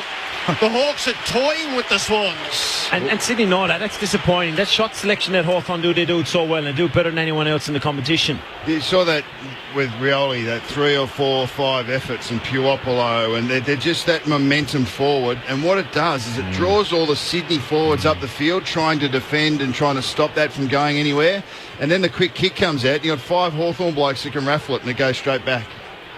Well, David Hale played 8 years as a Kangaroo before switching to the Hawks. It's his 4th season in the brown and gold, looking for a second premiership. He's 40 metres out, directly in front. Hale's kick is true. And Hawthorn taking full toll on the Swans. It's 7-7-49 to 3-3-21 in the 10th minute of the second term. Absolutely outstanding, that forward line, and they are taking toll on the defence. The defence were always shaky for Sydney, and now it's been shown up very badly. They can't handle a man. They actually can't handle the smalls. Hill gets down there as well with pace. All of a sudden they chop them up. Mitchell's in the forward line of stages with pace, but the big ones are Rioli and You say Piopolo. Pace and Mitchell in the same sentence? Well, but seriously, I didn't Doesn't say need that, it, but does he's he? smart. Yeah. He's smart with his hands and Pace feet. of mind. But pace of Rioli and Piopolo have actually scared the hell out of them. They've destroyed them. It's a Sydney midfielder for me. They just haven't come to play today, and it's a big issue. Yet. Give it Exactly. a chance, Todd. I am, don't you worry. Tip it over the top, wins the hit out, but a shark by the Hawks. Chain of hand passes. Suckling, Time is running out, darts though, mate. through, gets it across. Birchall, awkward Pick looking up. kick. Hodge, great pick up. Off to Langford on the run. He kicks from 45 and goals. How's this kid? Langford's kicked 2 goals in the grand final. He came into the game with 6 career goals. Hawthorn 8-7, chopping up Sydney 3-3. Well, you called it, that pick-up from Hodge. I mean, it rings true. I mean, experience is one thing, but you still need to be able to execute the basics well. Mitchell, Burgoyne, Hodge, Lewis, Birchall off the back. That they're dangerous small forwards. They're just executing the basics well. Hodge, fantastic pick-up. Give it to a runner. Langford just kick under pressure. Just kick straight and hard to the face of the goals and give yourself a chance. He Went powered through. away from his opponent too. 11 minutes into the second term, and it's already now or never for the Swans. The Hawks are nearly too far gone. McAvoy knocks it up to half forward. Hodge knocks it further on. They swarm at it. Jack works a hand pass out. McVeigh's kick is a wobbly one around the wing. Shields a deft touch. Down to Suckling. Back inside the 50. Rioli against Nick Smith. Rioli on the bounce. Paddled it. Couldn't get back onto it. Richards ran into 2 tackles. Coughed it up. Gunston to Rioli over his head. It won't be a goal. Puopolo chases it in the pocket. It's off hands and out of play. They just can't get their hands on the ball, Sydney. And it's But just here, Suckling works across and McGlynn watches from 20 metres away. Hawthorn outnumbering at every contest. outworking them. Left forward pocket for the Hawks, who lead by 34 points. Lewis, third man up, tried to flip it out the back. Parker's onto it, not a great hand pass. Roughhead got it, kick smothered. It still falls the way of Shields. Back to Roughhead, second time, Hodge in the square. The skipper hugs it to his chest. Now their heads go down. You can have a look around. The Sydney heads have dropped. They're in big, big trouble. Can they get back? The Hawthorn skipper, from point blank range, against all expectations, the Hawks have blown this apart. They lead by 40 points, and we are not at the halfway mark of the second term. 9-7 to 3-3. Adam White. Well, there's not much bad news for Hawthorn, but at least from a bench point of view, there is an issue with Josh Gibson. He had his boot taken off. He's had some problems with his right foot, so he's gone down to be assessed. But that's the only issue Hawthorn's got at the moment. The only thing Sydney have got going for them is they've been inside 50 only 8 times, but they've scored 6. If they can get any service at all, Just they might neutralise be a it. chance. They've just got to neutralise this momentum. And it's so hard to do it. You just got to get your hands on the ball to try and stop momentum. Yeah, the inside 50's out of control. 28-8. Hawthorn's favour. Bruce dives over the top of it. Comes up with air. Gets Clearance the hand is pass to 7-1 this Mitchell. quarter. Hand pass to Lewis. Lewis at half forward. Sweeps it out wide to Hill. 60 from goal. He centres the ball over. Roughhead it goes. Langford's there again. But turned back by the Swans. Hanbury gets the hand pass back to Malcheski. Outside the 50 he goes. McAvoy's there for Hawthorn. Gets a fist of the ball. Well done, Big Mac. To Hodge. And back. Suckling short pass. McVeigh chops it off. Yeah. Big boy got him. Franklin just forward of the wing. He's got an open forward line ahead of him, but he loses control of it. It is won by Lake, who kicks across the half-back line, and Hawthorn can start again. Birchall will kick it beyond halfway. Shields is after the bouncing ball, and Goods is after him. All Goods took Shields, who didn't have it. He got away with it. Shaw Great brought tackle. to ground in a firm tackle. Oh, no. Too high was the call. Stratton was the one who went in. Too forceful was the contest. Shaw's been called to play on. Jetta's still down. Oh, he's kicked it to nobody around the wing. It's an awful effort. It'll roll end over end and out of play. It speaks to the rattled mind of the Swans. That's a panic kick if I've ever seen one. Jetta in the hands of two trainers over on the far side of the MCG. Either get up or get off, Jetta. Otherwise, you're one short. This block's the man for me. Goodsy's got to get him back in the game, and he's putting it upon himself. Pike to Kennedy to Goods to McVeigh's. Hand pass was battered down, though. Hawthorn winning in the clinches and winning in the open space. Isaac Smith gathers. He has two bounces. He feeds it to Apuopolo, who splits them apart. And from 50, he launches a behind. It'll be the best behind of the afternoon. 9-8 to 3-3. It's lazy. Reece Shaw was on Smith, and you saw two chasers coming from behind. Rowan kicks in, chopped off by Hodge. Hodge marks some goals. Rowan's having another nightmare like his first final, and they're letting him know. And Hodge has kicked 2 goals for the quarter in his 250th. That's what you look like when you play against a real side. North Melbourne was a false sense of security for him last week. They come here today against a side who is absolutely committed. They are outstanding up forward. Their midfield's killing them in the centre of the bounce. Their takeaways this quarter is, I think it's 8-1 this quarter. I think they lead 17 or 9. What is it? 19 to 13 at this stage of the game. They're killing them in the tackle count. They've got them in the possession count. They are just destroying. Their mind's gone. They are destroyed. They can't wait for half time so they can get in and actually sort of rearrange something, but I don't know what. 11 inside 50s to 1 in the term. 5-3 to 1 goal. This has got shades of 2007 about it. It's nearly over at the halfway mark of the second term. Parker to Goods out of the middle. Kick inside the 50. Sean Burgoyne led up Jack. Jack forced it clear. Got it to Franklin. He was run down. He hand passes hoping into the pocket. Tippett lunges after it, but he coughed it up. Straight to Stratton, who gives it to Bruce, who kicks the Hawks beyond the defensive 50 for Hill. Stratton has kept coming. He'll receive the hand pass forward of half-back, and he might use Hill again. Can't do that. Reece Shaw, you're just leaving opponents over the top 1-2s. It's lazy football. Pulls the kick to Gunston, hand pass to Stratton, kick to half forward. Langford, the spoil made on him. Kennedy at the drop to the Swans with a hand pass away. Smith works it into Lloyd, first year player. Across to Richards out of defence. Here comes Sydney, half back to half forward. Tippett, chest mark, 55-60 from goal. Franklin up near the goal square. No two-way run. They're not getting forward. They've been having to run back so much, but they're not getting forward now. And then he kicked it off the side of the boot, out wide towards the pocket. And ironic, cheers, great Kirk Tippett, as the ball is fisted over the boundary line in the forward pocket. Throw in. They came in with a down-the-line philosophy with their offence. I think Sydney just have to spin it out wide whenever they get the chance. They've just got to get out into space and force the Hawthorn defenders to defend open side. Here's the throw in. Chance for Sydney if they can get it out of here. But Hodge doing it at both ends. His hand pass, though, is intercepted. McGlynn, the kick goes nowhere. Hawthorn get it back. Now Kennedy gets it back for Sydney. A little hand pass to Jack. Centres the ball and a magnificent mark taken by Goods. Adam Goods surely is at the tail end of a career, but the way he sprung at that, there's something left. This is as good a half of football from him, I think. He's putting himself in there and taking the responsibility. And we know he doesn't get a whole lot of the football, but it's they need him. They need him, and the quality for a bloke that's 35 years of age, you know. They trail by 47. Goods, point blank range from 15, kicks the goal.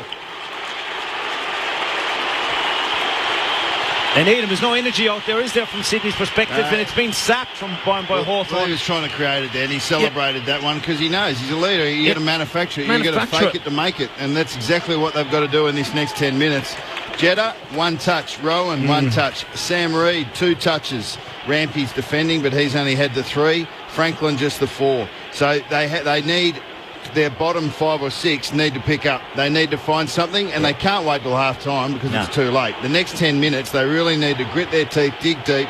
If they can outscore Hawthorn by 2 goals going into half time, then at least they go in with some momentum. Hawthorn by 41 points. Ticking up towards time on in this second term. It's a bounce outside the circles. It'll come back. Adam White. Jared, good news is for Hawthorn, Gibson's come back from the room, so he's got his boots back on. He's ready to get back into the action. Thrown up Pike against Hale. Hale cleanly down to Mitchell. Hand pass to Langford. Kicks a high ball to half forward. It was well read by Nick Smith and intercepted. He plays the Swans out the far side where Goods is camped on the wing. He takes the mark, turns immediately, uses it short for Lloyd. He took it on the bounce, didn't do a great deal with it. He gets tackled high. That's a reprieve. Lloyd has it between the wing and left half forward. Sam Reid sitting tight as that 7th. They're playing with 5-man forward line at the moment, Swans. He's going to kick it in long in the Franklin direction. There were 2 who scrambled to defend, and it's knocked away and out of play. Yeah, the key is not to panic, obviously, as well, when things are going against you. But when it's at this stage in the game, and it's not even half-time, you've got probably 10 minutes to half-time, is to try and change it. And it's hard to change the way you're going forward with your ball movement when you've had such a tactic. At the throw-in, Goods knocks it goalwards for the Swans. Kennedy tries to run onto it, but Hodge blocks his path and the ball runs out of bounds alongside the behind post. Hodgie's doing it all at the moment. He's either in the goal square kicking goals down this end or saving him in his D50. Just that total footy that Hawthorn have tried to implement over the last couple of years. All players playing all positions. Just a phenomenal grunt player. This is tapped out the back. A bit of a fumble by Lewis. Close to goal. Mitchell comes in to help him out. But McGlynn takes him over the boundary line. A fierce tackle into the fence. You know when you've got Hodge, then Lewis, and then Mitchell defending for their life, you know that you're on, aren't you? You're on. It's not just the young, hungry blokes. It's the blokes that have been around forever. Hawks lead by 41 points. 21 minutes played, second quarter. Boundary throw in. Pike works it to the front. Snared by Lewis of Hawthorn, though. His kick to half-back flank. Rioli throws himself at it. Gets it to Puopolo. Poppy, cross his body up towards centre wing. The ball pitches on turf. Rowan comes forward and punches back for the Swans. Oh, Kieran Jack's in there hard. He works it to Hanbury. That's better, Sydney. He kicks in the direction of Franklin. Works it towards the boundary line. It's no mark, and Hodge is happy to see it over. There's a period of time where Hawthorn can finish this game if they want to. But Sydney is starting to push. They want to finish it. It looks like they've kind of settled a small bit, Hawthorn, and actually trying to take the heat that Sydney are going to give them. Exactly, and they're smart. Yeah, they can't last this for 4 quarters. Hawks by 41. Pike wins the tap, but Lewis is onto the footy. He gains good yardage, finds it pitch in the field of play and bounce out into the stand. Because it forces Sydney. Sydney got to win the game now. So you got Reid and you got Hodge at one end. So Sydney or Hawthorn are quite happy to do this going in at half time. Still 7 minutes to play. They're wasting their time with Reid back there, seriously. Thrown in. Hale had a couple to go against Parker, won the tap down to Kennedy, released it to Hanbury. Kick up towards the 50, it dips away, and it's a great mark by Birchall. Had a great quarter. Good 2 canny for Lloyd there. Just keep your eye on it, Jared. That's the one. You keep your eye on it, you give yourself a chance. He goes backward to Hodge. And the Hawks just have the tempo perfectly under control now. Back to Lake. Just absorbing this little surge from the Swans. Out into the right back pocket now for Stratton. Stratton has Mitchell working beyond the defensive 50. Nobody stood the mark for a moment, but Mitchell was happy to hold it up, which probably tells you everything. It was usually the turn and go man. 25 metres up the field for Hill. Precise kicking. Hale is a good option up on the logo. The kick reaches him just as the defence did as well. Parker did enough to make the spoil. Kennedy pulls it out of the skirmish. Gives it off to Hanbury. His kick is smothered on the way through and it ricochets to Hill. He gives it to Mitchell and plays out the far side. Shields got plenty of room on the southern stand side. Centre wing. Kicks in towards the 50. Well, it's chopped off by Reid. His hand pass is not good. What they need. Richards had to go and fetch it. Across the ground he comes to Shaw. Now on the broadcast side. Shaw gets it outside the 50. I don't think they've got the work rate at the moment to do it, Bucks. And it's certainly the tactic to try and pull it back inside or the other open side of the field, but they're just not having the work rate for it. Lloyd to Grundy to Shaw. Kick by Shaw to half forward. It bounces past the pack. Yep. And Spanger. Free kick to Spanger. Held in the contest. And also, at some point as a player in a grand final... Oh no. He's kicked backwards to Lake, who tumbled over. Jack comes in and says thanks a lot. Lake comes back and tackles him magnificently, and he's holding the ball. So Lake made a howler and then won the free kick back. That's how they're going, Sydney. Fair dinkum. We should have known from the first moment of the game when Kieran Jack was running through to an open goal as well. You think but that's Brian Lake, isn't it? makes a mistake, and the recovery that he had was incredible. Well, what has actually happened is Hawthorn have beaten Sydney at their game, and the only way Sydney get back in this game is beating them at Hawthorn's game, which is the open transitional style. Ball worked its way out of play at left half forward for the Swans. Hale with the tap underneath. There's a free kick Sydney's way. Advantage claimed by Kennedy and paid. He kicks from 60. Franklin in the square. 1, 2, 3 bites. Yes. No. He hauled it in. It's paid as a mark. 2 metres out from goal. He had both Gibson and Lake all over him. Deftly kept it up in the air like a kid with a balloon until finally the way was clear to mark it. And Franklin will string a couple together for the Swans. It was the desperately needed counter-offensive. There's still 35 points the wrong side of it, but they've steadied. 5-3-33, Hawthorn 10-8-68, 25 gone of the second term. It's so draining, the game of football. Obviously, Hawthorn couldn't keep up the pressure itself, but what it does allow when you try and, I suppose, take the pressure and take the heat that Sydney, you draw them on you, and you draw the opposition on you, so you can't keep going. No, this is probably Sydney's opportunity. For me, they want the quarter to go on a bit longer here. They don't want half-time now. Sydney need a couple of goals and are feeling it a bit better now at the moment. Ty Kennelly on grandstand. Adam White. Yeah, Brian Lake's in a bit of trouble here. He actually called for the trainers with that tackle, and then he had to be there for the marking contest. He's taking himself from the field. Yeah, that bounces outside the circle.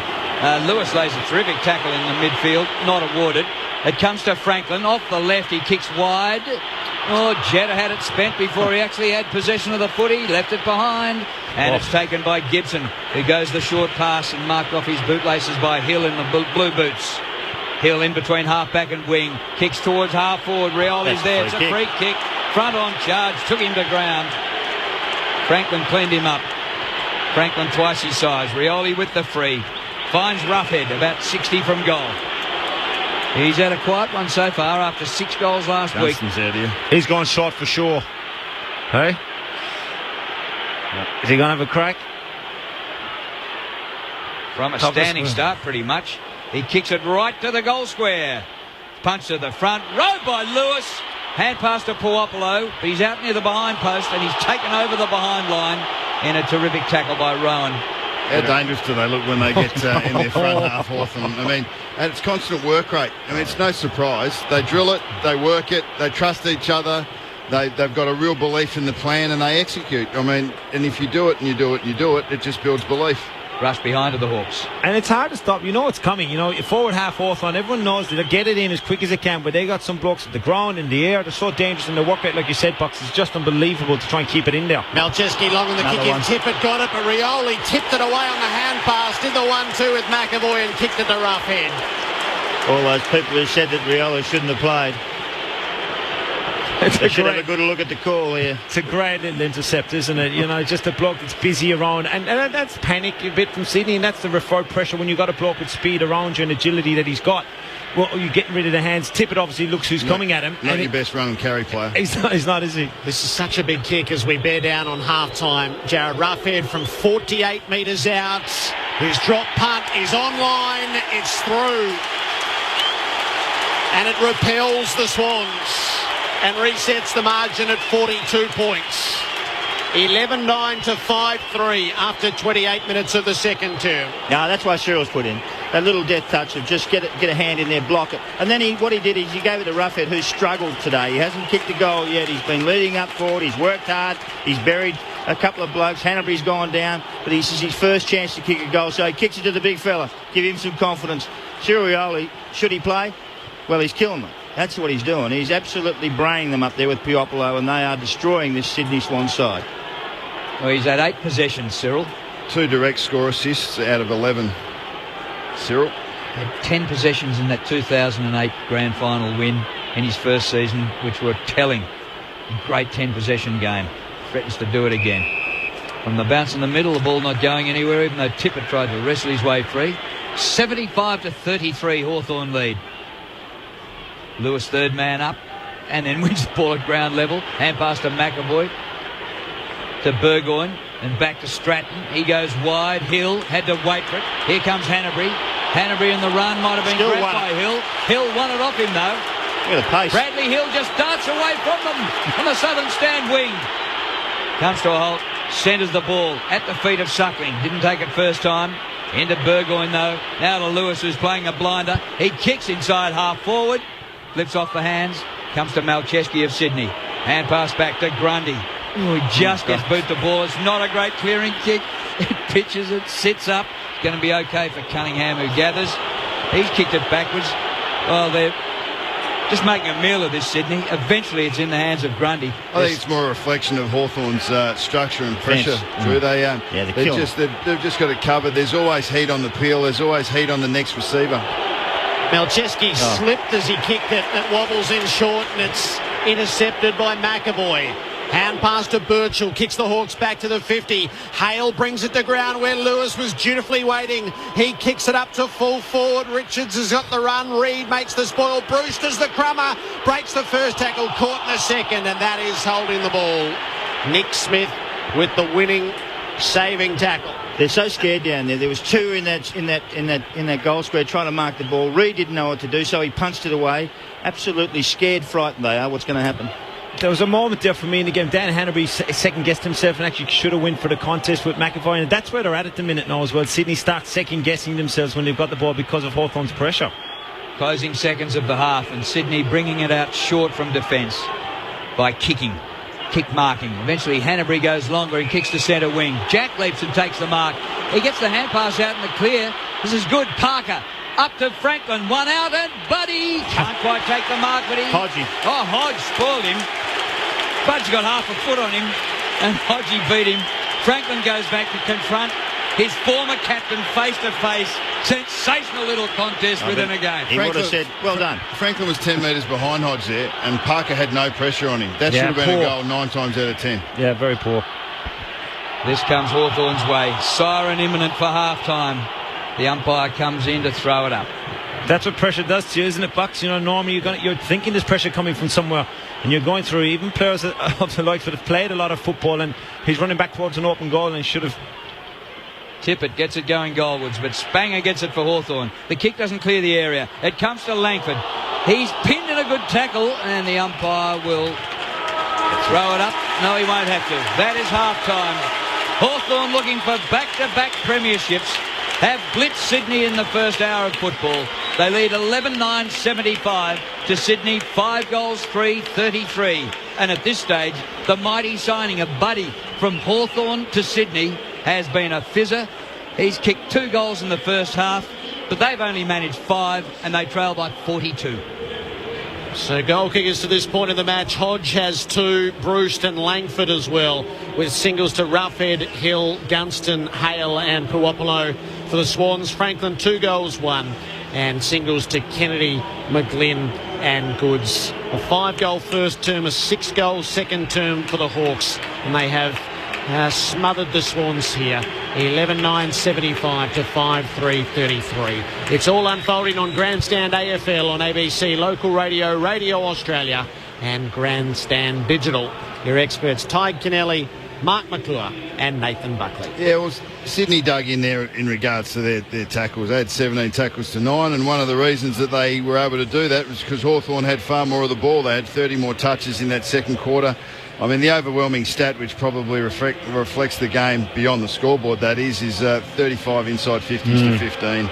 I mean, Hawthorn had 19 in the first quarter and 16 in that. 35 and a half is massive. I mean, it doesn't matter who you're playing, where you're playing or how. If you give the opposition that much scoring opportunity, they're going to hurt you. And a side like Hawthorn, been able to hit the scoreboard 20 times. They've shared their goal kickers, as Jared just went through. But Sydney tried to stabilise by putting the 7th in behind the ball for that probably the last 20 minutes of that quarter in Sam Reid. It did make it a little harder for Hawthorn to score. There was just the 1 goal each in the last 10 minutes of that quarter, and that probably was what Sydney needed to do, was just stop the rot and give themselves a chance. Mitchell's been huge through that first half, 19 touches. He was just in everything up to probably the 20-minute mark of that second quarter and really set his teammates up. But it's been such a consistent performance. Brad Hill consistently being the outlet for the Hawthorn defence, working up from from a forward position, pushing out wide. Birchall or Stratton turn around, or Spanger turn around and look to have a teammate there, and he's right there. And he's 10 metres clear of his man, and it's an easy, uncontested, unpressured outlet. And that's something that Sydney haven't had, something that Hawthorn haven't allowed them to have. Burgoyne, I reckon, was best on ground to outline Hawthorn's dominance. Burgoyne was best on ground with 10 touches in the first quarter. He didn't touch the ball in the first 25 minutes of the second, but it didn't slow him down. They're such an even side, and they're coming through. McAvoy, great selection, 12 touches, has been dominant in the ruck and around the ground, and just playing his role for the Hawks. Yeah, look, Hawthorn just appreciating the opportunity. They've come to play, obviously, and we saw it with all the stats that we're throwing up, because you can see clearly they're outworking Sydney for me, and they're beating Sydney, like we said during the call, at their own game, and they're putting them under that much pressure. Now you're getting the referred pressure, thinking the pressure is actually coming to you, because of the first quarter pressure that Sydney were under was just incredible. They've got 46 more uncontested possessions. When you're playing Hawthorn, you know you like their foot skills and you got to be on them. That's a clear indicator early in a game that you know if your team is on and off defensively. Certainly Sydney are not on at all, and in most facets of the game. Now the last 10 minutes, like we said, I think Hawthorn took the foot off the gas a small bit, because you just can't keep it up, and Sydney were able to come into the game a small bit. Probably wanted to have to go a bit longer, but look, it's not looking great for me for Sydney, because the better players aren't playing great, and when you've got a bloke that's 35 years of age, Adam Goodes, you've got to take a bow, because you've kept this club in the game. Oh, I think Hawthorn have just been terrific. They've set up well, they've played well, they've played how they've expected to play, and Sydney haven't played anywhere near it. I'm really worried about some of their players. I'd have a look at Gary Rowan's hardly touched, he's had one possession for the game. Jetta's had one possession for the game. This is a guy who laid on the ground there for 10 minutes while his team ran around him. Drove me mad watching that. This is a grand final. If you can run, you can get up. And that's what you're supposed to do. Young Rampy, who was great last week with the way he played, he's got 3, but he's under pressure down there. Mike Pike's only had a couple. That's okay. McVeigh's one who's troubled me with 5 only. I mean, he's one of their leaders, and he's one of the drivers through the middle of the ground. And then you got McGlynn. He's desperate to play in one, and we love McGlynn, what he's done and all those sorts of things. He's had half a dozen. He's been out there most of the time, and Cunningham. So they've got a lot of lift in this side if they want to, but they just struggle because of the middle of the ground. Their midfield's absolutely dominated Hawthorn midfield's killed them, and then in their forward line they just won't let them out. They're just not going to let you out. I don't care what you want to do, we're not going to let you out. We're going to harass you, we're going to attack you, we're going to destroy your confidence, and they've done that beautifully, Hawthorn. Any chance, Sydney? Zero. I didn't give many from the start. Yeah. What do they have to do? What do you want to see, Ty? It's extremely difficult to change your mindset, but the first thing they'll say, no matter who you are and what you're doing, forget about it right now and move on. It's one thing saying that, it's another trying to actually implement the plan and going about doing it, and a team that needed a break just as much as Hawthorn because of the pressure that they've done, but they just need to get their hands on the ball, plain and simple, at the cold face. And we talked about it beforehand, thinking that it'd probably be outside the game where it'd be won, but it's inside now. They're actually, Hawthorn have dominated the clearances, which is something that Sydney have been able to change the momentum of games numerous times, and it certainly doesn't look like they've been able to do it at all. Now the contested marks, Sydney are dominating in the contested area. Do you go back and try and go back down the line? That's very difficult to score extremely quickly, so you've got to take the game on with handball receives. Half-time at the MCG in the 2014 Grand Final. Hawthorn leads the Sydney Swans by 42 points, 11-9-75 for the Swans, 5-3-33. More from Ty Kennelly, Nathan Buckley and Mark McClure after the latest from the ABC Newsroom.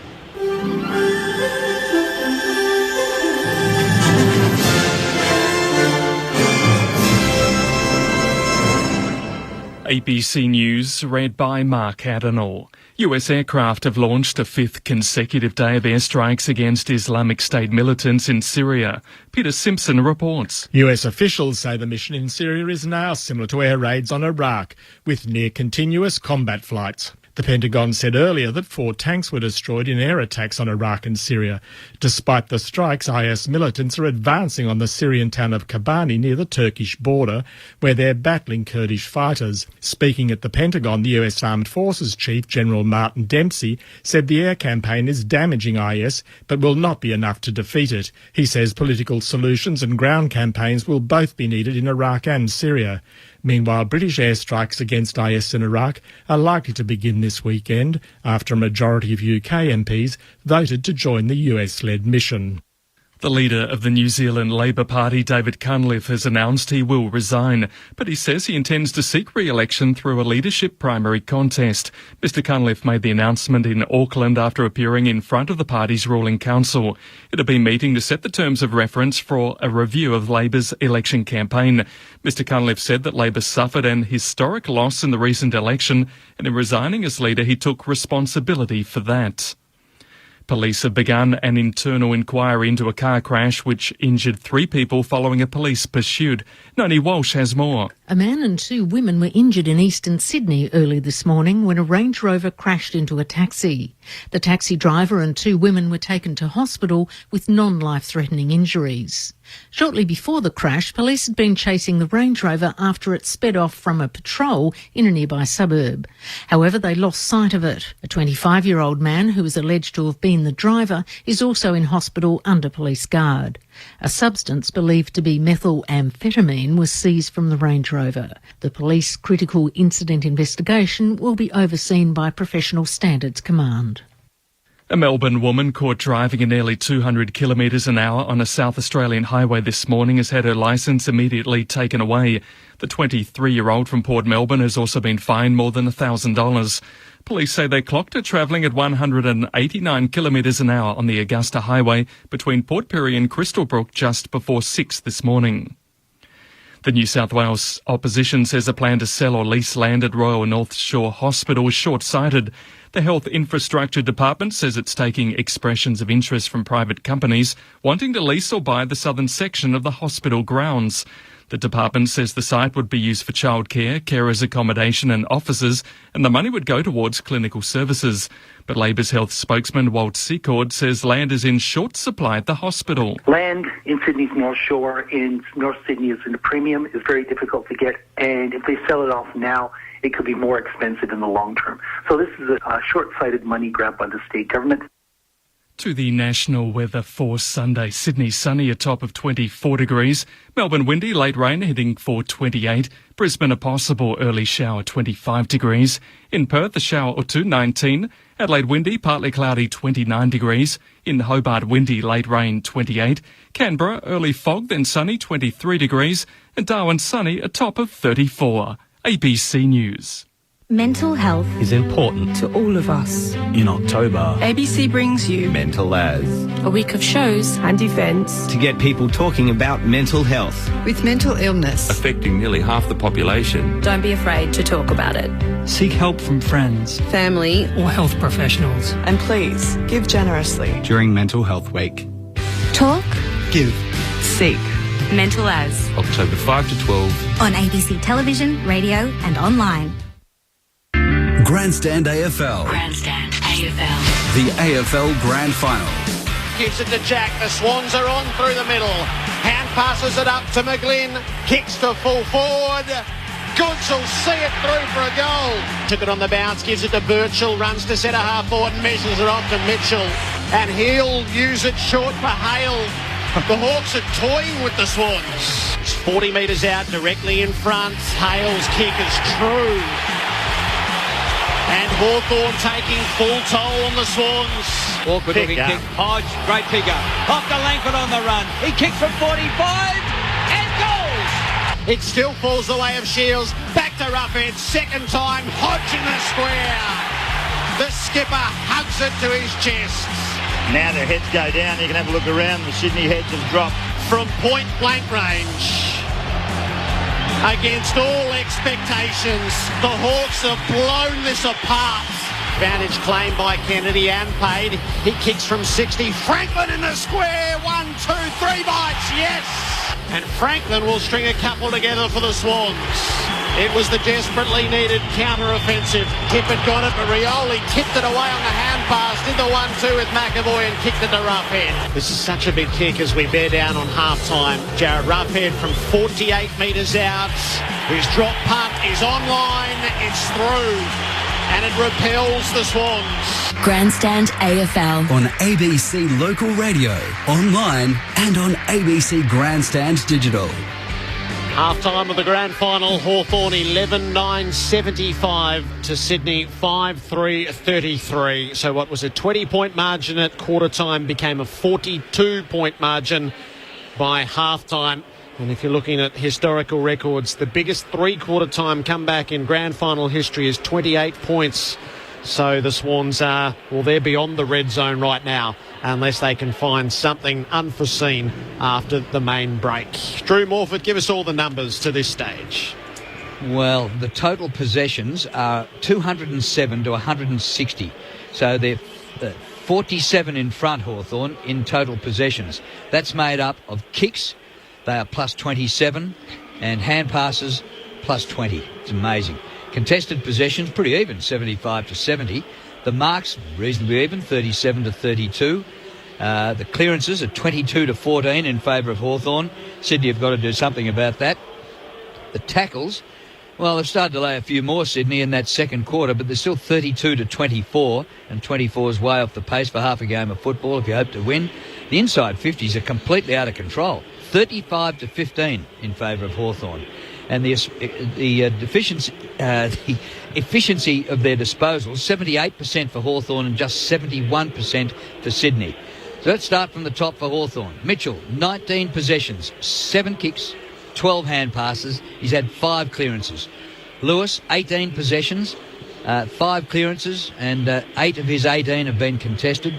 Birchall, 14 possessions. Hodge, 14 possessions. What a captain's game he's played. McAvoy, recalled to the side, 12 touches. He's had 6 contested possessions and taken 4 marks, doing exactly what's asked of him. Burgoyne with 12 possessions, mostly in the first quarter. Hill, 11, Suckling, 11, Gibson, 10. Down the other end of the scale, David Hale, just a couple of touches. Roughhead, a quiet day. 5 possessions, just 1 goal. Isaac Smith, 6. Puopolo, 6. For Sydney, Malcheski leads the way with 17 possessions. He's taken 4 marks, and 7 of his 17 have been contested. Josh Kennedy, well, he's a contested possession animal. 10 out of his 16 possessions have been contested, and 51 Dream Team points to half-time. Shaw, 12 touches. Hanbury, 11, injured in the first quarter when he was smashed by Roughhead. Parker, 11. Jack, 10. Getting down to Goods with 9. Lloyd, 9. Smith, 8. And from the bottom, and Nathan Buckley talked about this before we left for a break, Rowan 1, Jetta 1, Rampy 3, Pike 3, Cunningham and Reid 5 each, with McVeigh 5. And just not good enough. Grand final sprint, something for you, Jared. Murdoch has strung away and won by 3 or 4 metres from Hartung and Hunt of Melbourne. He was the raging favourite, Murdoch, from the moment that he entered and Paddy Dangerfield withdrew. And so for the first time, Dangerfield had won 3 in a row, so a cat wins it. There's a couple of stray results back through the history of the sprint, like the year Brendan Favola won, but that'll hold up. Murdoch, one of the fastest in the league. Yeah, he was pretty quick there. What are they going to do, Sydney? Well, I think Longmire needs to challenge his leaders big time at half-time. This is what did you come here for? What are we here for? We're not doing anything like we should have started the game with. Parker's the one who's disappointed me in a sense. I think he's strong, but his chase and tackle's been poor in a couple of areas. Kennedy is the other one in his clearance area. They've been smashed in the clearance with Jack, and McVeigh need to stand up. They're the ones who are leading the way. Goods is still doing what he's supposed to do. Hanbury as well. He's been punched from pillar to post, but they have some real trouble clearing the ball at the start. That's the start of the game. That's how you start it, and that's how you get the ball moving forward. And then keeping it in your forward line's the other problem they've had. They can't get any repeat entries. It comes out too easily when it goes in, and sometimes they score. 50% of the time they're scoring almost inside their 50. So they're doing all right when they get in there, but they can't keep it there, and they can't get a repeat entry. So there's 2 or 3 little things that they need to work on. Their tackle count's atrocious according to their levels and their standards that they set. So they've got some work to do, but it can be done. And if you can peg back 2 or 3 goals this quarter, that's what he'd be working on. Let's get to see if we can get within 25 points. Let's see if we can pull back 15 or 16 this quarter and get within 25 and then have an assault in the last. He's got to sell some hope. He can't go in there and give him a bake and say, look, you've been atrocious, you've been terrible. It's all about, hey, sometimes you've got to con them to get through, Bucks. What Hawthorn do to you is that as you look at it and you go, okay, well, we need to score to get back in this game. So how are we going to score? Well, we probably need to keep 6 forwards forward of the ball. And then you go, but then when you get that, geez, but we can't afford them to score real heavily either, because if we, we're going to need to kick 15 goals in the second half to get this game to where we need to. Or, they're going to get 12 to 15. They're going to have to kick, because you can't see Hawthorn kicking in less than 6.5. It's almost about respect, and the balance of that is tough. Well, no such thing in a granny, mate. They've got to play. You got to play to win. You're not playing to minimise the margin. Kieran Jack's had one kick. I mean, he's played a fair bit of time in the forward line, but it's just their leaders need to stand up. You mentioned them, Jack, McVeigh. I reckon Parker's sort of been iffy, but he's one of that mix that needs to pick up. Kennedy's having a crack. He's had 10 contested possessions. But all of them, to a man, just need to stand up. They need to find another 5-10% each, and that's the only way they're going to get back in it. Really hard to see, given the experience of Hawthorn. They just ask so many questions of you as a coaching staff, as a playing group. They just ask so many questions of you, and they're able to answer all of your questions as well. And they've done really well in the first half. There's no magic portion to it. No. John's not going to be in there trying to swing things around and do things different. You go in with a plan, okay, it hasn't worked. You're getting smashed in one-on-ones all over the place. So at some point in your own pride and your own personal ability, that you've got to put it upon yourself to stand up. And that's what it comes down to at the end of the day. And that's what they've got to be asking themselves individually inside there. Am I good enough, or am I going to fold at this point? Because the game looks like it's gone from them, yes. But at some point in a game and in a grand final, are you going to look at yourself and say, well, I've got half an hour, and then move on to three-quarter time? It's the first 10 minutes, they're not going to do anything drastic. 15 minutes, maybe then when the game is probably gone, if it is blowing up against it, where you put a Franklin in there on board. He intimidates them. I have no doubt about that he intimidates the Hawthorn players, and I'd put him in there and just try something different. That's not straight away in the second half. I would wait, because you've got to look at your players and back them in now and say, well, you haven't been able to do it in the first half. Give me something in the first 10 minutes as an individual that's going to help the team performance. Yeah, well, it takes real character. I mean, and the Swans have shown, and you've been there, mate. Yeah, from the outside looking in at the Swans, you just say they will never give up. They will give everything they've got, regardless of what the scoreboard says, what the circumstances are, where they're playing in Australia. They'll have a crack. We haven't seen it. They'd be bitterly disappointed internally with their first half, but you can't do anything. You can't go back and play the first quarter again. You can't go back and look after that ground ball that you might have missed 15 minutes into the second quarter. Just let that go. Boys, all you can do is come out and give everything you've got in your first contest in the third quarter, and it has to pick up from there. And you've just got to do it contest by contest, because that's the only way that Hawthorn were able to do it through that first half, and it's the only way that you can get back in the game. Tyke, 2 years ago, Sydney had a bloke named Ryan O'Keefe who won the medal, and 2 years later he's not good enough to get a game. He laid about 15 tackles in that grand final. The leading tackler for Sydney today is Smith with 4. You can work out a fair bit of work rate when you look at a stat like that. And he's in the back pocket. Defensive style of football, and obviously tackling especially, is a mindset. And if you come with the mindset, and that's the big deficiency in the game for Sydney at the minute, is just the mindset to tackle and do the hard work has not been there for the first half. No, you also don't want to be running around the ground chasing all day. You've got to try and get your hands on the ball inside. Do you think that easy kill last week sort of set them up for a little fall this week?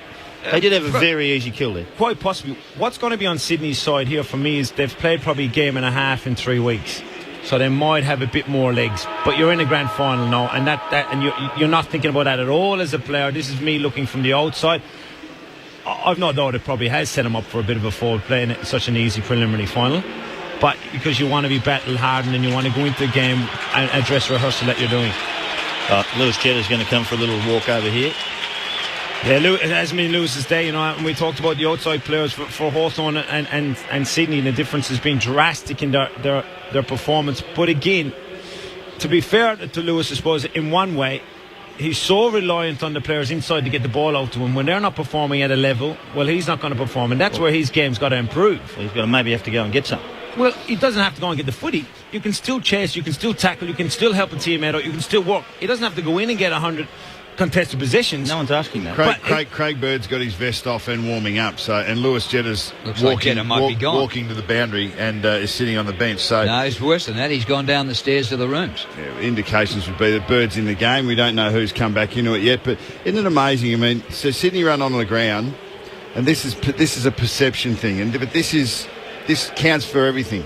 It's an intimidation factor. It's a belief factor. Sydney ran onto the ground, and I looked at them and I thought, geez, an hour ago, when you look at the Sydney side, you have totally different feelings and thoughts than you do when you see them now. You think, geez, they look a bit fragile. But it's not that they're still the same size and shape. You've still got the same amount of ability. And the biggest challenge for Sydney right now, through that break and the coaching staff and their leaders, is just to forget about what they haven't done and just to believe in what they have in the past. And that is the biggest challenge to them now, because if they've got in their minds at all, geez, what happened in that first half, they're lost. I mean, they're lost.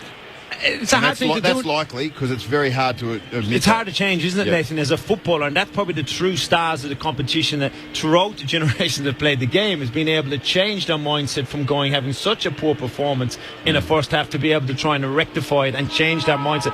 But it does go back to body language. It goes back to your mindset. It goes back to being up and about, and it goes back to having a bit of pride in what's going to happen in the next half an hour. Oh, we've all been around a long time. It's pretty hard to flick the switch. Oh. Yeah. I mean, once you're in a hole, it's hard to dig yourself out of it. But you can control your body language, can't you? You don't have to. You can still come up. You can still control your action. You can still control, and that's why when you see Goodsy's up and about. I mean, what has Adam had? He hasn't had a whole lot of football, but his impact has been drastically different to what the rest of the team has had. And that's a body language thing. From a bloke, that's body language has been questioned numerous times throughout his career. You can clearly see that he's in the opportunity right now, and he's here believing and knowing what he's in the opportunity. I don't think Sydney believing they can win this game right now. And that's a big problem for them. I don't think they're on their own. In the first 3 minutes of this quarter, we'll have some sort of indication with what sort of intent they're coming out with. Well, television just shown a replay of Jetta being smashed accidentally by McAvoy, who was Jetta fighting out of his division, and I'd say he's taken a hit somewhere around the neck or the head, and all indications are that he's been subbed out of the game at half-time. Bird is taking his place. It looks like Franklin's gone on the wing at the moment, trying to get him into the game. He does intimidate this bunch of Hawthorn, obviously, and it's a good move, and it's just hope he can get enough of the football. I presume Spanger or someone will probably go up to me. He did this against Fremantle and just kick two cannons. Gibbo's going to him. Gibson will go across. Yep. Adam White. Yeah, Drew, look, from my information is that Lewis Jetta has taken the 20-minute concussion test because of that incident that you spoke about. He came out and ran out with the players initially, but he looked like a wounded man, and then came back off away from the players. But I think, at my understanding at this stage, it is the concussion situation. Gee, I saw the Sydney bench walk past me. They just looked shell-shocked. Yeah. Second half about to get underway. It's a 42-point lead to Hawthorn. They're 11-9-75 to Sydney 5-3-33. Sydney, the minor premiers. And unless something changes drastically, they're going to go under in the grand final. Pike gets a hand of the ball from the restart, but it's not coming out of the circles, and the umpire will restart it by throwing it up. Sydney man-on-man all over the field. After a bright and sunny start, when Tom Jones sang, it's now overcast at the MCG, but still mild, mid-20s on the temperature. Parker, a little hand pass. Back to the ruckman. Kick forward, not much good. Turned it over. Oh, here's a good tackle laid. And Hawthorn coming out of defence. Shields was taking it a bit quietly. And Bird, who started the game in the vest, he's come on and made an impact straight away with a ripping tackle. Takes the free kick. Kicks to the goal square. Punched out of there by Hawthorn's defence. Comes to Stratton. Hand pass to Lewis. Lewis's kick spirals out of defence. Swans need to keep it on the forward line, or Hodge might have gone in and interfered. Hodge has given away the free kick to Malcheski. 75 from Swans' goal. He ran past the ball and gave it to Malcheski. He had a chance to grab it. Malcheski back inside the 50. So again, a high and hoping ball up went late. Brought it to ground. Burger went underneath for the Hawks. Hand pass to Lewis. Squeezes out a kick. Did pretty well. Hodge threw himself at it. It bounced away and out of play. It looks like, obviously, John said, well, we can't do what we plan to do. Let's see, can you do one-on-one? Let's see, can you do it? And ask the question, can you do it as an individual? What it does is make you extremely reactive. Left half forward for the Swans. McAvoy with the tap back underneath. Spinning out was Isaac Smith off to Mitchell, dispossessed. Bird with another touch, gives it off to Melcheski inside the 50. Tippett has a one-on-one, but he's behind. He brings it to ground away from Lake. Hill goes to tackle Tippett and he wraps him up. How will the umpires see it? The ball was in motion. He decided to ball it up. If Hill stood next to Tippett, he'd come up to his place. Yeah, great tackle by Hill. Gary Rowan's gone forward, and you're right, one-on-one all over the place. It's Pike works it to his foot from the ruck. It comes to Tippett, 20 from goal. The hand pass to Bird. Well, his kick was smothered, went backwards anyway. Punched away by Stratton, comes to Puopolo, gets the hand pass away. Suckling on the run for Hawthorn. Puopolo lays the shepherd, opens it up for Suckling just behind the wing. He hooks the ball inboard. Taken by Shields on the logo. They're cutting them up here, Hawthorn. Kick by Shields, doesn't hit a target. Oh, Suckling goes to ground. Southern stand side, the umpire having a good look at it, and this might be a stoppage. It will be. Certainly better intent already, isn't it, from Sydney around the ball? Well, Craig Bird started it, chase down tackle, comes on, has an impact, gets his teammates up. Thrown up, taken by Parker, but there's a bit of interaction around the ball that's going to result in a Hawthorn free kick. That's Bruce. Bruce's ball. He got pushed by Parker, flush in the back. So Bruce between the wing and left half forward for the Hawks. Just a frustrating free kick giveaway, isn't it, really? Chance his arm up to the forward pocket. Richards dropped the mark. Mitchell fed it out. Roughhead takes the snap at goal. It's across the face. Puopolo was on his own 10 metres forward of that contest. Miscommunication by the Sydney defence. Kick in by McVeigh to Richards. And Hodge is just harassing. A moment ago, gave away the free kick when he ran past the ball. He loves that sort of stuff. Rather give away a free kick as long as he makes the opponent hurt. Now Kennedy has it at half-back for Sydney.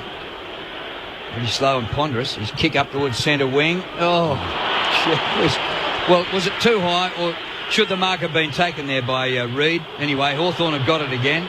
And a high ball floats out of bounds at half forward. But you know, when you go one-on-one, obviously it's a defensive mindset. You still got to try and take the risk when you've got the ball in your hand to come back inside and take it like you're just doing now. Kennedy at the restart on the 45-degree angle to centre half back. McVeigh marks. He looks to go from one end of the square to the other. He's overkicked Bird though, and Spanger, a Hawthorn cult hero, takes the mark. He delivers out across half back for Gibson. Isaac Smith working 20 metres forward of the ball. Hill runs into open space, about the same advance. He's got Langford leading up at him, and so too Shields. Shields grounded right away, didn't take the mark. Getting a hand in there was Rampy to jar it loose, but Lewis wins it back. Puts it through Puopolo and to Isaac Smith. Up to half forward. Roughhead tried to clear the way. Pike over the pack though. Launches himself in and takes a good mark. Good mark by the Canadian rugby player. Fantastic. Goes for a half-distance pass, and Hanbury takes the mark, still at half-back. Sydney haven't added to their half-time score of 5-3. Gee, they're slow to pull the trigger. They don't look like adding to it in a hurry either. Kick by Hanbury over the wing. Tippett is there. Franklin in the same pack. Tippett juggles and takes the mark. No, told to play on now by the umpire. He's got off the mark. Smothered by Rioli. Spills to Hale. Hand pass away to Lake. Lake tumble ball to half forward. Grundy palms down to the front. But here comes Langford. He runs onto it. Hand pass to Gunston in space. He gets to about 30. Unselfishly centres the ball to Roughhead, who marks about 15 metres out right in front. Sirioli's smother set that up. Absolutely brilliant, and all of a sudden it was just rush forward. There's no unselfish stuff. Beautiful play. Where did Roughhead's first goal come from? Kurt Tippett trying to handball to someone. Cyril smothers it, then gives it to Roughhead. This one, Kurt Tippett takes a contested mark, tries to kick it on. No good. Roughhead kicks his second goal. It's exactly what Sydney didn't need to start the second half. And Hawthorn's lead is 49 points. Well, I reckon they're on their way to 20 goals here, Hawthorn. They've really got the game under control. Sydney are trying their best. They've gone one-on-one all over the ground. They're slow to pull the trigger when they get the ball. There's no real movement around the ground that they can kick to a space. There's no 45 kicks that they can do. It's only little lead-up passes, and they can't even get them right. So all of a sudden, when the big guys get it, they should be giving it off with their hands. Ruckman should never try and do something too clever. And little Cyril, he's just carved them up again. So Ball goes forward, and Gunston had an easy shot on goal, but no, he was happy to share it with Roughhead. And that's what I love about good teams. They do it all the time. Share it round. Doesn't matter how we win, just as long as we win. Roughhead with a couple, Hawthorn by 49. Bounce back in the middle. Pike wins it out to the side for Kennedy. He got down by the tackle of Bruce. Hodge winkles it out to Gibson, off to Birchall, high up to the 50. Gunston! Rampy might have been all over him, but Gunston protected the drop zone. Well, good forwards always play in front of their men, because the ball usually drops in games like this and you're under pressure, and Gunston was in exactly the right spot and received the right whack by taking a mark. You play in front, you win. He had 4 scoring shots in the opening term, Jack Gunston, and you would have for all the world marked him up for better than 1 goal 3. This is a long-range shot, but there's no angle to deal with. Gunston looking for his second. He gives it a well-timed ride, and that's more like it from Jack Gunston. 55-point leaders, the Hawks, in the opening minutes of the third term. And something completely unworldly would have to happen from here to deny them. I just thought of the drinks we're going to have after the game. I wonder if Hawthorn are thinking that too. No, I think they'll be thinking about, we're going to crush this mob. We're going to give it to them. You know, they've actually gave it to us 2 years ago. It's a little bit of payback coming back. And Malcheski kicked the first goal of the match and kicked the last goal to finish them off and put them through some pain. And they'll remember that. 55 in margin. Sydney got the 7th behind again. Rowan this time. And bounce in the middle. And it's won by Pike. But sharked here by Lewis. Lewis has kicked a half forward. Batted on by Hill. McVeigh had a very poor day. Hill's run rings around him. Hill gets away from him this time. Hand pass to Puopolo. He centres the ball Hawthorn style. No mark. Crumbs wanted by Hawthorn. Oh, there's plenty of brown and gold there. Lewis, the hand pass to Langford. Running away from goal, Gunston. Now out into the centre square. He kicks to half forward. Rowan charges at it. Drops a mark he should have taken. Bruce is there for Hawthorn. Sydney in all sorts trying to get out of here. Kennedy to Rowan. And now he can bank his pace. He goes for a gallop. He gets up to the logo centre wing. Oh, no. It comes unstuck. Just about the only skill he's shown is sprinting. He regathers the ball, kicks long for goal. It's in the goal square. Tippett is there, but it's seen away from him by Lake out of bounds. Hand-fisted, I'd have to say, by Sydney. Throw-in. Well, that's the difference, isn't it? Hawthorn are gelling so well together, and they're just their composure and their synchronicity is what we're seeing. We're seeing them play together as a team. The champion team is beating the team of champions at the moment. Swans in the left forward pocket. Pike tapped it back over his head. Mitchell coughed it up. Hanbury works it around to Jack. A rare kick. It's a shot at goal. It gets home. So Kieran Jack strikes for the Swans and returns it to 49 points. 6-3-39 to the Hawks, 13-10-88. On first look, I reckon Dan Hanbury threw this out to Kieran Jack. It's as good as the throw as you'll see, I think. But they'll take it. They'll take it, Sydney. It's certainly what they needed. Because you're so one-on-one, obviously you're so reactive, and you could end up chasing. You've got to try and create at some point, and that's what Sydney are going to try and do. A problem is they're going to have to try and get back-to-back goals first for me. Oh, no, I think he's in throat. Just looking at the replay. That's called handicap umpiring, I reckon. Hale in the middle makes a good contest, but Tippett eventually wins it. Gets it to Jack. Here comes Sydney again. Franklin on his chest. Marks 45 out. It's one of the few times we've seen a Sydney forward get a one-on-one contest since probably the first 10 minutes of the game.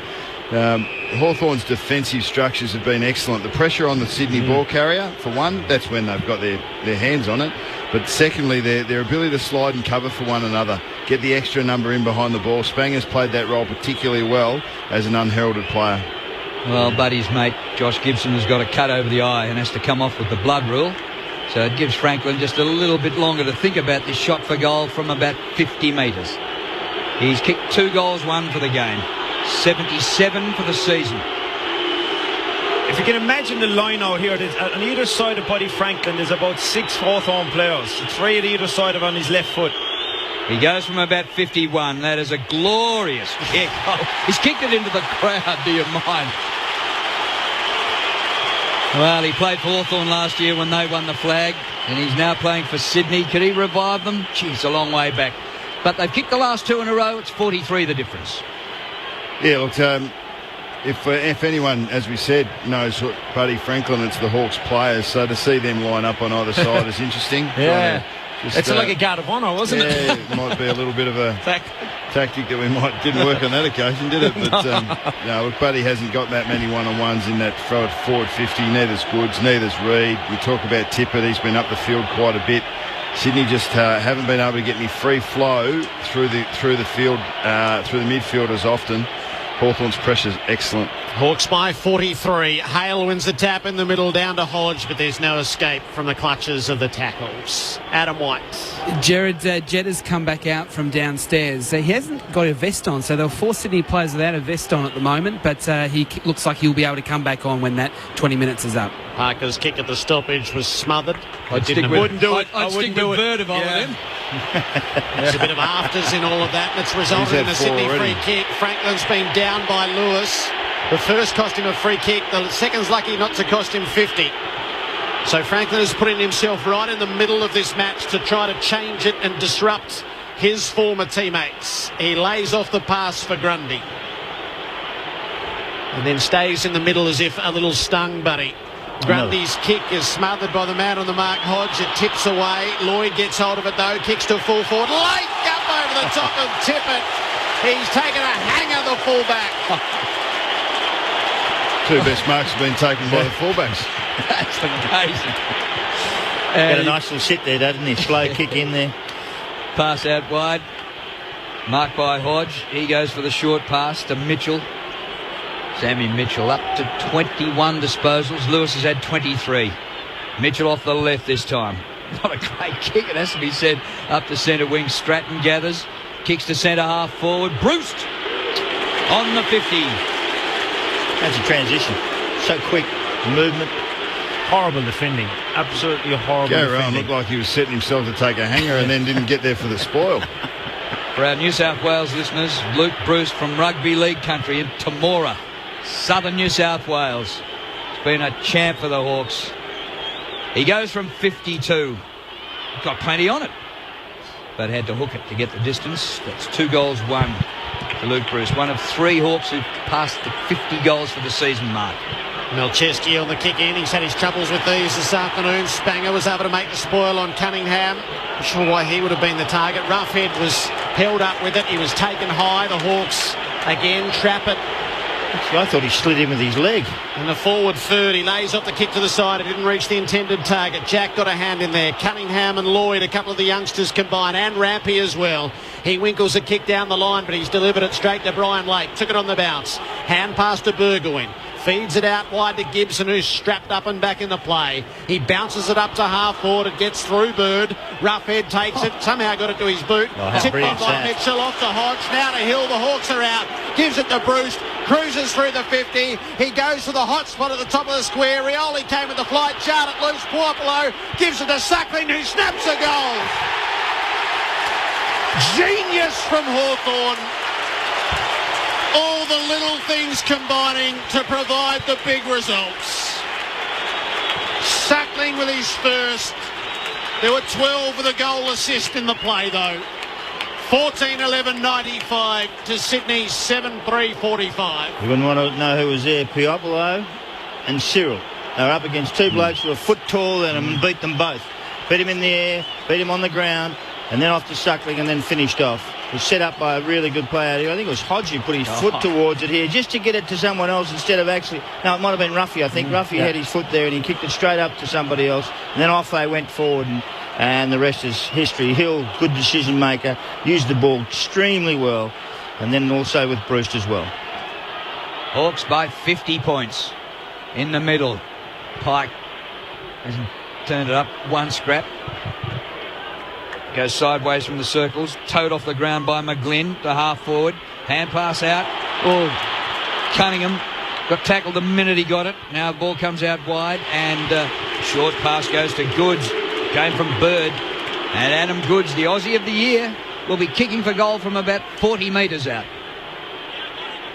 Banging a great tackle there, and Bird able to get his hands out of the tackle and flick it out.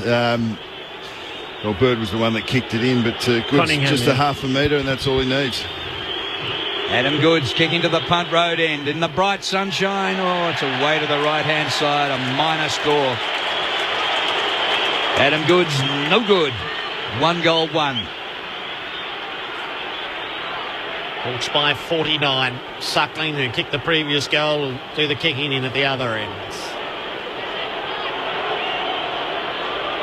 Didn't quite like the short options that were presented to him, so he'll bring it out longer and clear the defensive arc. Gunston, that was a perfect curling kick that I don't think Gunston realised was coming to him until he looked up and realised he didn't have to run into a pack. It was just going to land with him. He gives a bit of ground to Lake. I wasn't certain Suckling thought it was going to get there either. Yeah, I think so. He'll have another go, Suckling, because he's got it at full-back. Bit of a moment came off.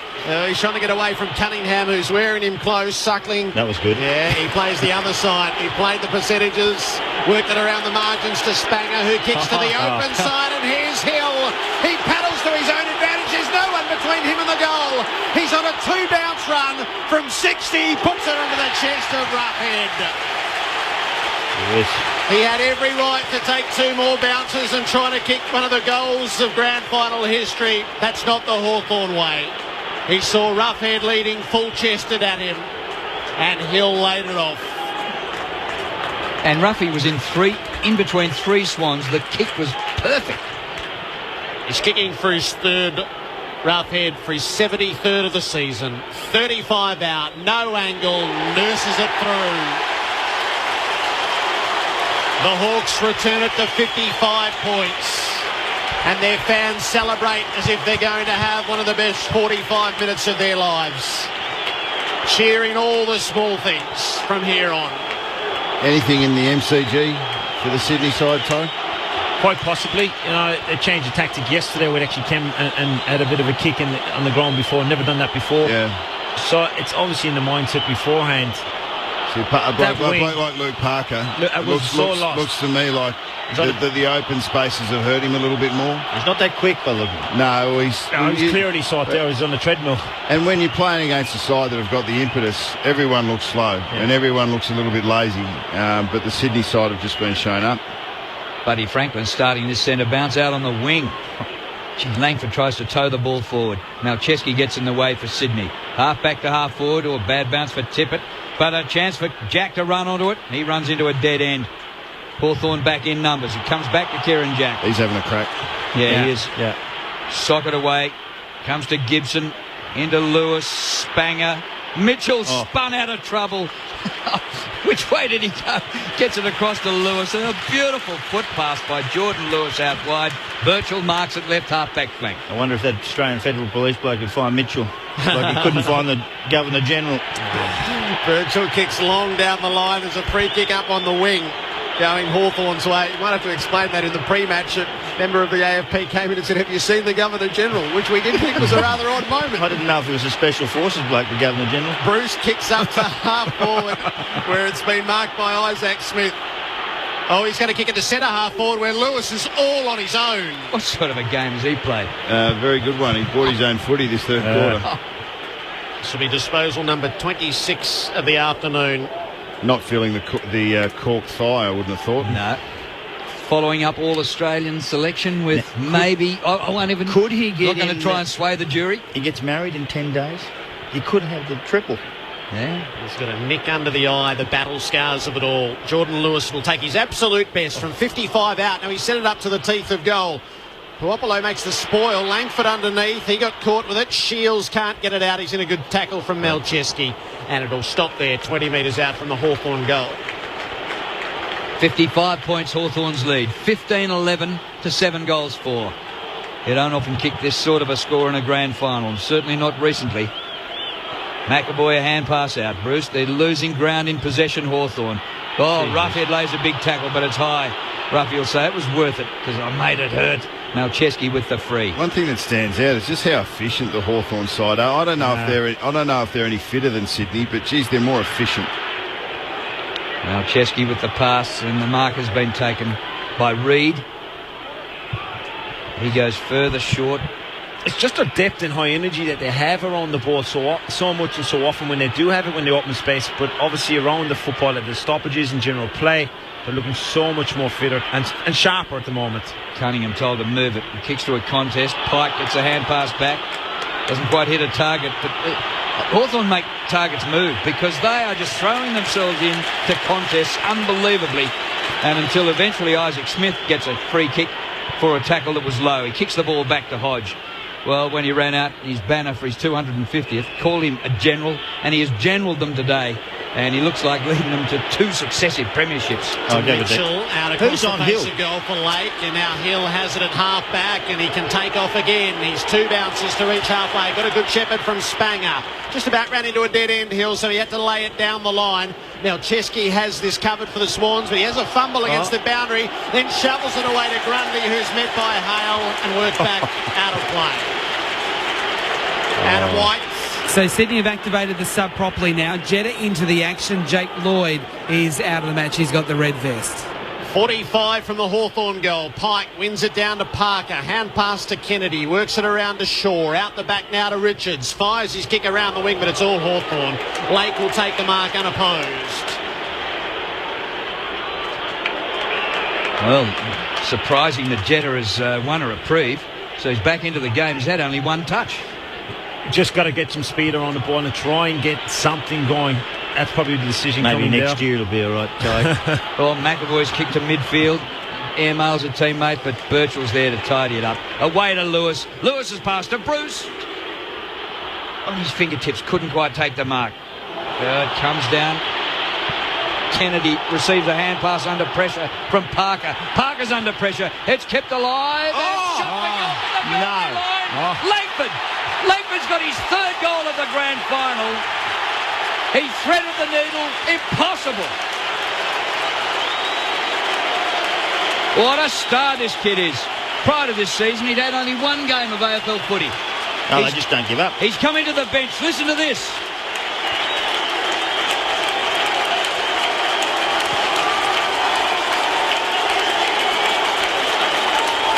That is an amazing goal. He's at the top of his game, isn't he? Oh, he's strong. He's a really tough kid, but if you look at him, he's a hard-running kid. He's strong. He doesn't give up. He wants to play. Very proud father who's a commissioner who played in the premiership for the Hawks as well. He's an example of what I think Hawthorn do. I mean, he's been built. They bring him along. He's been built by that football club to become the player he is. I agree. And he's got to take the credit, but the club as well. By 61. Swans almost won the clearance. Hodge repelled, but he kicked it straight to McVeigh out in the wing. He'll go for Tippett, who's in a 2-on-1 against, and the spoil was made in defence. Gathered by Gibson, shares it with Hodge and gets it back, and now to Lake and Gibson again. Delayed the hand pass, ran himself into a dead end, gave it to Lewis, who was in a tackle, trying to get it back to Gibson. Maybe too much there. Mitchell wins it back, though, like a terrier. He feeds it out to Hodge, who's a bit more judicious with it to Lake. His kick missed Bruce, and it slips out of play. You forgive him that one. It's out of play on the wing. Hodge's hand pass just had the backspin on it like a drop punt. It was just a pearler. Lace out hand pass. 16-11 to 7 goals for. Bird comes to the bench. Gary Rowan comes back on. 61 points, Drew. That's a long way up. There's no coming back from here. Oh, massive. I wonder what Port Adelaide think, because they're probably unlucky to lose last week to Hawthorn. They might think, gee, where's another bounce, another minute last week in the preliminary final. This could have been us toweling up Sydney. Adam White. Drew, Luke Hodge has had 20-something disposals. He's kicked the goal. He's done everything. He's also had a kiss. He's just kissed Lance Franklin at half-4 when they had an exchange before. Mitchell runs through the pack, goes without it though. Goods gets it for Sydney. Hand pass is good to McGlynn. McGlynn off the right, penetrates the 50. Tippett! With courage, running in the same direction as the ball. Magnificent by Kurt Tippett. A mark only 20 metres from goal.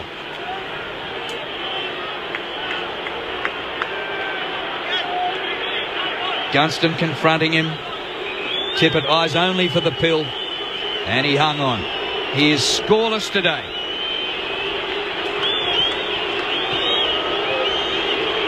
Punt road end. He steers it home. Barely a ripple of applause because the cause looks lost. Margin 55. Hawthorn 16-11 to 8-4. You spoke about the tactics of Hawthorn and who's on Brad Hill. You asked that about 5 minutes ago. Who is? Well, what they're doing is Sydney love to play that player that plays down loose. That we were talking about Nick Smith in the first quarter. Hawthorn have read the play beautifully. Yeah. Great tactics. Brad Hill has been the player that's played as that 6 forward more often than not. And if you're 30 centimetres away from Brad Hill, you're too far away. If you're 60 metres away from him, well, he can do whatever he wants because he runs that hard and he's been able to cut them up through the midfield in this, especially through the second and third quarters. 5-3 Hawthorn's way in this third term. McAvoy wins the tap. Jack worked off it by Burgoyne. Hand pass. There's no one going by initially. Isaac Smith threw it out. Franklin took it. Rioli grabbed hold of him. Hand pass found its way to Shaw. Kick up to half forward for the Swans. Bounces past the first pursuers. Gunston runs into Tippett. Had to get rid of it in a hurry. Stratton paddles it out for Lake. He's caught. Cunningham got him over the ball. It comes out the back. Goods lays the next tackle. And the Swans keep it 50 from their goal as they head to the punt road end. Well, at the moment, McVeigh's loose and still can't get a touch, so he's had a horrible day. Ball thrown up. Rioli, through the pack. That's what he was picked for. Left boot to ball. Here's McVeigh playing loose in defence. Takes the mark. He kicks to full forward. Tippett in a wrestle. And this time his opponent beats him late. So this bloke's come across from the Western Bulldogs. Played 3 years for Hawthorn. He's going to be a dual premiership player in 2 years. Life there. Yep. Lake kicks over half back. Rough head in the middle of the pack. No mark. Comes to the front. Ball runs out of play. Left half forward for Sydney. It's 107 to 52 and close to three-quarter time. Left half forward for the Swans. Pike against McAvoy at the throw-in. Rioli's up hunting the footy. The tap came his way. He tapped it forward, tried to open things up for Shields. He got crunched from 2 directions. And they'll peel him up and ball it up again.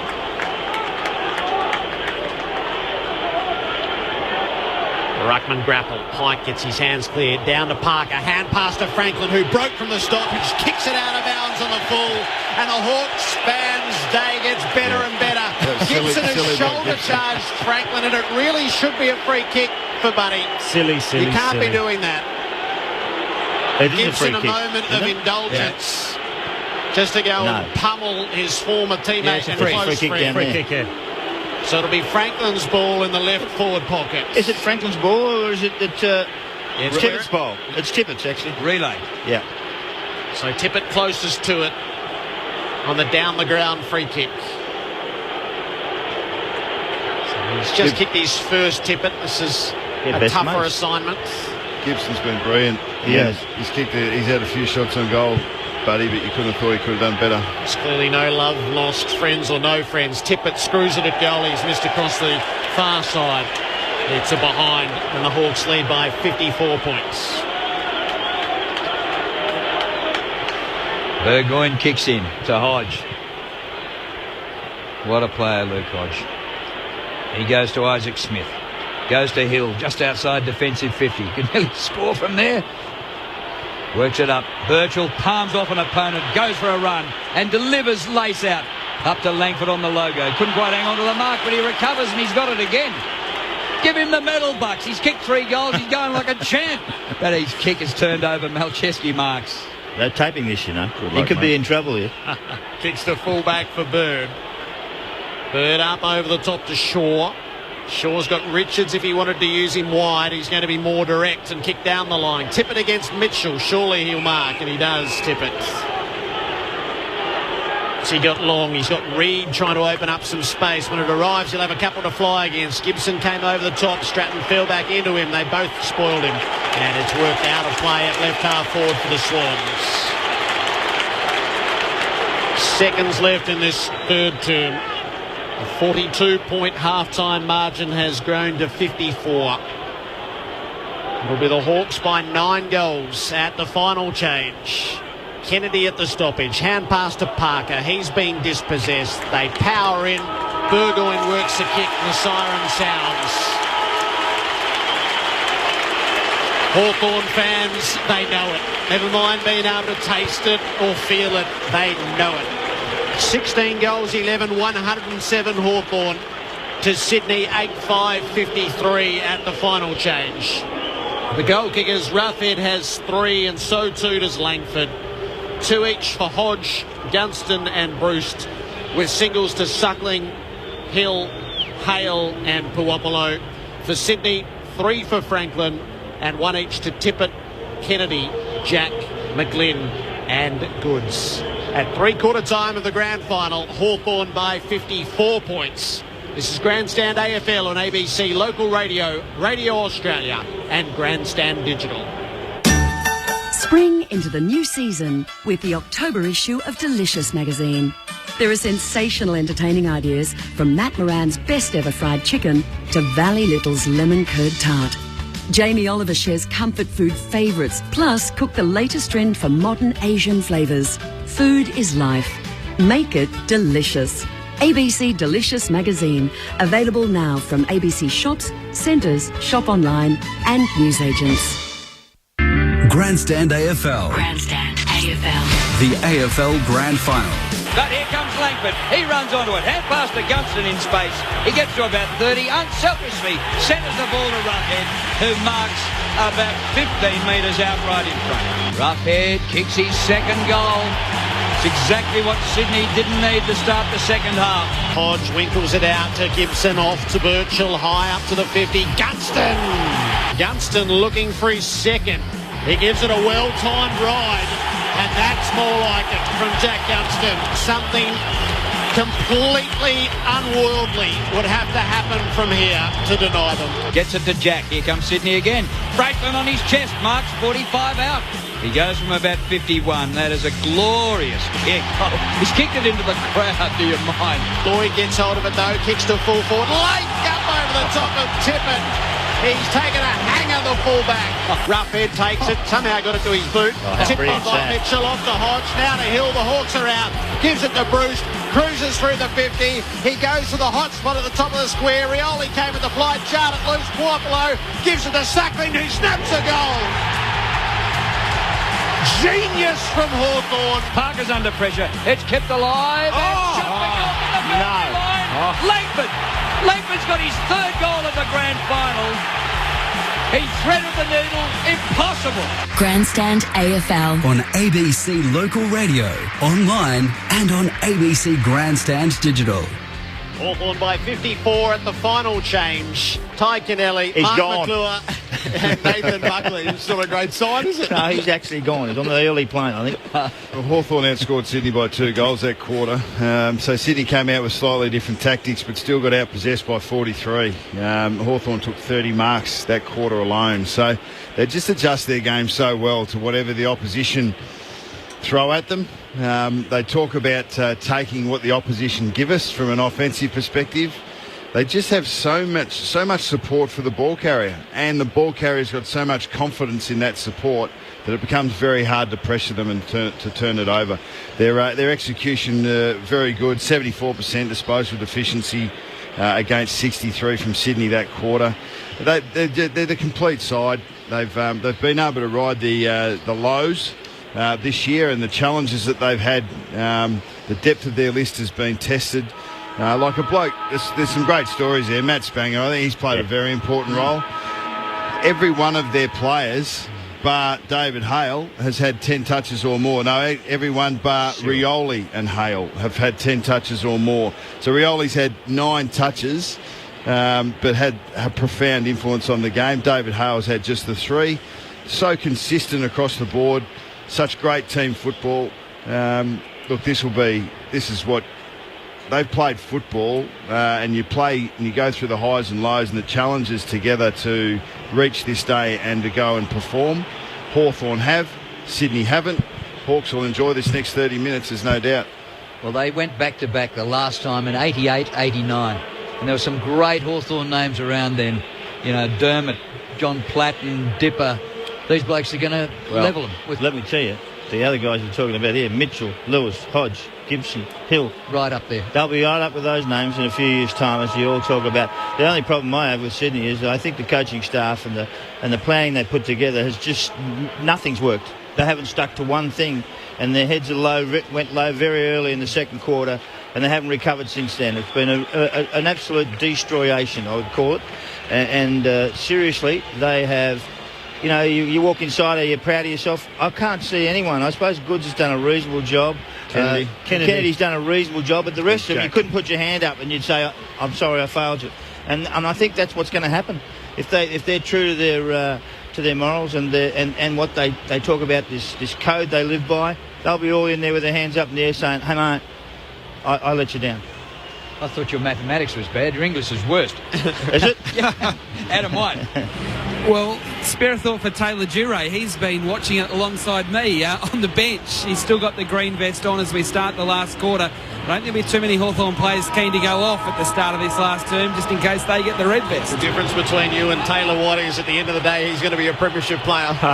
Celebrating on the field. When you both leave your seats. Correct. Into the final term on Grandstand AFL. It's Hawthorn by 54 points. It's a battle for the ball in the middle initially. It spills the way of McGlynn. His kick is partially smothered by Gibson. Hodge is after the spillage. Goods is after him. Goods went over the top. Hodge released it. Off to Suckling. High to half forward. Gunston cleared the way. Richards made the spoil, but straight down to Shields. Back to Gibson. Up to half forward where Isaac Smith ran into space. And he can use it short because Brewster's presented for him in the pocket. All on his own. Bruce started at the centre bounce and has pushed forward from there. They do it so well. They're just so well drilled. All right, I'll start in the middle and I'm going to push forward and you start forward and then you go in the guts. And it's just those little flicks. Hawthorn know exactly what they're doing. It just asks the question of the opposition. The All-Australian half-forward Luke Bruce kicking for his third in the grand final. He sets it on its way. It's beautiful, as is everything the brown and gold have done this afternoon. Bruce emphasises his status in the game with 3 in the big one. The Hawks by 60 points. And it's that high rotation that does upset you as a defender. And obviously you know what's happening, but you're still conscious of going in with your opponent or not at a stoppage or at the centre bounce or who's coming out. Sometimes the mids are obviously ball focused and they slip through you. But for me, they're getting smashed now, and the outside speed probably from day dot is a question mark through the whole game. But Sydney's speed has been questioned. It's obviously coming to a work rate now, but the speed now is clearly a standoff. Luke Bruce only kicked 1 last year in the grand final win against Fremantle Dockers. He's got 3 today after just a couple of average finals leading into today. But everyone playing their part. Gibson on all fours gets the hand pass back. Hospital ball. Mitchell can't gouge it out. The umpire will restart with a throw-up. Hawthorn 17-11, Sydney 8 goals 5. Hawks were great last year and they won the flag with Buddy, and they're going to win it this year without him. Not only that, again him. Cleared by Shields for Hawthorn to the 50. Rioli a chance. Oh, he just slipped over at the last moment. Grundy there for Sydney. They take it to the line. It's out of play just outside the forward 50. Cyril started the game. There was conjecture as to whether he might start with the vest. He's been there. He's contributed. I wonder if he's going to contribute with a goal in the last quarter. Hawks by 10 goals neat. Lewis flips it out of the stoppage. Didn't quite work that time. Jack to Kennedy. Sideways to Melcheski. He'll kick into midfield and put it out in front of McVeigh. He's got time to gather. Rioli's in pursuit, so his time closed up. Oh, he shirked the tackle. Good play by McVeigh. Goes long to Franklin, who's got the sit on Stratton. Couldn't mark, does gather. Stratton wraps him up. Franklin hand passes up to full forward where Suckling just got a toe on it to keep it away from Tippett and through for a rush behind. Hawks by 59. Whitey? A couple of anxious moments there. Cyril Rioli when he lunged for that tackle.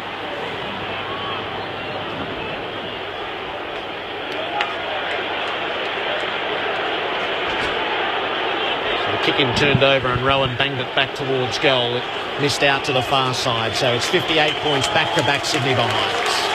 Obviously, John Lomo's trying to swing a few things around. He started Gary Rowan forward in this last quarter. It's so difficult as a forward, let alone be a defender in this game, and putting Gary Rowan forward when he's not having the best days. Interesting decision.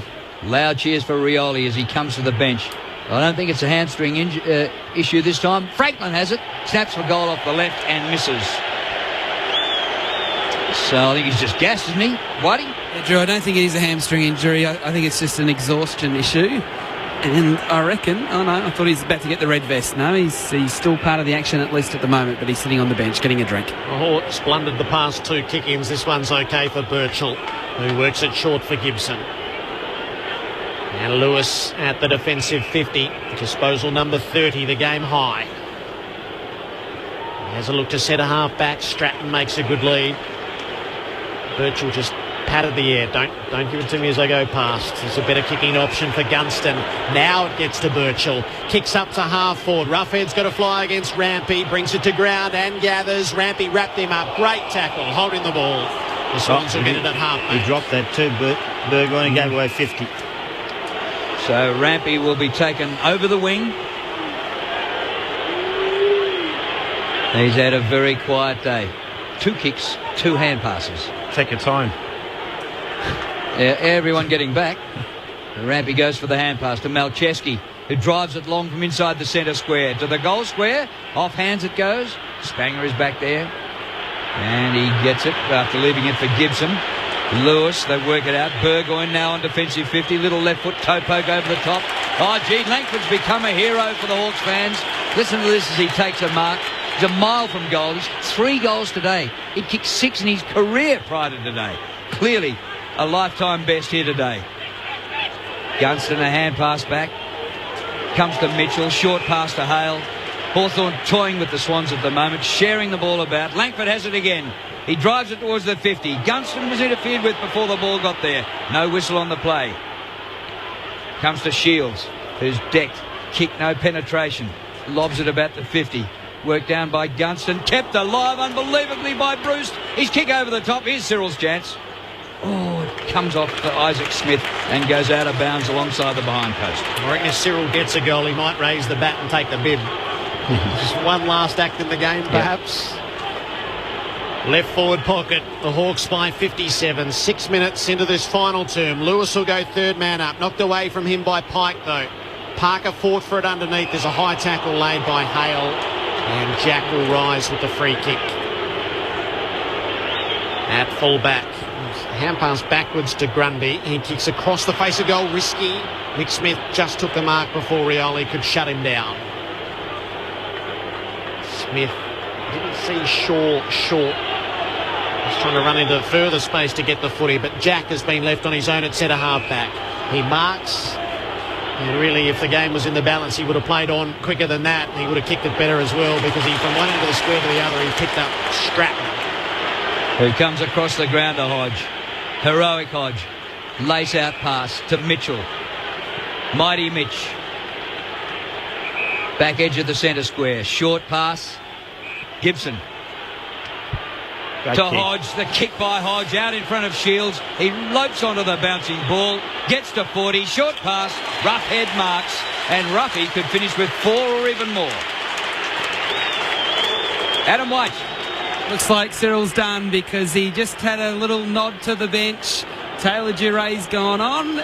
No, Cyril, you don't take the green one, you take the red one, mate. He took the wrong one. So Cyril out of the game, but he's had a huge impact and he's going to be a 3-time premiership player. And I see he was getting hugs from teammates for his contribution.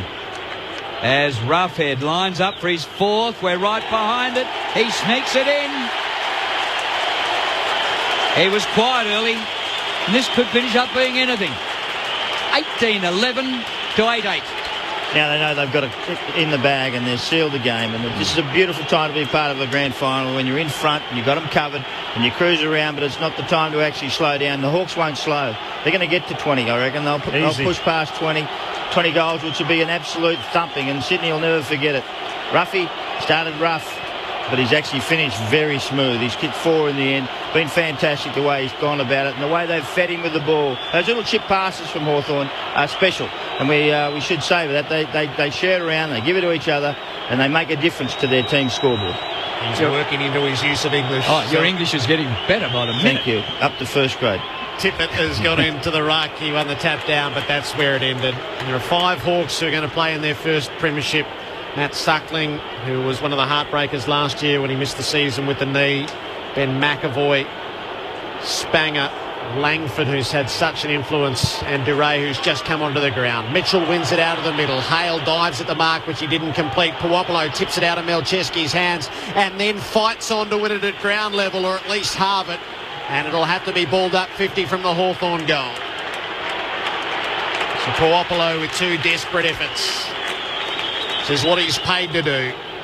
McAvoy spikes it forward. Isaac Smith was the target.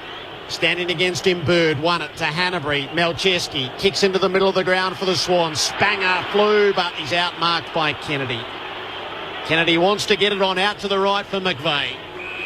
Goods wants it up in the pocket. Shaw runs past a receiver, hand pass. That's where it goes. Shaw closes to 60. He'll kick it for Goods. He hasn't given him much room to work in, but the champ still took the mark. He runs around and Goods snaps a goal for old time's sake. He has tried his heart out in what might prove to be his final game. And the Australian of the Year kicks a goal on one of the nation's great days. It's the Hawks by 57 points. Game just petering out as you'd expect with the scoreboard looking as it does. But Hawthorn just have continued to answer any challenge that Sydney have thrown at them, to the point where Sydney have become disheartened. You can see there's a couple of guys that are putting in special efforts, and Goods is one of those. I thought Kieran Jack stood up in the second half, and Kennedy throughout the game's had a real crack. But too much left to too few for Sydney today. Roughhead went to the bench and gave a warm hug to Cyril Rioli. Hawks break from the middle again. Hodge, absolutely sensational. All the way to full forward. But Grundy takes the mark in defence for the Swans. Off to Shaw. His kick doesn't hit a target. Gives Sammy Mitchell a chance. He gets the hand pass to Lewis. Back to Mitchell. 65 from goal. Mitchell a standing start. High ball to full forward over the head of McAvoy. Gary Rowan gets back and marks for Sydney. Hand pass away to Shaw. He's kicked it to green grass. There's nobody there wearing a Swans jumper. Here's Duray, the sub on for Hawthorn. His first possession's a pearler. A hand pass to Hodge. His kick not great this time. On the bounce and at the bootlaces of his teammate. Made it tough. Taken away by Shaw for Sydney. He kicks over the top. Reed's had an absolute Barry Crocker. And he's ridden into the ground by Duray, the sub. And the ball spills out of play. Yeah, he's no good, Sam. He's hobbling off there and hasn't had a great day. Look, he's not the only one, but he's certainly looking extremely sore at the minute. Hawks by 57, not quite at the halfway mark of this final term. Tipped down to Burgoyne, uses it to Shields. Birchall, Duray, they both had 2 hand passes, and Duray was able to find the way through. His kick goes up to half forward. McAvoy makes the spoil down to Gunston onto the outside of the boot. He'll get it up to full forward. Rowan went with the flight. Good mark in defence by the speedster. He goes out the far side for McVeigh. He makes the space 60 away from defensive goal. Bit of a party trick with Gunston. Kicks down the line to Hanbury. Hanbury quick inside the 50. Franklin one-on-one with Lake. Lake gets the fist in. But he gave away the free kick for a hold. I'm not sure about that. He beat Franklin fair and square with the fist. And he just momentarily had hold of the front of the jumper. I don't think that should be paid. Franklin will kick a goal in every term if he can slot this. He does. It's his best grand final return at 4 goals too, but it's not going to amount to much. The Hawks by 51 at the 13-minute mark of the final term, 18-11 to 10-8. And just a bit of aggressive ball use. It was a super kick from Jared McVeigh, and they hadn't had many opportunities with the corridor open, and took the risk into Dan Hanbury, and just giving him the opportunity, one-on-one, too few opportunities for Buddy Franklin, 1 out and 30 yards out, and he's always going to win his fair share or get a free kick or get the ball to ground, but just not enough ball obviously for Sydney to have the opportunity for him to be aggressive with the ball, but to create the opportunity inside 50. Glorious sunny afternoon now, but ironically the lights are on here at the MCG. Massive crowd. numbers, I'd reckon, about even in the crowd between Sydney fans and Hawthorn fans. Lewis clears out of the middle. Hill runs onto it and marks. You can make a case that he's better than his older brother Stephen Hill of Fremantle. And this young fella's going to be 2 premierships by the age of 21. Phenomenal. Back he goes. Birchall short pass and gets the sub-Duray into the game, and he marks on centre wing. Gibson runs into space, being picked up by his mate Buddy. Gibson takes the mark. Bandaged around the head. Franklin's kick 4, Roughhead's kick 4. Might be interesting to see who wins that race. Gibson off the left, kicks to full forward, a high ball, a power, Gunston up a mile, couldn't take the mark. Langford receives a hand pass from Hale and snaps for his 4th, but it's across the face and out of bounds on the full. Oh, get in the votes, young fella. Will Langford. He does this all the time, Bucks. Does he? You know what you do? You just push him out. Don't put him in. Jeter on the long restart, no good. Stratton into the pack to take the mark. I'm tipping he'd be in the votes. He might be on Don't the podium. wear yourself out. Might be on the Short podium. to Burgoyne. Burgoyne from 52. He's lashed it at goal. And Sean Burgoyne celebrates in his 5th grand final. He's going to win a 3rd premiership medallion. One of his best from outside the 50. So influential early. And with a neat finish late. Hawks by 57. Such a professional unit, aren't they? And so consistent across the board. Burgoyne had 10 touches in the first quarter. He's only had 10 since. But as I said, if one guy's sort of having a bit of a quiet patch, and you got 3 or 4 that come up and fill his stead. So just been so dominant around the ball. Lewis, Mitchell, Hodge, Burgoyne himself, Liam Shields and Brad Hill on the wings. Lake and Gibson, Spanger, Stratton looking after the back line, and then those dangerous forwards around Roughhead. Great side. This will be Hawthorn's 12th premiership, so they're getting up there amongst the big boys, and for 30, 40 years they were the easy beats of the competition. Bounce in the middle goes to nothing, and the umpire comes in to throw it up. Ball comes down Sydney's way. Bird a hand pass back to Shaw. A high spinning ball inside the 50. Buddy flew, couldn't take a mark. Comes to the front, Duray. The Sheridan defence. Now finishes up with Shields. Short pass to Langford. In the blue boots and the blonde hair. Langford's kick to centre wing. Lewis stands underneath pressure. Takes the mark as Grundy was coming hard at him. Lewis, what a game again. Out to Duray, who's racking up the touches in the last quarter. What a kick to Gunston. Oh, but at the last moment, Gary Rowan got a fist of the ball and saw it out of play. It's at 6 already, Drew. Hawks by 57. Throw it in the left forward pocket. And finish off to the punt road ends. Hale and Pike grapple for position. Pike down to Rowan. Off to Kennedy. Out to the side. Didn't find Shaw. He tumbles it around the boundary. He's kicked it deliberately over. The umpire says throw it in. So your premiership was a close one, so you didn't get a chance to celebrate until right at the end. Sellers, most of yours were close, weren't they? Yeah. So this but is we unusual. played Collingwood, so it didn't matter too much. It just, twice. Oh, but you didn't have time to celebrate and soak it in during the game? Oh, last 5 minutes, that's it. Canterbury to Shaw, worked it around to Bird out of half back. Kick up for Tippett, the spoil made by Lake. And again, he sees it out of play.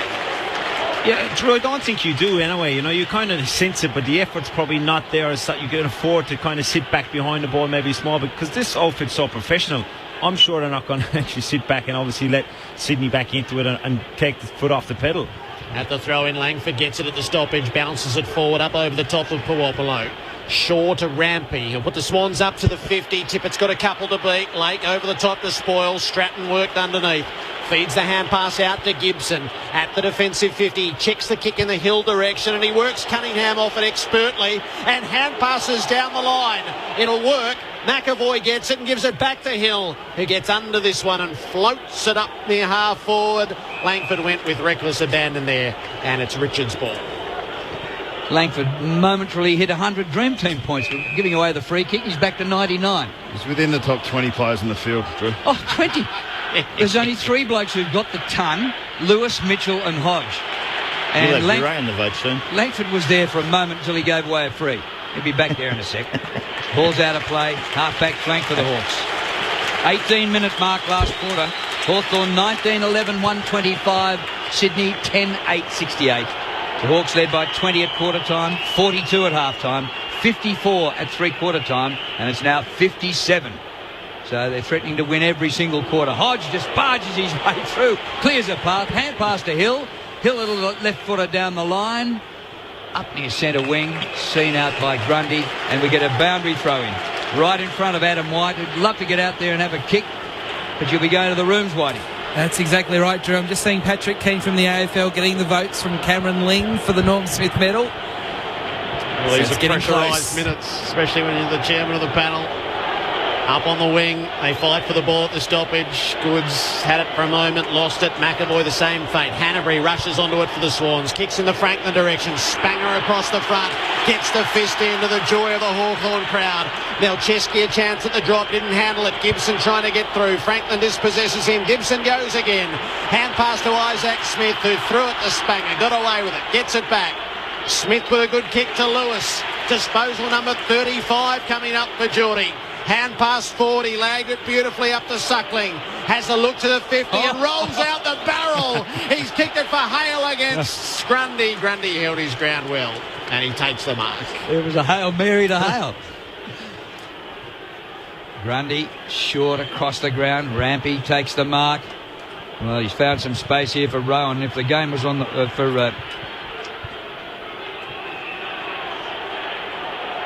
McGlynn, if the game was on the line, McGlynn could have gone for a bit of a gallop. He works it up in the full forward.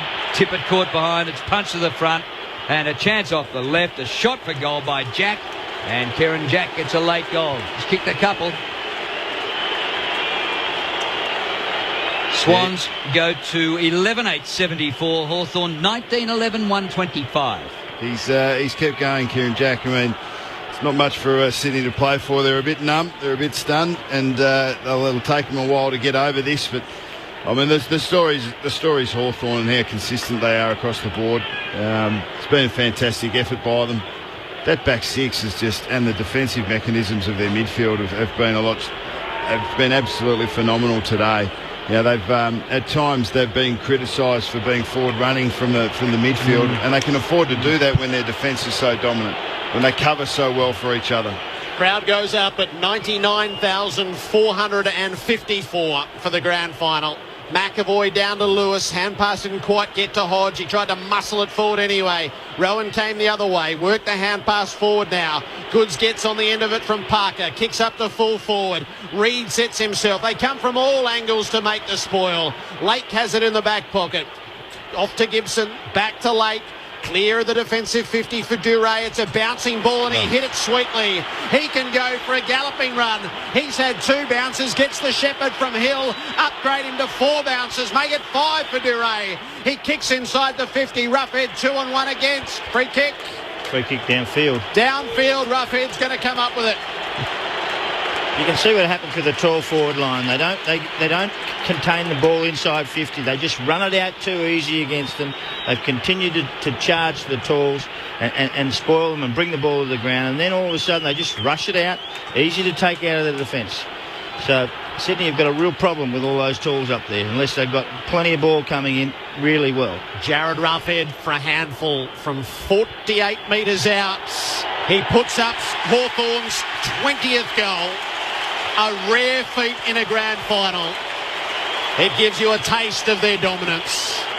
First time since 2007 we've had a team kick 20 goals.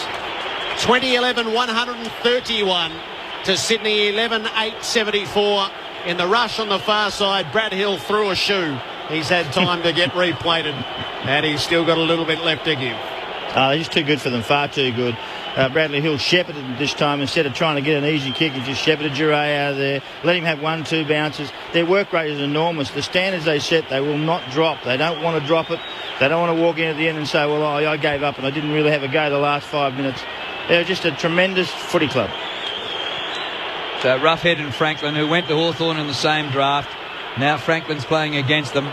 Roughhead 5, Franklin 4 goals. Here come the Hawks again. There's more on offer. The hand pass comes to Isaac Smith. Can he kick a goal? He gives it off unselfishly, and Burgoyne has taken the mark about 40 metres from goal.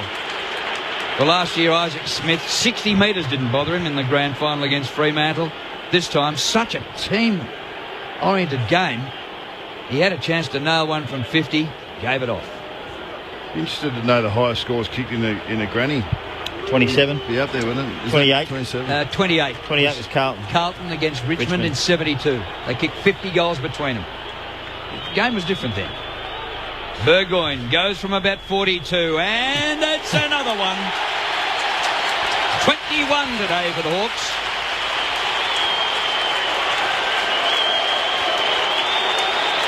The margin 63. Hawthorn 21-11. Sydney 11 goals 8. We talk about 100 points being that sort of tipping point. I mean, Hawthorn regularly kick 120s, 130s. I mean, it's pretty hard against good opposition too, and it's pretty hard to win a game when the opposition's kicking the scores like that. We talk about Sydney being the best defensive unit for the year, rated number 1 in so many categories. Well, they've had 21 goals kicked against them, 32 scoring shots from 61 inside 50s. I mean, that's a not too shabby offensive effort, is it? Average 112 for the year. And Sydney averaged 67 against. When the Hawks went back-to-back in 89, they kicked 144 points to do so. They've got 137 in the quest for the same. Tippett wins a free kick in the middle, and he blazes the Swans up towards the 50. Late protects the space perfectly and allows Stratton to come back and take the mark. Out to the side for Gibson. Gibson has Bruce on shorts. He stepped off his line, he didn't kick, so he's called to play on now, and he'll have to kick to a contest, which Hanbury closes on, and he takes the mark low down. He's up to go, he's called to play on, he dropped the footy, gets it back, wobbles it up to half forward. Isaac Smith wins it away from Kennedy, hand pass to Hill, who threatens to get through once and gets through it the second time. Hand pass to Mitchell, onto the right boot for Hodge, it wouldn't have been 15. Out to the side now for Burchell. The Hawks mass out on the members' wing. Kick for Burgoyne. There's 3 guys standing there, but no one near them. Yep. It's unbelievable. Hodge will run into the space to take the mark. And a moment of gratitude from those in the brown and gold. For their leader. Standing and applauding their captain. He kicks down the line. Maybe like Bradman with tears in his eyes. He couldn't see where he was going. Knocked away and intercepted. Kennedy second ball. Kicks up the wing. It's not about it at all. Parker got cannoned into. Stratton came with the flight. It's a Hawthorn ball after all that. Parker is very much the worse for wear. Yeah, Stratton was flat out, wasn't he? And Stratton comes out wide to Hodge. Oh, he turns inboard. Beautiful football. Showed it to the opposition. Took it away from Cunningham. But then he coughed it up. Oh. Well, he has played some sort of a game jetter.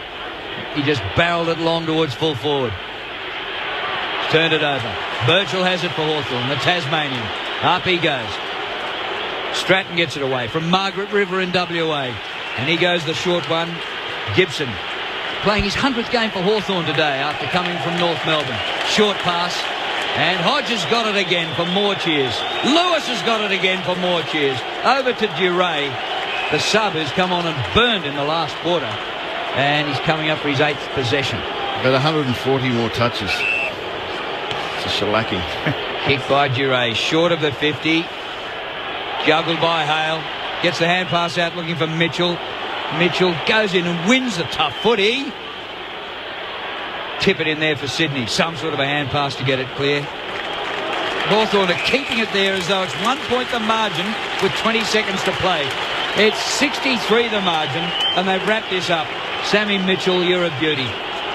Dream Team points, Hodge 154, Lewis 138, Mitchell 136. Lewis went third man up. Parker, though, gets on it for the Swans. Malcheski gets mown down by Bruce, and he'll win holding the ball. Bruce at left half forward, kicks inside the 50, Gunston up. They scrambled the defence to make the spoils. Shaw wobbles it out through centre half back. Spanger's going to win it back. Hand pass to Suckling. Off now to Duray. Out the back for Lake. Flips it up over the top to Stratton. He's in open space. Stratton will kick it up to full forward. There's nobody home though. Cunningham with Langford to battle against, and it rolls away in the forward pocket and out of play. But even that kick, I mean, Stratton had a look, no option to go to. They just kicked the grass and let a ball ground level player try and compete for it or take the stoppage. Buddy back in midfield with hands on his head. Oh, Burgoyne bursts through that pack, wins the footy, but kicks out of bounds on the full, missing the behind post. Just over a minute remaining, and what a win this has been for the Hawks. Interesting to see the reaction amongst Hawthorn players and Franklin at the final siren. 11 players have had 20 disposals or more, 11 Hawks players. 51 weeks ago, it was the biggest news story for yonks. Franklin going to the Sydney Swans, good heavens. What's uncontested possession count? Hanbury has it to Sydney. He kicks for Franklin. He gets it on the bounce. He's got Birchall to beat. He kicked from about 75. He's kicked it a long way. It bounds on its point in the goal square and comes back to the general. Hodge has it, doing work at both ends of the ground. Just a phenomenal day for Hodgie. Plus 130. Uncontested possession. Shields received it from Hodge and he uses it short for Mitchell. He's going to be one of 6 Hawthorn triple premiership players, and you can throw Burgoyne in as well. 1 with Port and 2 with Hawthorn. Mitchell dances with it in the back pocket, had a bounce. He kicks around the wing, Bruce in front of Shaw. It's a free kick going Bruce's way. Langford claims the advantage. Hand pass to Hale. Gives it up to Roughhead. Could they kick one more on the way out? Up for Burgoyne. He has a look inside the 50. There's nobody home. Spanger wants it desperately and the fans want it to go there. Here's the kick for Spanger. He sets himself. He couldn't get there. Richards intercepts. Gives it to McGlynn as the seconds tick down. And this proves that the Hawks are masters of their craft. Despite all the adversity and the steepling difficulty of the season, Hawthorn goes back-to-back, thrashing the Swans by 63 points.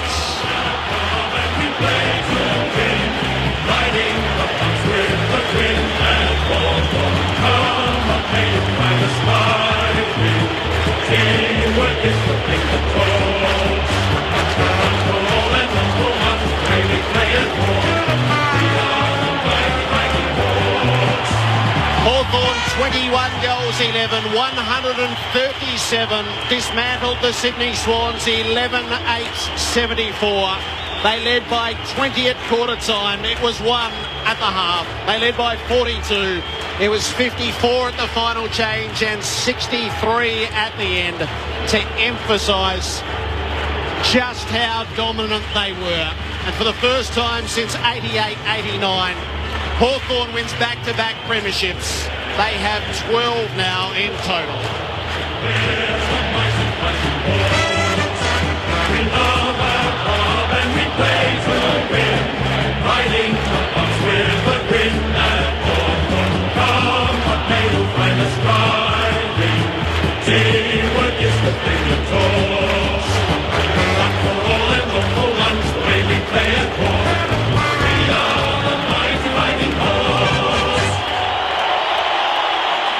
Jared Roughhead kicked 5 goals for the winners. Luke Bruce and Will Langford 3 each. There were 2 for Sean Burgoyne, Luke Hodge and Jack Gunston, with singles to Suckling, Hill, Hale and Puopolo. For the Swans, Lance Franklin booted 4, but he's watched his former teammates claim the flag. 2 each for Jack and Goods, with singles to Tippett, Kennedy and McGlynn. And the stories out in the middle. 5 first-time premiership players for the Hawks, 7 triple premiership players. And the likes of Duray and Spanger and Langford, who have done it the hard way to be here. They share the accolades with what will become some of the great names in Hawthorn history. Roughhead, Lewis, Mitchell, Burgoyne, Birchall, Hodge and Rioli. All 3-time premiership players, and Alistair Clarkson, who has led them so well. They've kept it together just brilliantly throughout, and then at the end, that's an exclamation point on the season. Unbelievable, Jared. They're great to watch. You've got to give them that. They're exciting to watch. They're brilliant in how they use the ball, and some gutsy selections to start the week with Rioli and McAvoy to come in. You know, Segler and Simpson go out and they cop it sweet. They're probably out there congratulating the players who go. That's the culture of this football club.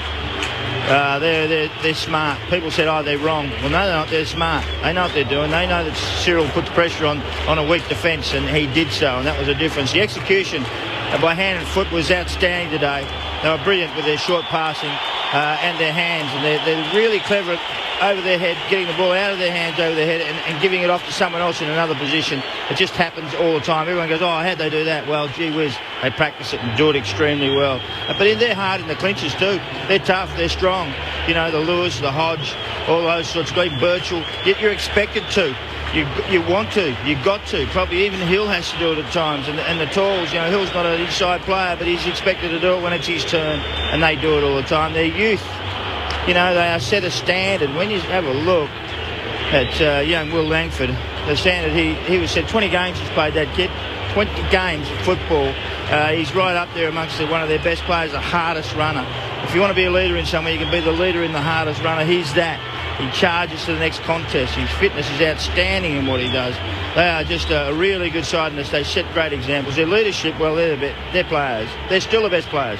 Lewis, Hodge, Mitchell, Gibson, Birchall, Burgoyne. Away you go, keep going. All the great players play on the top. They still keep pushing themselves to higher heights, to as high as they can possibly get, and they continue to do it. Their culture is one to be. It's an example for everyone else in the competition to reach. And I reckon what I like about them, they share and care to each other. They really do share the ball around. They're fantastic in the way they do it, and they're going to be hard. They were hard to beat 3 times in a row. Can they make it 4 grand finals in a row? They bring in a Lake who come from the Doggies. He had to lose 9 kilos to meet their standards. He did so. Played in 2 premierships in a row. Pretty ringing endorsement, you would call it, for a wonderful footy club. One of the warmest hugs out there was the coach went over to Rioli, nearly lifted him off the ground. He hugged him that hard because he vindicated the selectors' decision to put Cyril in. And a good moment too between McAvoy and Segler. Segler missed out. McAvoy went over and gave him a warm hug. A mate of yours who you spent plenty of time with on Fox 360, 200 games, missed out towards the end of the season. He's out there.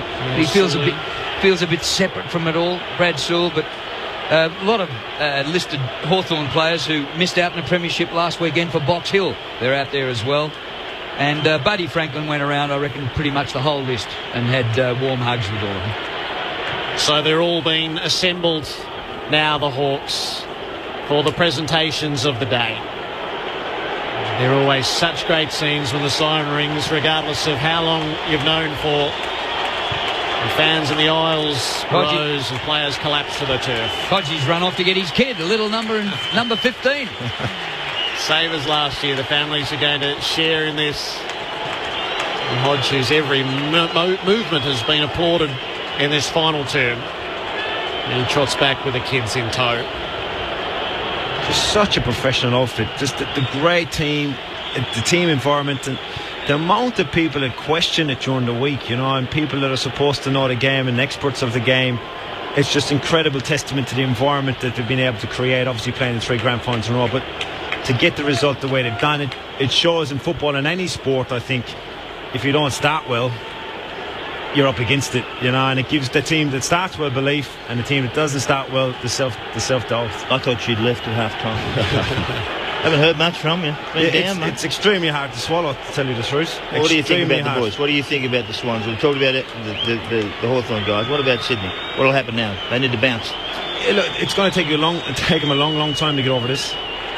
Look, it's extremely difficult, but it's not about Sydney at the minute. For me, it's all Hawthorn. What this club has been able to produce, and you know, not too long ago, in 1996, they were nearly gone.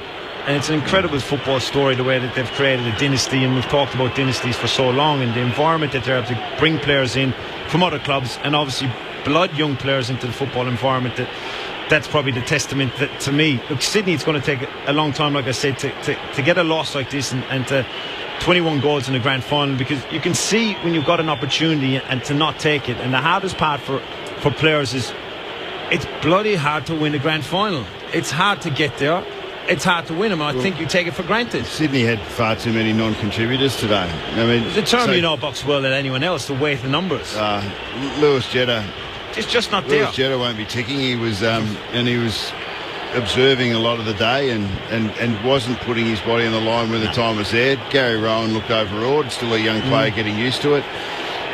Craig Bird came in, did okay in the second half. Sam Reid was quiet. You talk about culture, quiet. They basically were ineffective. And when you have half a dozen, if you have 2 or 3 players that don't play their role, you're knackered. If you've got 6, 7 or 8 that go nowhere near it, well then you're absolutely uncompetitive, and that's what we've seen. Talk about culture. I mean, the clubs that we admire for their culture, and Sydney's right up there with the way that they've carried themselves and the way they've gone about it, and that just gives even more credence and credit to what Hawthorn have been able to do today and throughout the year. Dismantled them completely, didn't they? Just took away their air. I think it was a shock as well. The shock, I think, the way they actually attacked them early in Sydney, hadn't prepared for it. Or took it for granted, like we talked, the way they actually came into the grand final. So out of 10, how close did Hawthorn play to their best, and how close did Sydney play to theirs? What do you got, Ty?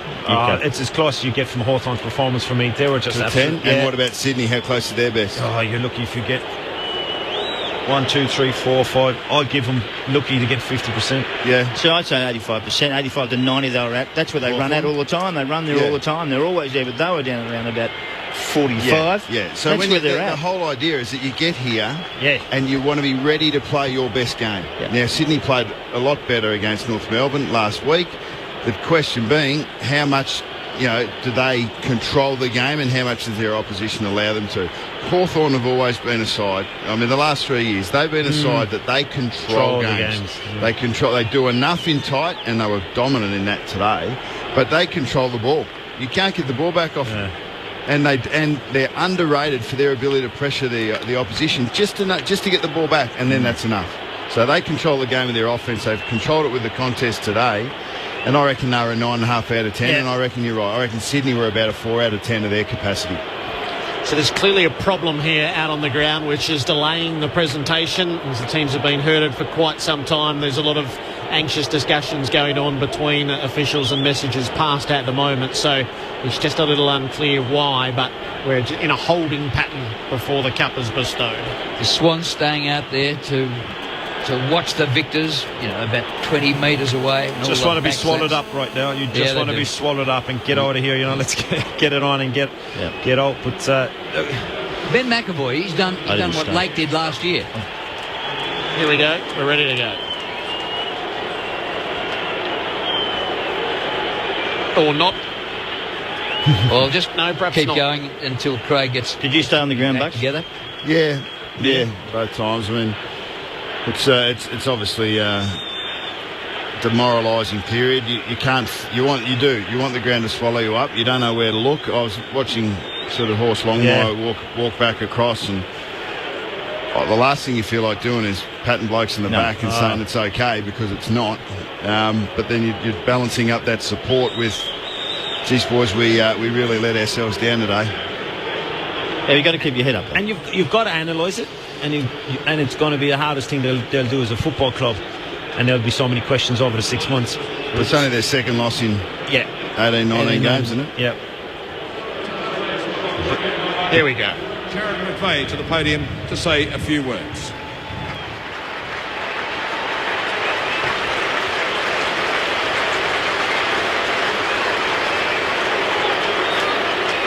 Firstly, to Clarko, Hodgie and the Hawthorn team, the challenges overcome this year has been an unbelievable effort, and to go back-to-back, you're a really respected team, and it's a team we aspire to be like. Thank you to our sponsors, to QBE, to City, to Volkswagen. We thank you for your continued support. To our fans, we're sorry we let you down today, but thank you for cheering us on all year. We'll be back next year. To the AFL and their sponsors, we thank you for today. Unbelievable crowd, and once again a great showpiece for our game. To our boys, commiserations. We're going to have to get better and improve, and we'll be back here next year. Thank you. Jared, thank you. I look forward to seeing you and the Swans in season 2015. Ladies and gentlemen, would you now welcome former North Melbourne Premiership player, a man who won the Norm Smith Medal in 1996, shin boner of the century, Glenn Archer, to present the Norm Smith Medal to the player adjudged as best of field in the 2014 Toyota AFL Grand Final.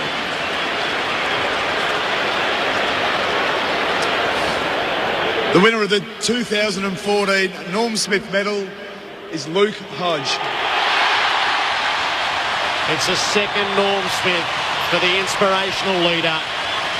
Luke Hodge with 35 disposals, 21 kicks, 14 hand passes, 10 contested possessions, 12 marks, 4 clearances, 4 tackles. But for the generalship of it all, Luke Hodge hailed again.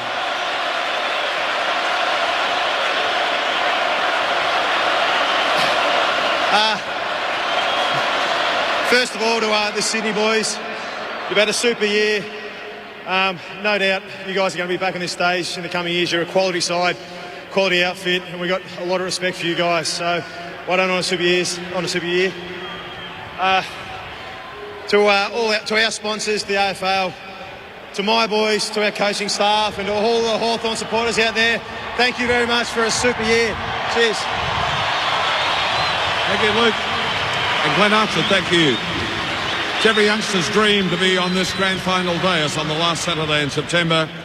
We have 22 very excited young NAB AFL Auskick participants who will now present medallions to each player. The premiership team, Hawthorn, starting with number 2, Jared Ruffhead. 5 goals for Ruffhead in his 13 disposals. He took 5 marks. He put his print on the preliminary final and followed up, did it again in the granny. Number 3, Jordan Lewis. Well, what a week. All-Australian for the first time. A massive grand final. 37 disposals and gets married in, 10 days? He was my Number choice 4, for the award. Matt Suckling. He missed it last year after a knee injury wrecked his season. He had a late hiccup, but here he is with a premiership medallion. Number 5, Sam Mitchell. 33 possessions for him, 12 of them contested. His third premiership. He was good in the first half when the game was won. Number 6, Josh Gibson. Pitted himself against his friend Lance Franklin and had 32 disposals out of the back line. Gibson has been 5 years a Hawk. He's a 2-time premiership player. Number 7, Ben McAvoy. Well, he's done what Brian Lake did last year. Transferred clubs, got a premiership in his first year. Former Saint, came across to Hawthorn for a draft pick, and Savage went to St Kilda.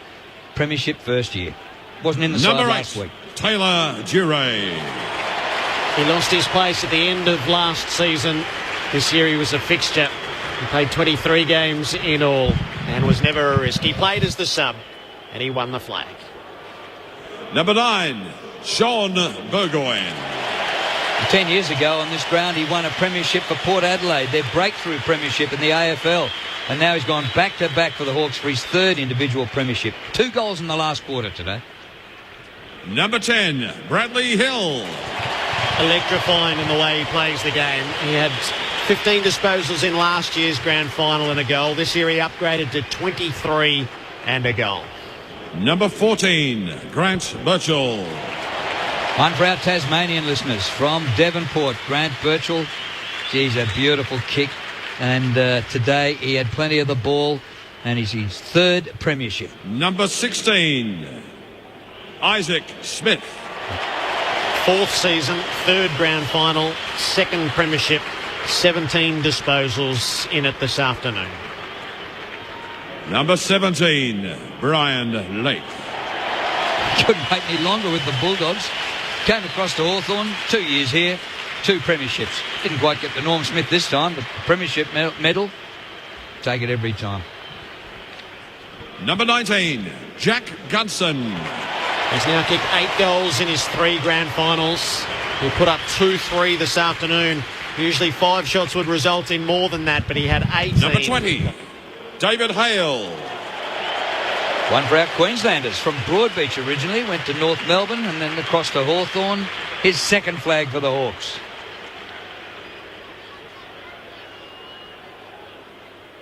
number 22, Luke Bruce. The crowd knows how to greet Luke Bruce, the All-Australian half-forward who was sizzling around goal this year, and he kicked 3 goals, 1 in the number big one. 24, Ben Stratton. From Western Australia, Ben Stratton. He had 22 touches today, 10 of them contested, 5 marks. Part of a big defence. Number 26, Liam Shields. You can miss him given all the big names around him. They don't. He's had 22 disposals today. And hit 2 as his second premiership. Number 27, and what a journey, Matt Spanger. Cult hero, all right. Got a flag last year for Box Hill, Hawthorn's reserves.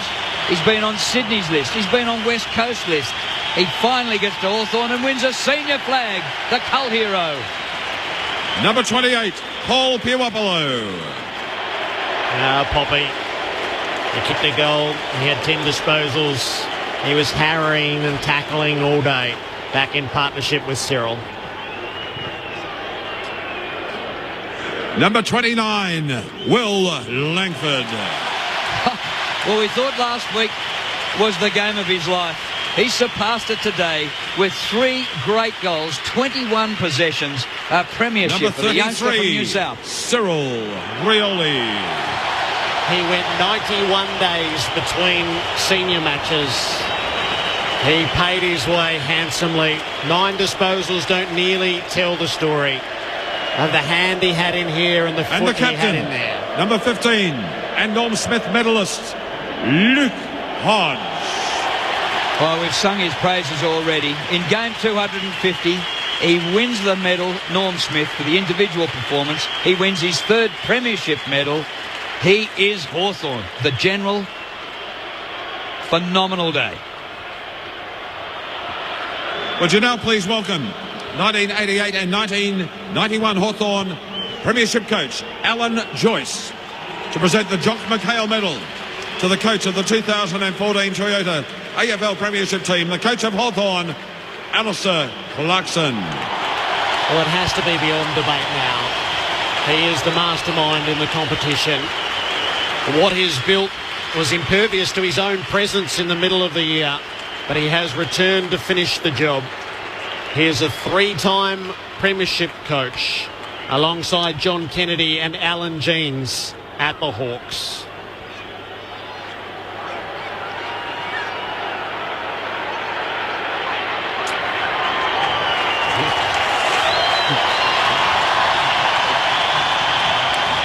It's a big grin from the coach. Thank you. Such a proud moment for our footy club. See so much gold in the crowd. It's just magnificent to stand at this podium and be premiership winners in 2014.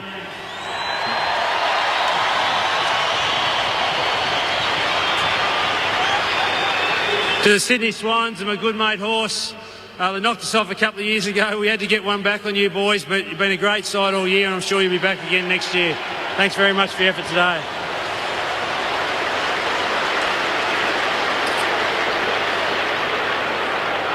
To the Hawthorn Footy Club and their sponsors, Ricoh and Adidas, also Bupa, our great sponsors down in Tassie. We'll be bringing the cup down to you on Wednesday, I think, which is going to be fantastic. And also, Bupa have been a great contributor to our footy club for a long, long period of time. And I'm sure Peter Hudson's going to enjoy this one this week. To the AFL, to Gil and Mike and all the team, Dougie, you'll be enjoying this tonight, Dougie, just like we will. But thanks for all the support. Great competition. Filled this stadium on grand final days, a magnificent effort. And we're very, very happy that we got the cup this week.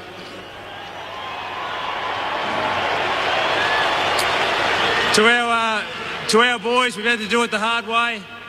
Super effort. Hodgie will speak more about it in a tick, but I just want to acknowledge one little fella who filled in for 5 weeks throughout the course of the year in my absence, Brendan Bolton. Thanks, champ.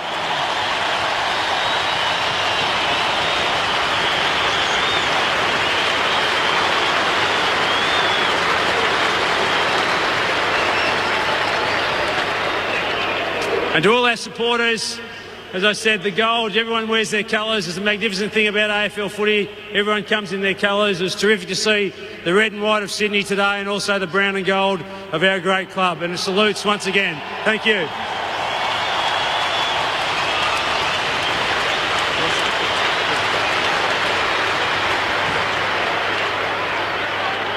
Just following on from what Clark said before, to John, Jared, Kieran, the Sydney boys, as I said before, we respect you guys so much, hold you in high regard. We've had some battles over the last 2 or 3 years and we know it's going to continue, so we've got the utmost respect for you guys, but on a great year.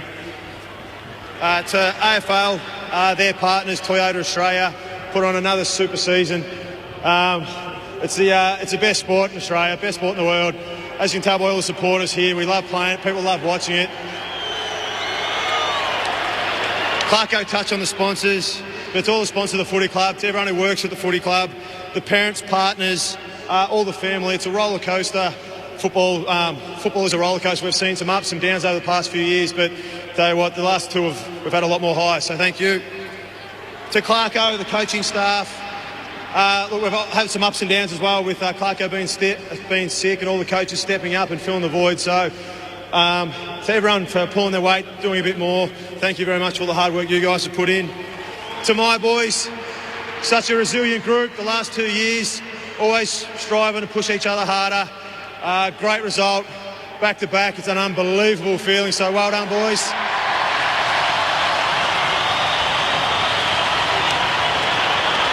And finally, to the Hawthorn supporters, everyone here, everyone at home, everyone with the brown and gold, thank you very much for your support over the last few years. You're outstanding.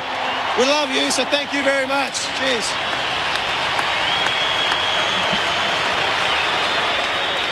Well, to the victors, the spoils. I now have much pleasure in inviting Australian Football Hall of Fame member, Hawthorn legend, Jason Dunstall, to present the 2014 Toyota AFL Premiership Cup to Alistair Clarkson and Luke Hodge. Well, Jason Dunstall has given Hawthorn so much to build this era, and as he hands over the cup, the Clarkson years become part of Hawthorn legends. 3 flags in 7 years. Clarkson's teams equal the feats of John Kennedy's and Alan Jeans's as the gold streamers fill the air, and Hawthorn rules again. Back-to-back premiers, 2013, 2014. Gee, that's hard to do in a competition which is so hard to win. Fancy winning it 2 years in a row. Well, what does it say about a club, Nathan? They overcame so much. They had a crippling injury list for good portions of the season. They lost their coach for 5 weeks and actually tested what they preach. They preach 1 in, 1 out. And yet their system actually, it withstood what you really wouldn't have imagined from the outside, that it would have had to have had some impact, and yet they didn't lose a game in Clarkson's absence. No, and lost the first one that he came back. But you're not going to go.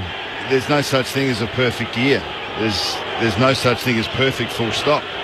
But geez, what the performance that they put forward today was pretty close to it.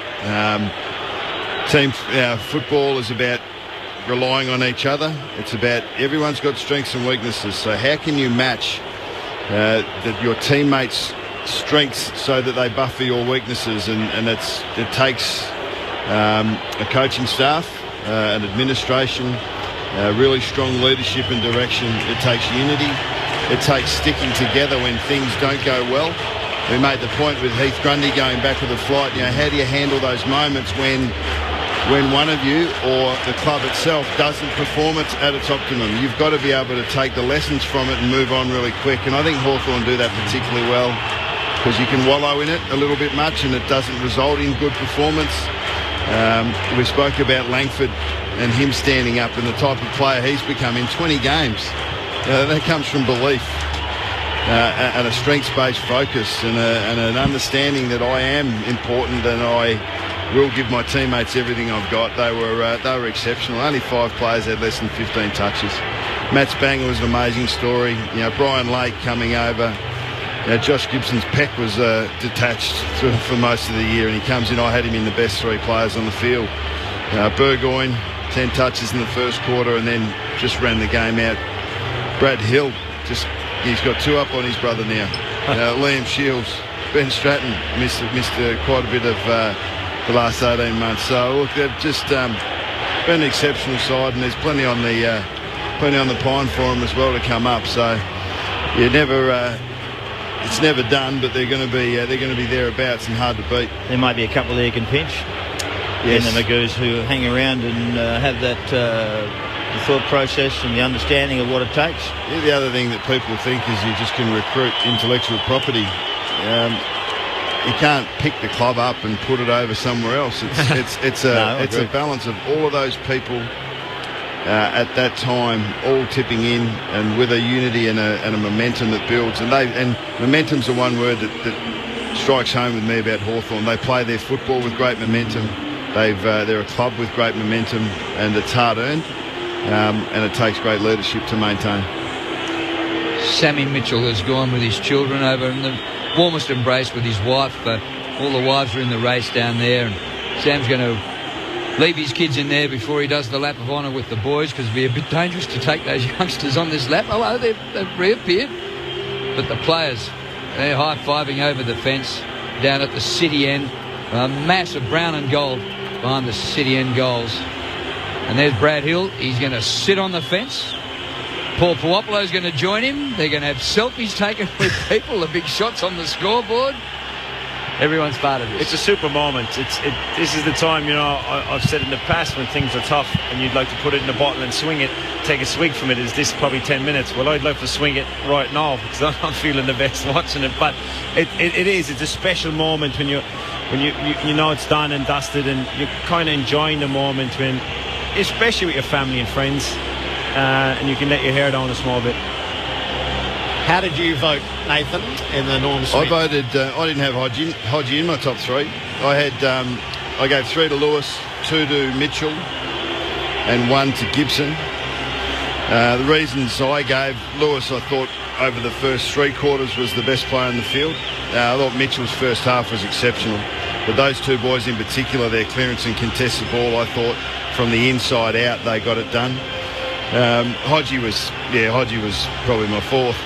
Birchall was in the mix as well, but I just thought they were Burgoyne's first quarter was incredible as well. Burgoyne's best on a quarter time. You can't be throwing Hodgie in there. No, definitely not. I thought they were so consistent. I am interested to see where the other 4 judges went. I'm not surprised to see Hodgie get it at all. No, not at all.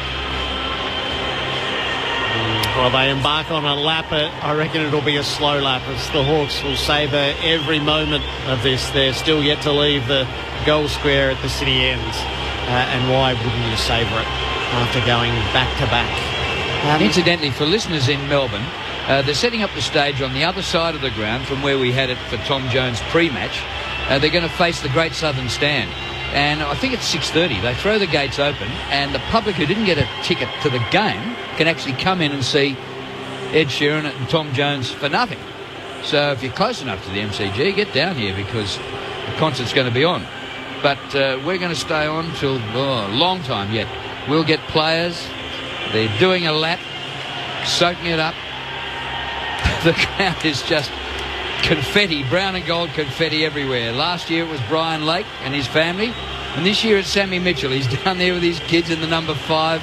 It looks like he's on the beach, a brown and gold beach.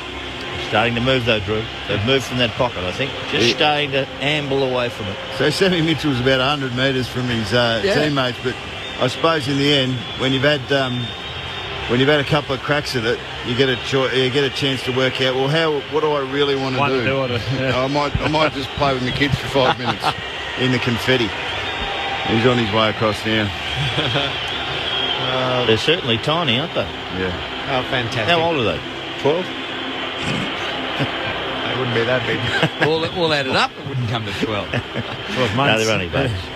It's probably our best chance to actually talk about the Swans momentarily, or the timing of the lap.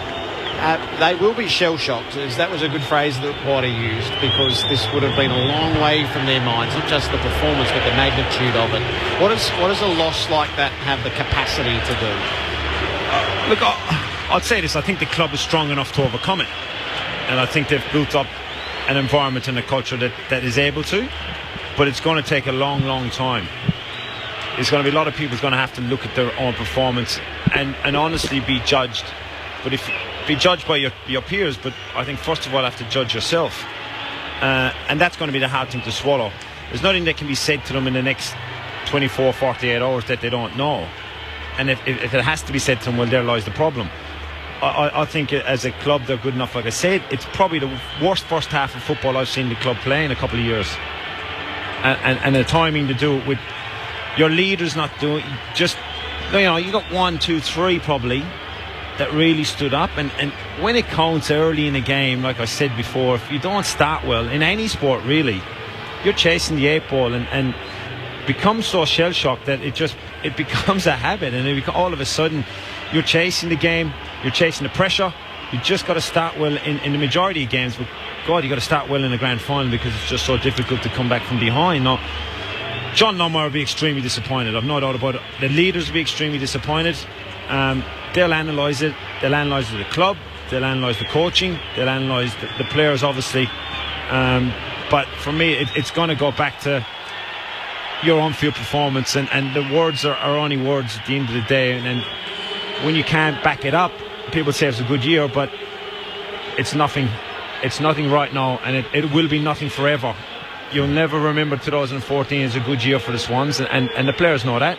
And so many people go through it, going to a grand final, obviously losing. It's the worst feeling in the world. Tyke, you should never get beaten by what you know. And they know exactly how Hawthorn play. Yeah. Knew exactly what they do. They got enough intelligence on them and played against them enough times. The last 10 times, and Hawthorn won 7 of the 10 times against them. And they know exactly how they go about it. But they couldn't stop it or control it. And that is a player thing at times. I mean, it's set up. Did they rely on the tall forwards too much? Was there reliance on just Buddy will get in there and Buddy will do all the work for us? Well, is there some things in that area? Well, question I've got, coming in, did you think that if Hawthorn played at their very best and Sydney played at their very best, I mean, you'd expect that that's where the tips go. I would have tossed the coin if that was the case for me. But I mean, I would have thought, I still think that Hawthorn's best is far better than Sydney's best. Yeah. Not far better, I think it's better. So I'm not surprised. If it was going to be one-sided, I always thought it would be this way. Well, of course, because of the style of play that they play, Hawthorn, that attacking style. You'd never think Sydney don't have many blowouts throughout the year. Great sides and great teams. Their worst is closer to their best. No, so the best individuals that have ever, in any sport, in any endeavour really, when they have a bad day, their bad days are still pretty close to their best. I think that's what's shocking Sydney. This is the worst thing about it. They didn't go anywhere near their best. No. They were so far from it, they'd be so shell-shocked and so hurt by it because their performance was pathetic. Still shows the growth that they've got as a team. This evolution of the Sydney side have still got more to go as a team. I mean, because Hawthorn have displayed an ability to be closer to their best on the main stage when it counts. Yeah, they play a level style. They don't get beaten by much, and they never win. But they crush sides, but they never get destroyed. I haven't seen them destroyed at all. So that's interesting. I didn't realise this until last week, and you said that you've never coached Collingwood to a victory against Hawthorn. So how do you unlock them? How do you? Well, that scoreline you're seeing now is a scoreline they've been able to get against us regularly, consistently, and we've had really good periods where we'll be more than competitive. But this is the thing, across we're talking about this high performance and the difference between your best and your worst. Hawthorn are the best side I've seen do it over the last 3 years. I mean, even when they're playing average, and they played some average footy against Hawthorn standards through the middle of the season this year. But they just kept... GWS nearly beat them on... Yeah, they just found a way because they've got such efficiency in offence and defence. They run really solid patterns. They're really predictable to each other. They're really, obviously, clearly well coached, and they've got really good mental toughness. You know, because they can maximise their talent by being mentally tough, and it's a credit to what they do. So is it they haven't got better talent, but they've got better teamwork or something? Even the way they shared the ball late in the game. Like Isaac Smith had a chance to kick a goal from 50, which is a stab pass for him. He gave it off. You've got to have talent as well, obviously. Absolutely. You know, they've certainly got the ball for me, and they've got the talent at least. it's probably going back to the coaching side of it, obviously, to try and get them to play as a team and put yourself as an individual and your ego aside. And the leadership from within the playing group. Exactly right. And try and play as a whole. Great pride. That's not an easy thing to do. Imagine the impact that Hodge, Lewis, Mitchell, even Burgoyne, I mean, he's been around for a long time now, and I know when he first came into the club, I'm not sure if he would have been perceived as a leader, but I'm sure that he would lead from within. I got Gibson down back, who's come across from North Melbourne and become a really strong leader in that crew. Now, Roughhead, they've got really strong, solid leadership that has been grown and developed over nearly a decade. They've played nearly a decade of footy together. And it takes time, and it takes experience, and it takes resilience to be built. Because those boys only won 4 games playing together in 2004. Yeah. So they've been through ups and downs themselves, and it's built them, it's shaped them, it's moulded them, and this experience for Sydney will do the same if they choose to take the lessons from it. We've got a few 30-year-olds here too, you know. They have? Yeah, they're starting to come to... Or are they coming to the end? I don't think so. What I saw today, but you can fall pretty quickly in this game if you drop off a 0.5% or a couple of percent, and you're in trouble. I get the impression that Luke Hodge, if you broke a team rule, Luke Hodge would belt you. Yeah, we were talking about that with Jared McVeigh before the game, though, weren't we? He's got that capacity as well. But in the end, it was weighted numbers in leadership as much as anything. I still reckon you'd break a rule, Drew. I break lots of rules. I know you do. You're very good at it. That's one of your big qualities. That's such a hard thing to do, you know, when you've got so many different characters and so many different egos inside in a football club, to try and get them to row in the same direction. And it's obviously the formula that every club and everyone that's ever played the game in management is trying to get. But it certainly goes from the leadership side that the leaders show. There's plenty of brown and gold still around the ground. My word, there is 21-11, 137 Hawthorn over the Sydney Swans, 11-8-74. So the Hawks 63-point winners to claim the premiership of 2014. And the group there spread out like Brown's cows now. Some have reached the punt road end, but not all. I've made an observation. I reckon the most valued selfie is with Matt Spanger. Yeah. They are they're all over him. Not with Will Langford. No. I reckon Spanger's got the nod. That's a concession. Yeah. He has been my love child over the last 2 hours. I've noticed. Oh, you can drive one home, I can tell you. Not at the races, though. No good at that. Hawthorn possessed the ball for 60% of the game. Yeah. Time in possession, 60%. 440 possessions. 300 uncontested. They smashed them in every one of them. Every stat in the game they smashed. Sydney. Oh no. So, this is bliss in a footy sense. Oh yeah. To go and execute and play at your best at when it's needed most. I mean, you could win games. You can win a grand final, and it doesn't really matter how you win them. If you're ahead when the final siren goes, you're wrapped. But I reckon there'd be a little bit extra in it for the coaches in particular and the leaders of that group to say, yeah, well, this might be the second or the third time that I've won a flag, but I feel a real pride in the way we executed it. It sent a message to the rest of the competition. You want to be at your best if you come and see us. And you're right as well. Look, it's from a Sydney perspective, it's hard to watch, but you can only admire it. You know, really, sitting back and just watching the way they actually play their style of football and implement the plan. What they're told. You had your head under the table most of the time. I felt like the ground swallowed me up. But look, it's certainly, to look at the team and the way they actually perform, you can only but admire the style of play that they have. It doesn't carry over into 2015 though. No. And start again. Exactly. So all equal now, aren't we? Yes, we are. Maybe tomorrow. The cup out there says we're not quite equal right now. When you fail in a grand final, it's a bigger failure by 10 than a normal game. And when you succeed in a grand final, Will Langford's last 2 weeks have just been... Give him a spell, Drew. Mate, really? I'll tell you now. It's just stalking. This is almost... This is right on stalking, this, Drew. It is. Go and get a selfie with him, will you? Did anybody know he was better than just a run with her? Please, Drew. I'll get an AVO on you soon, I think. Cyril Rioli down below us. And being subbed out of the game allowed great moments to be embraced by his teammates. If Matt Clinch grabs one of these, you just interrupt us. Sean Burgoyne, Jordan Lewis, Cyril Rioli going by. They lead the charge. Jared, I've got a little observation. I think mobile phones and technology have slowed this lap down so far. No one had one in the past. Yep. Now everyone wants to go. Yeah, and you wish you had them back when you were doing a lap, so it last another 10 minutes. Oh, mate, you walk straight off, so don't worry about it. There's no rush. I didn't want to go. I wanted to get in. So Langford passes below Jared Roughhead. 5 goals to go on the back of his 6 from last week. Sam Mitchell, he's still got his kids down with him, I think. Maybe they're other kids. He might have lost them. They might be Sean Burgoyne's kids.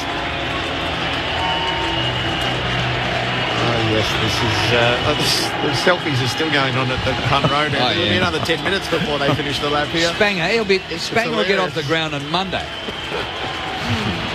Probably wouldn't mind either. No, I spent 2 years with him, obviously in Sydney. It was my last 2 years, and I spent a bit of time in rehab, and Spanger was spent rehabilitation for my football body. But his application himself, he had a lot of injuries.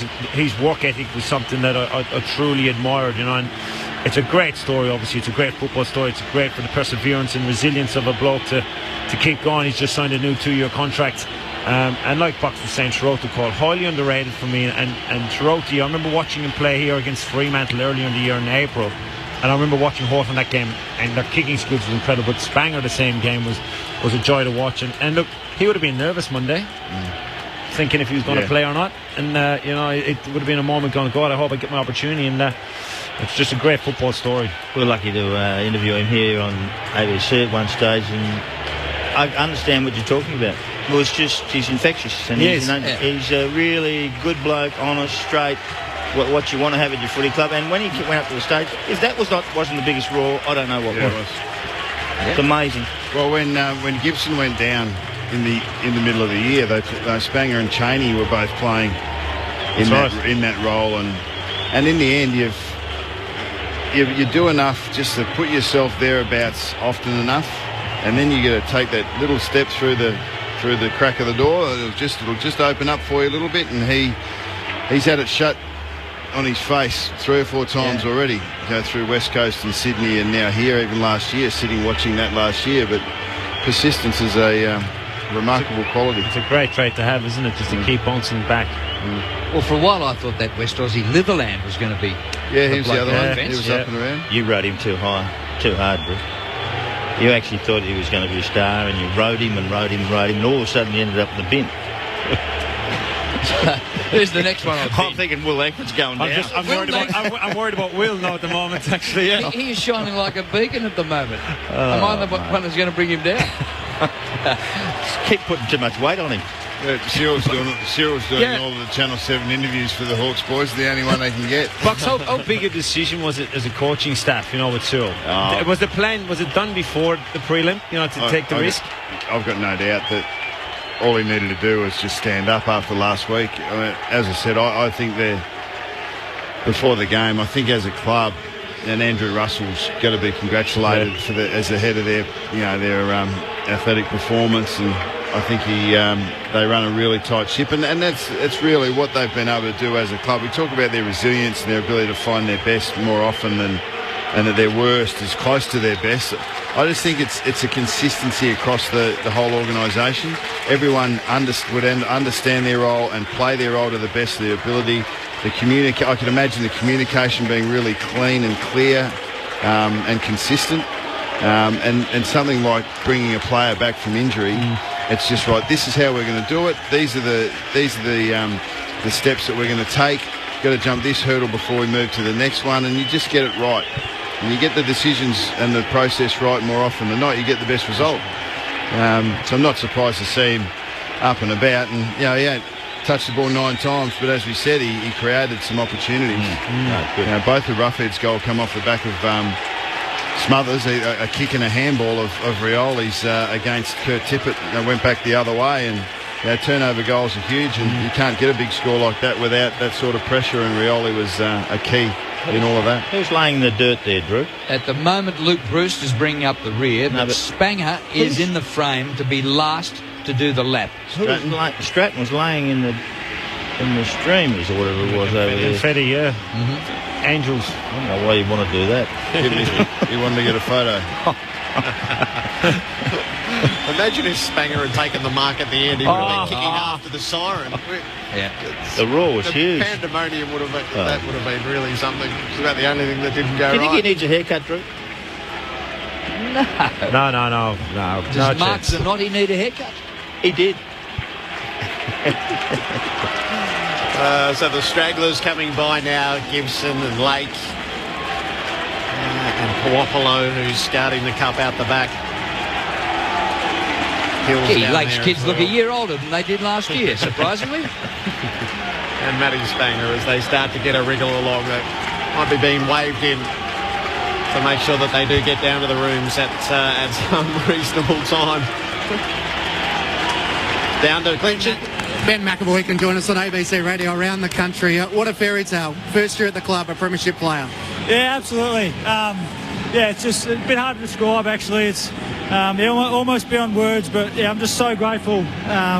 Get such a fabulous opportunity, and it's been really challenging, but geez, it's all worth it. When did you find out you were going to come into the side this week? It was during the middle of the week, might have been Tuesday even. Had good preparation time, knew I was going to play, and able to get my head in the right space, so yeah, it was really good. And the emotion of the last half hour, is it everything you hoped it might be? And then some.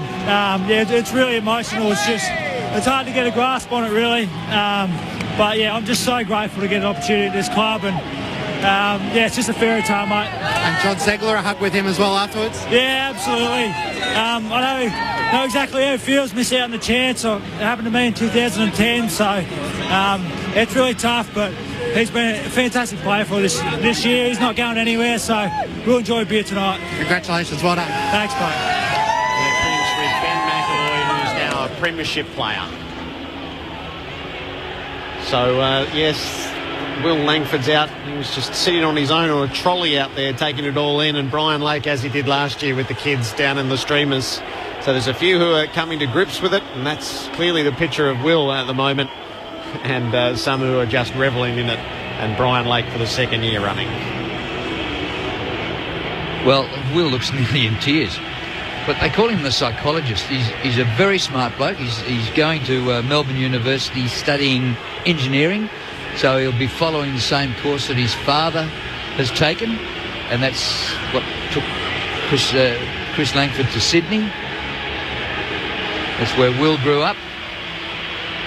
I can tell you he'll make more out of footy than he will out of engineering in the early days of his life. But he may move on to engineering where he'll make another quid after it. But I think Langers has done particularly well. I'm sure he has.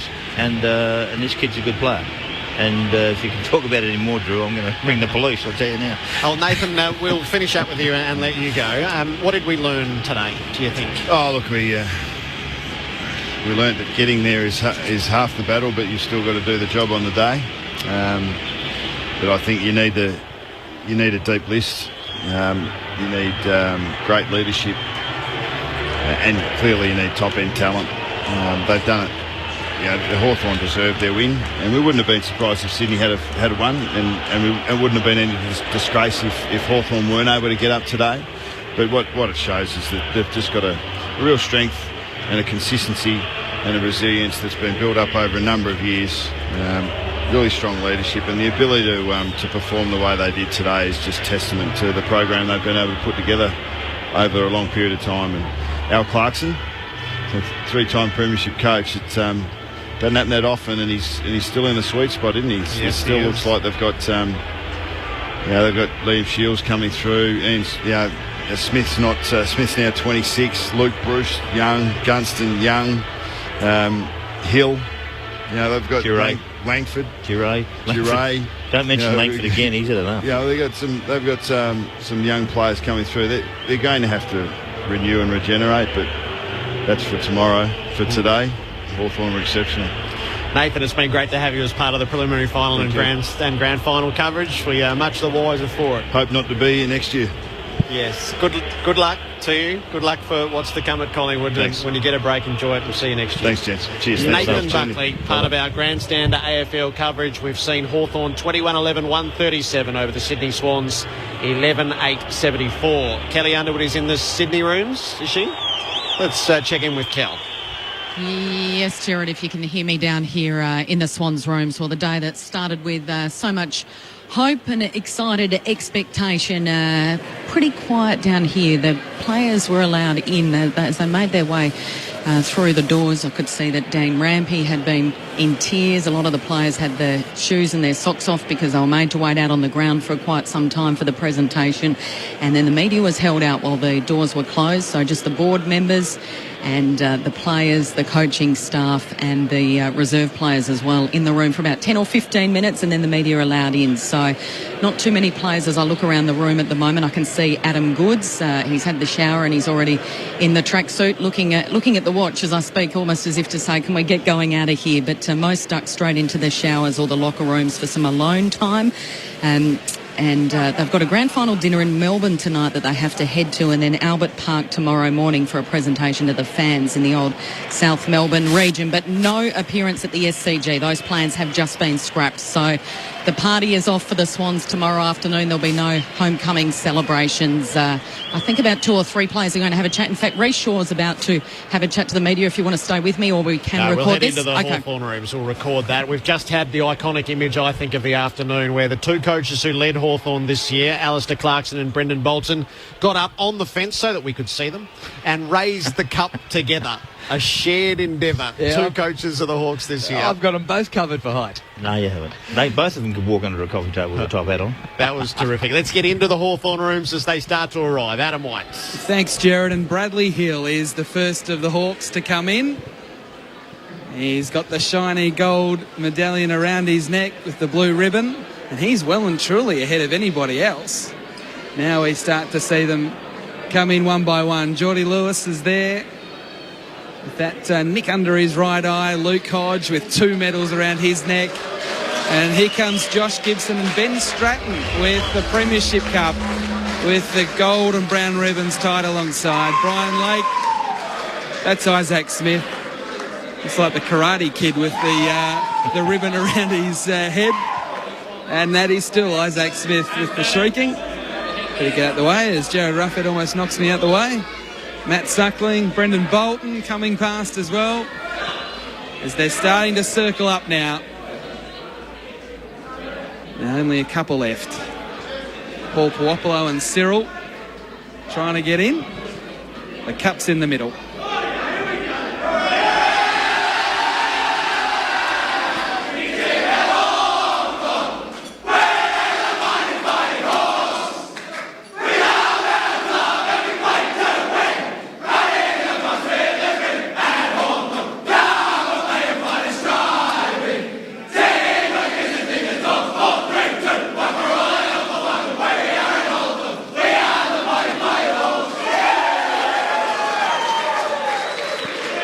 So there you go. The cup's now held aloft. Sam Mitchell breaks from the circle to pick up both twins, one in each arm. And now they start to disperse in all sorts of different directions. And we'll see how we go with trying to chat to a couple of the players. Might even try and... Look, what we might do is just for the moment is maybe head upstairs. You just shout out if you get someone, I might grab Isaac Smith. He's come here. What's this thing on your head? I have no idea. Someone gave it to me out there and I don't even care at the moment. Okay, what's better, the first or the second? Oh, I don't know. The first was pretty unreal, but I really lapped it up today, and sort of knowing you're going to win it halfway through the last quarter is a great feeling. Halfway through the last quarter, we're halfway through the second quarter. I mean, it was unbelievable what was going on in that second term. I was still very twitchy, Whitey. I was standing on the outside, not getting near it. So, credit to the boys. They're unbelievable. Brilliant team effort. And I read your betting guide during the week. Yeah, well, we probably shouldn't be talking about that, but it was a Hawthorn win. Get one more from me before I put some headphones on you for a few boys to ask some questions upstairs. No goal. Now, the goal celebrations in grand finals, Isaac, there wasn't one.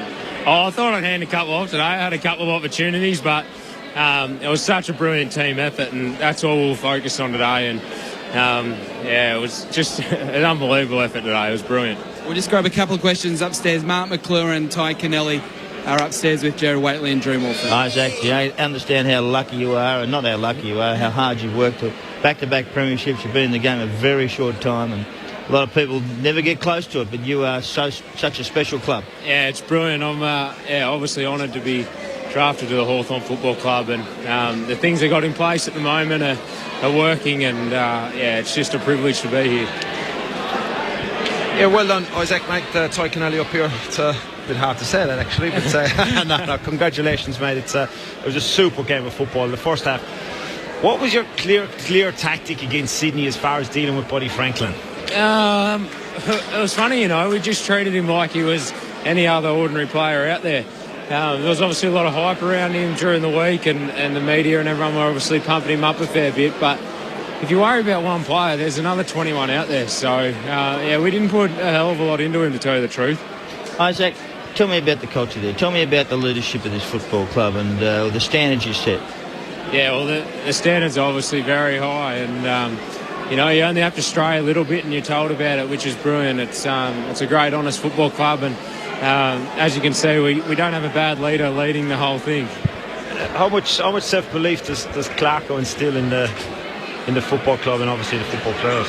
A hell of a lot. And Clarko knows his players really well, and so do all the other assistants, and they deserve a lot of credit this year as well. So, there's obviously a hell of a lot of belief, and the group believe in each other, and that's just what you need, I guess. And we've got a good thing happening at the moment, so I hope it just keeps on rolling. Who's the best coach?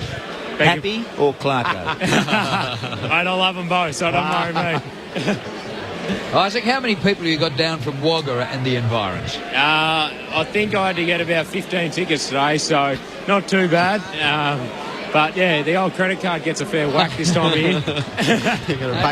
We might let Isaac go now. He's just found his family, so we'll let him go and try and find another Hawk. Good stuff. Isaac Smith with us in the Hawthorn rooms. The Hawks by 63 points over the Swans to claim back-to-back premierships. The discussion about Clarkson, and three-time premiership coach at Hawthorn, and it's an 8-season window. He came in and took them from the depths. Unbelievable. And they have really created something. I know that they went through an extensive process to get a coach. They talked to some of their older players involved who have been in coaching, and all of a sudden they sprung upon Alistair Clarkson. Let's go back to Yep, we'll have more of that shortly. Whitey? Yeah, we've got Brian Lake. Very good decision to go and play at Hawthorn. You would say so, yeah. That's 12 months ago, get this feeling, and now two-time, it's phenomenal. Explain that first quarter, because Buddy was on early and he was taking a few marks in that first quarter, but you stuck to your guns and it became a great battle. Well, we know what Sydney do. Sydney come out really hard in the first quarter, so it's no surprise. Bud, got on the end of a couple. They really opened up their forward line as much as they could in that first quarter, but it was a little bit inaccurate, but to the boys' credit, we just rebounded out tackling, and how ferocious we were around the ball was phenomenal. We hadn't seen that all year. I was going to say, did you surprise yourself at how well that pressure was through the midfield, because it made it easier for you? Oh, when you're watching it from our defensive position, you see the guys putting on so much pressure up in the forward line through the midfield. It just gives you so much confidence, because if you are caught in a bad position, that the guys up there putting that pressure on was phenomenal. And I think Ruff's hit on Hanbury in that first quarter was phenomenal. I keep saying phenomenal, but it is. Well, a two-time premiership player now. Boys upstairs. Brian Ty Kennelly here, mate. Congratulations. How good was it that last quarter, or that last 15 minutes? Hell of a lot easier than last year when the game was a little bit closer. You could draw it a little bit more, but you just for me, you just never know. You get that 15-minute marker, even probably in that third quarter when Langers kicked that goal from the boundary. You think it's sort of your day, everything's going your way. So it was a hell of a lot easier to enjoy it, and you're just waiting for that siren to blow. It just took forever. Yeah, and tell us a small bit about some of the, obviously the hurdles that you actually went over this year. It's just an incredible football club to keep persevering and getting over them. Yeah, we had some injuries. probably not as much as we had last year. We had 3 ACLs last year and Whitey in the last final, the prelim. But it was just injuries to our key players that was the issue. So, to the guys' credit, when Bolt's come in as a coach and the guys Langers was able to hold his spot because he got an opportunity because there was some injuries for the midfield. So we just didn't have that last year. We didn't have key injuries to key players. So the guys underneath, the Box Hill guys, weren't able to get their opportunities. But you saw this year they got their opportunity. They took with both hands, and a couple of guys now with premiership medallions around their neck.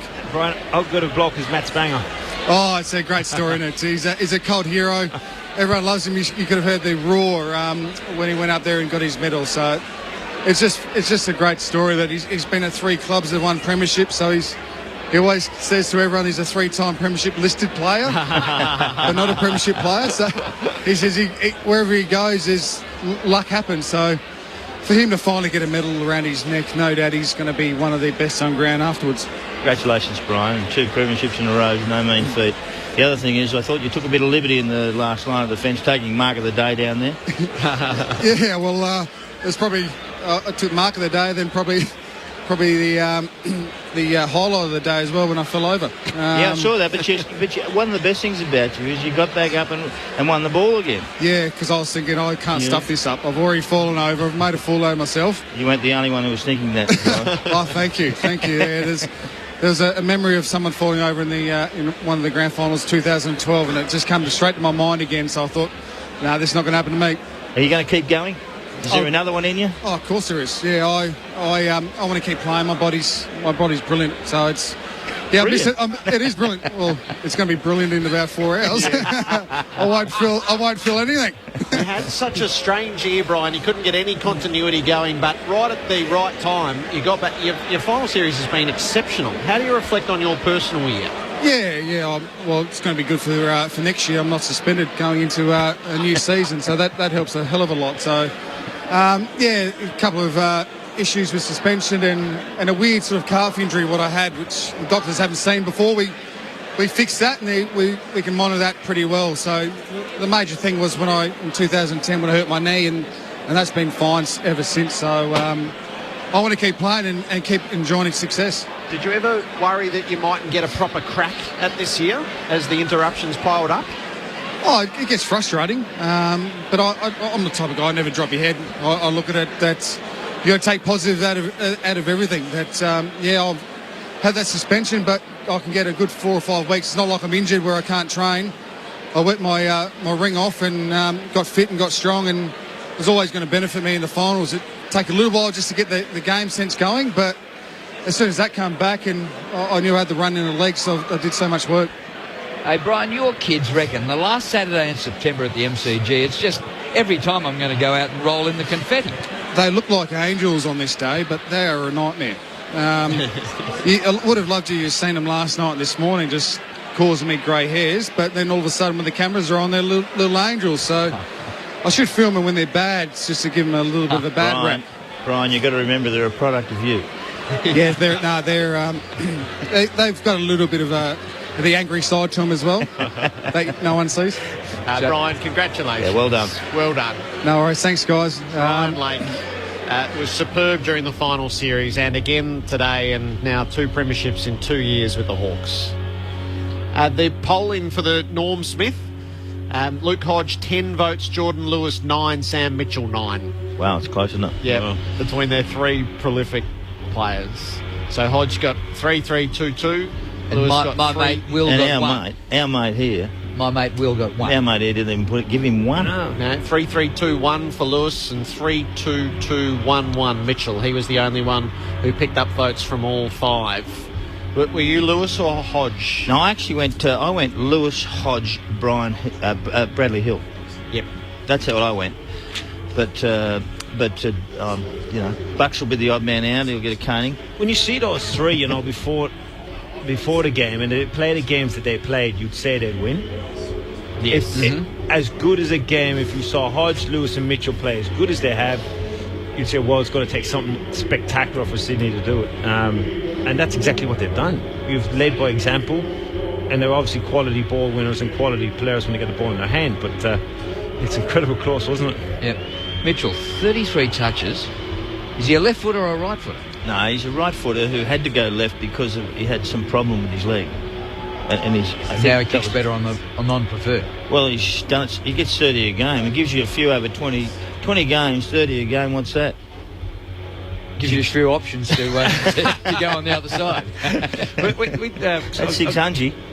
Doing some work with the academy teams, and we took them into Hawthorn, and this was last year, and Clarko talked to the group, and they're all 18-year-olds, obviously getting drafted, all first-year drafted players now, and the first thing he said to them, you've got to be able to kick. You've got to be able to kick, and preferably you've got to be able to kick on both feet. Both feet, yeah. You know, and he's got an example of a bloke in Mitchell that he's just so difficult to play on, because when he gets it, you don't know which way he's going to go and which side he's going to go. And obviously, it's big philosophy for the football club that they're kicking them on. There's a lot more and other components to it, but yeah, it's a great story to kick left and right. That's part of that continual improvement. You even see Isaac Smith now kicking on his right foot. He never did that for the first 2 years. He's starting now to actually go that way. And I think too many clubs settle for, you don't have to go. You don't have to be perfected, but keep aiming for perfection is what's getting them further and further ahead of other clubs. Are they doing that in Gaelic footy? Because they're bankers and farmers and all that, so they're not truly professional. It's just too difficult because you don't have the time, obviously, to commit to do what the professional footballers do here. But it's difficult. It's easy enough if you're natural enough and it's something you've done as a child, and that's where most players that kick left and right have been brought up, where they've kicked actually both feet. So when you were 14, did you go and spend hours working on the non-preferred? I was lucky enough that I had a father that had played and then continuously taught me to kick left and right. But he didn't tell me to continue to kick left and right with an oval ball. He taught me to kick continually off and right and left with our own ball. So yeah, certainly it's a big thing to be able to do it as a young bloke and come through. And if it's any advice, because you are starting off on your right, whichever's preferred, you might as well just go on your left straight after it. You know, it's an easy trick to actually start doing. Now, why with a round ball do you run out and hook it back? It's just the point of contact on the ball. It's basically, you got to do it because the point of contact on the ball it's more fat on the ball. Obviously, the hit, it's a lot more sweeter on a Sharon because of the point of contact's a lot smaller and it's easier to make the point of contact. But it is difficult to kick, and look, kicking it. And for me, with football departments, what's going to happen now going forward is with the football department and the revenues being cut and whatnot, is specialist decision makers and specialists. I'm more of a believer, if you're a good decision maker, you're a good kick. Yeah. And so many clubs and people go backwards with, let's work on the kicking technique. If you're a poor decision maker and you're a good kick, well, guess what? You've got to turn it over. I think what's happening now is we're seeing less athletes being picked and more actual guys who can actually play. No doubt about it. And they can actually play this game and play it at a high level, and then you can work with them more to improve them.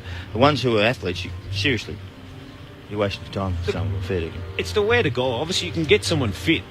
It's extremely difficult to get into someone's football brain and get them to find the football. It might be overweight or it might be issues going on, but if he has a natural football ability, it's a lot easier to work with him in an environment, especially the culture that the Hawks have. It's a lot easier if you've got a football brain compared to an athlete himself. And that's certainly the way recruiting's going. And everyone in the competition is going to look at what Hawthorn does, the way they've done it, like every year. Whoever wins the premiership, the people are coming from and trying to poach their coaches, trying to poach the players, trying to find out everything that's going on in the football club, and that's what's probably going to happen to Hawthorn in the coming months. Best contrast between a footballer and an athlete was Hodgie. The way he gets where the ball's going, he dictates play, tells his teammates where to go, he's understanding the game. And you've got a Gary Rowan who can run like the wind, but does he get where it is?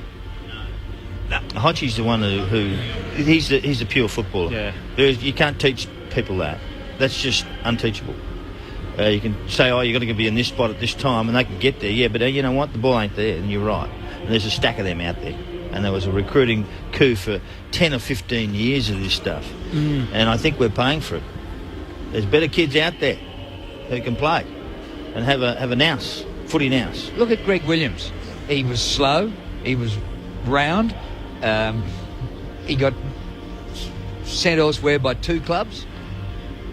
He just could get the ball. Well, I'm looking at the draft at the moment, and I'm working with the NAB AFL Academy kids, and those kids, Petraka, Angus Bradshaw, they're not genuine athletes. They're genuine ball winners. You know what I mean? And they'll be top 3-4 picks in the draft. And that tells you straight away what way clubs are leaning. They're not going for a kid that's running a 950, 930, 3K anymore. And I'm glad it's happening that way, because you can always find athletes in generally. You know, I spend time going over internationally, and that's what the clubs are looking for as far as I've seen your expenses. Athletes, you know? Right. The game can't afford you, Tyke. One of these two sides have shown that the best two recruiting clubs in the competition finished in the grand final. In my opinion, that's the best two who may have picked up the stars, and they've also picked up some good kids too in Parker and Cunningham and those sort of guys around the place who have got some youth, and Rampy and all that. They still recruit very well, and that's where you've got to be.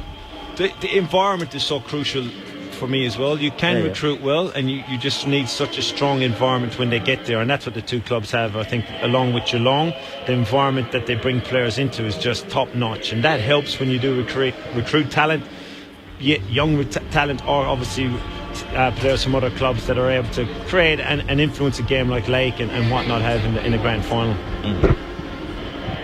So Tom Jones is back on stage at the MCG with a thoroughly good turnout, plenty out on the arena, and the stands as well are, the lower tier has plenty of people speckled about for the concert at the end. I don't mind his paisley jacket either. Free ticket to Tom Jones, it's gold. Yeah. No, his jacket's blue, Drew.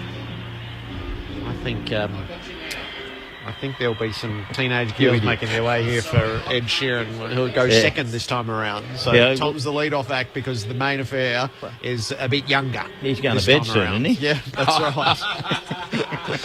It's getting the cane walking off. Oh, no. I tell you, his voice is very, very good. Still outstanding good. Well, I heard you singing before the game. I thought your voice was reasonable.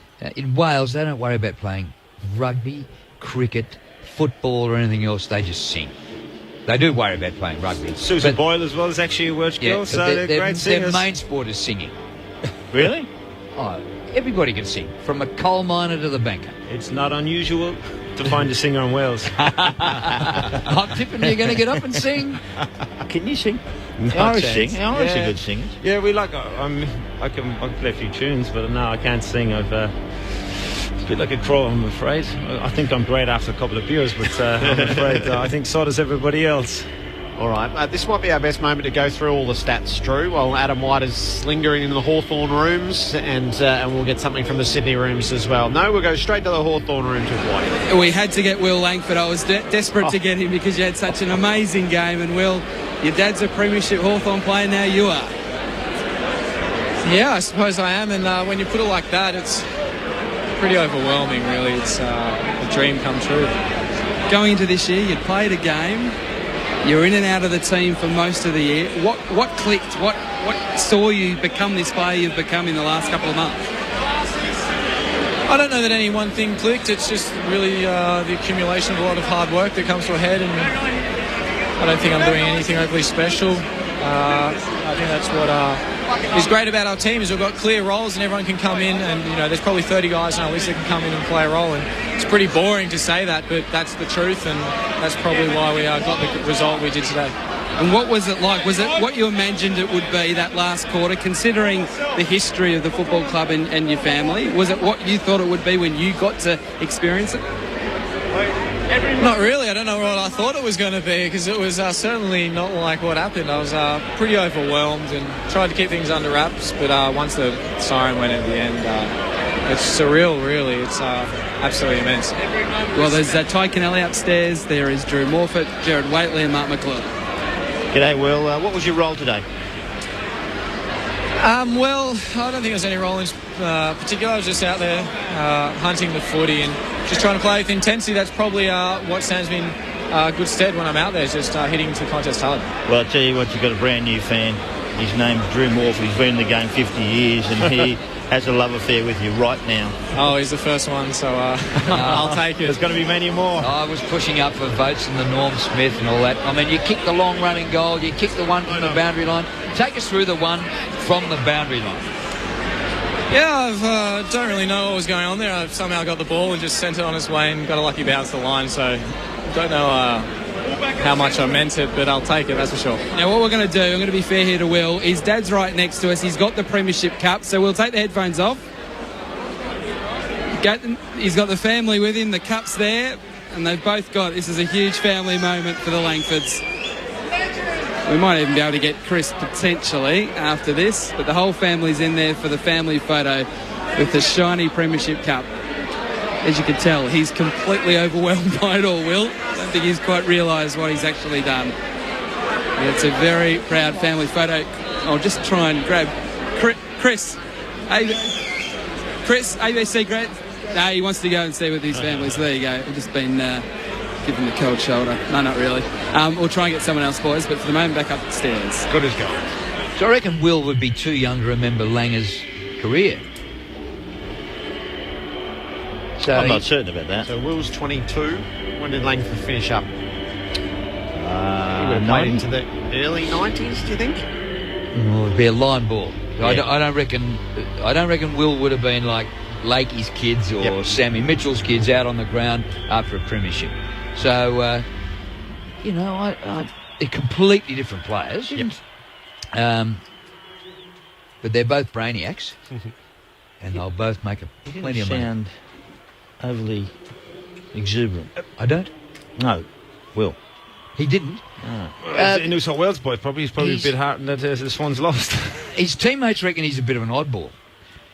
He's too bright to be a footballer, pretty much, but they reckon he is a bit different. That's the joys of football clubs for me, is the different characters and the different people that make up the environment, that so many different people, including a nerd, including highly intelligent people, including people that are not so intelligent, including people that are great administrators after football and whatnot, that they all try and push in one direction and have one goal. It's so different than any other environment in the world for me, any other business, anything else. That generally when you're in an environment of a business, they're pretty much the same intellect and they're going to one direction. That's what's so great about the sport. So Chris played in 97, which means Will would have been 5 when he finished up. So your point's well made. He would know that he played, but nothing more than that. He would have watched a lot of footage, no doubt about it. I'm sure his father would have told him or showed him.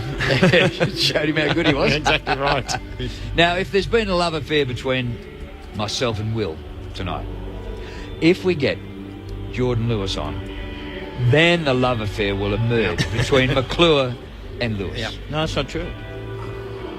He cannot play golf. Oh, you're not going to can him, are you? Oh, I might give him a little clip.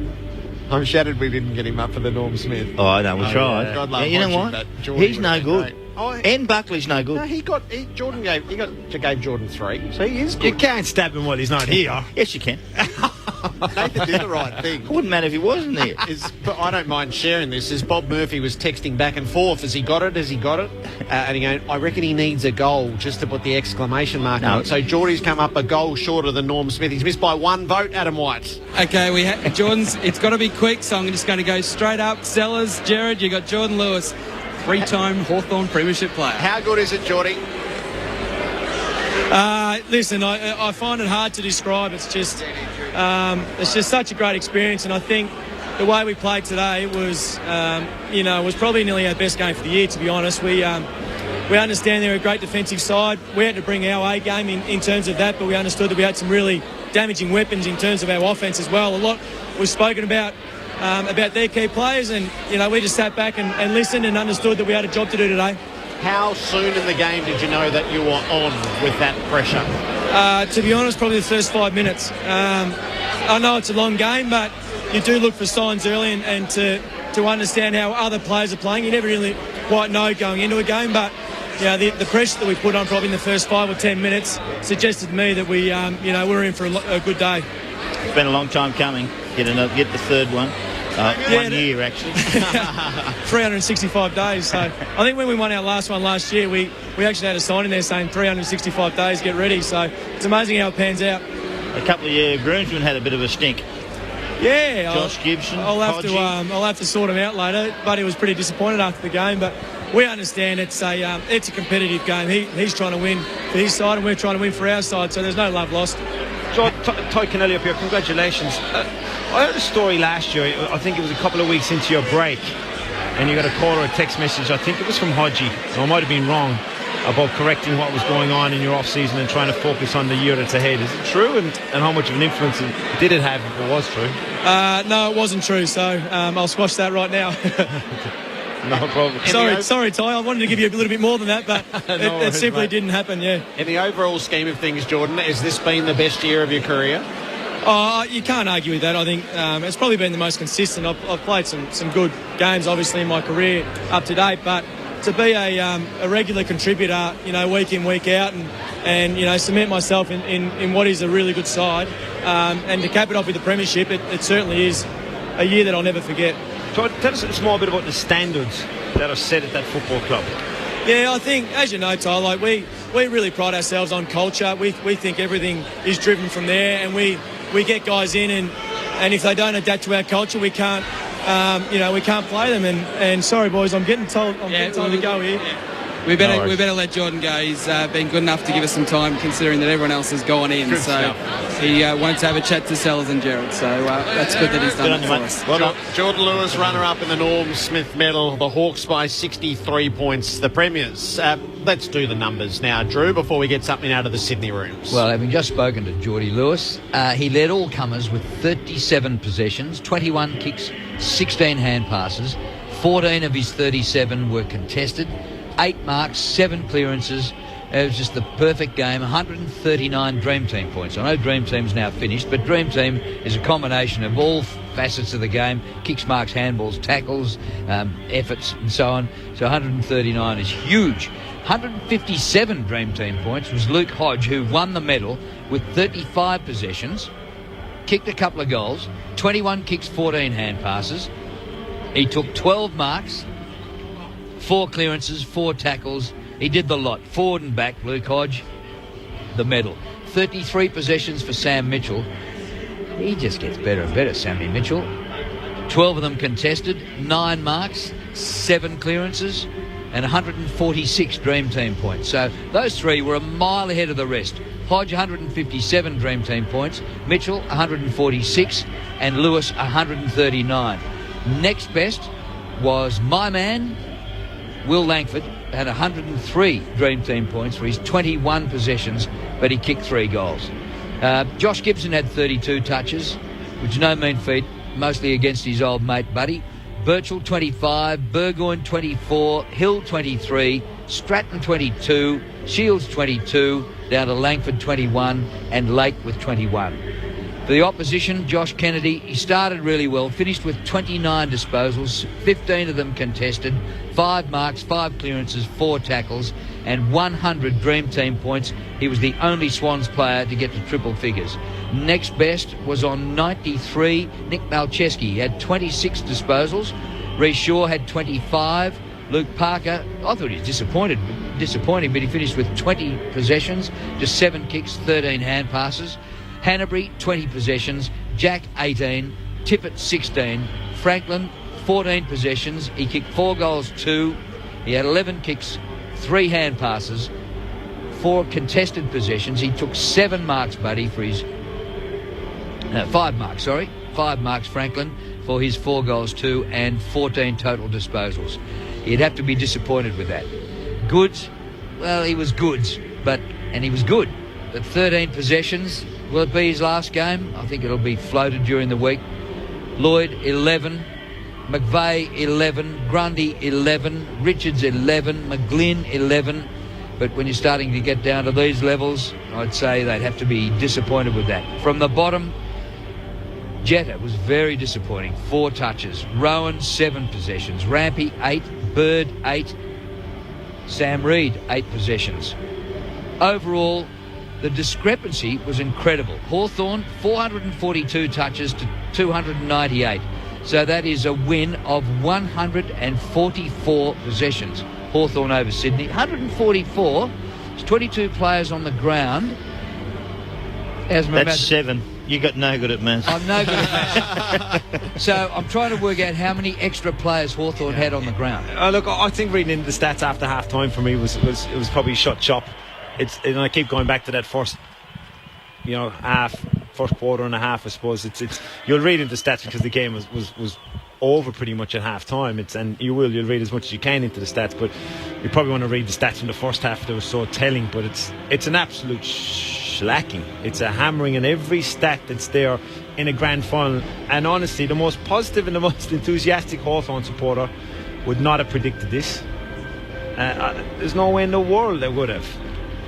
And if they did, well, they should be on TV calling, or they should be in the radio here beside us. They should be collecting it at TAB. Yeah.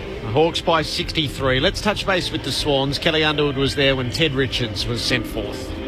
People speak about momentum so much and the ability at certain stages teams will have momentum. Any stage it looked like we were able to maybe have a little bit. Hawthorn were able to win the clearance, win the hard ball, kick a goal and just shut it down. And they did it for 4 quarters. So at no stage really were we able to wrestle back and have a win and then start to build some momentum and give ourselves a chance. You've been part of this stingiest defence all year. This time it was double that score. Was that just because of the constant waves coming down your way? Yeah, credit to them, but also at some stage you have to recognise the situation you're in, and percentage doesn't count for anything. So as they started to get on top of us, and it was getting later and later, we had to get more and more aggressive because we just, 3/4 time we needed a 10-goal last quarter. So we can't go about trying to win a game with just playing defensive football.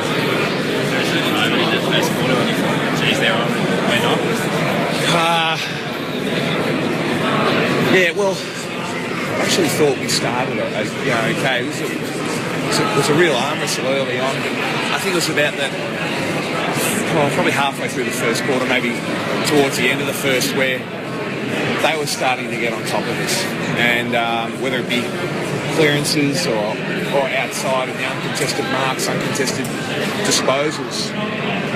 And we addressed it. We were speaking about it a lot. We need to shut this down, and we didn't. So yeah, I've never seen the Swans struggle so much to bring the ball back into play. Yeah. Credit to their pressure. Yeah. There were certain stages where I think they had quite a few points, and their ability to lock the ball in there from the forward 50 made it really hard for us to, as a defence, move it out and I guess give some supply to our forwards. Did you feel rattled? Rattled? Yeah.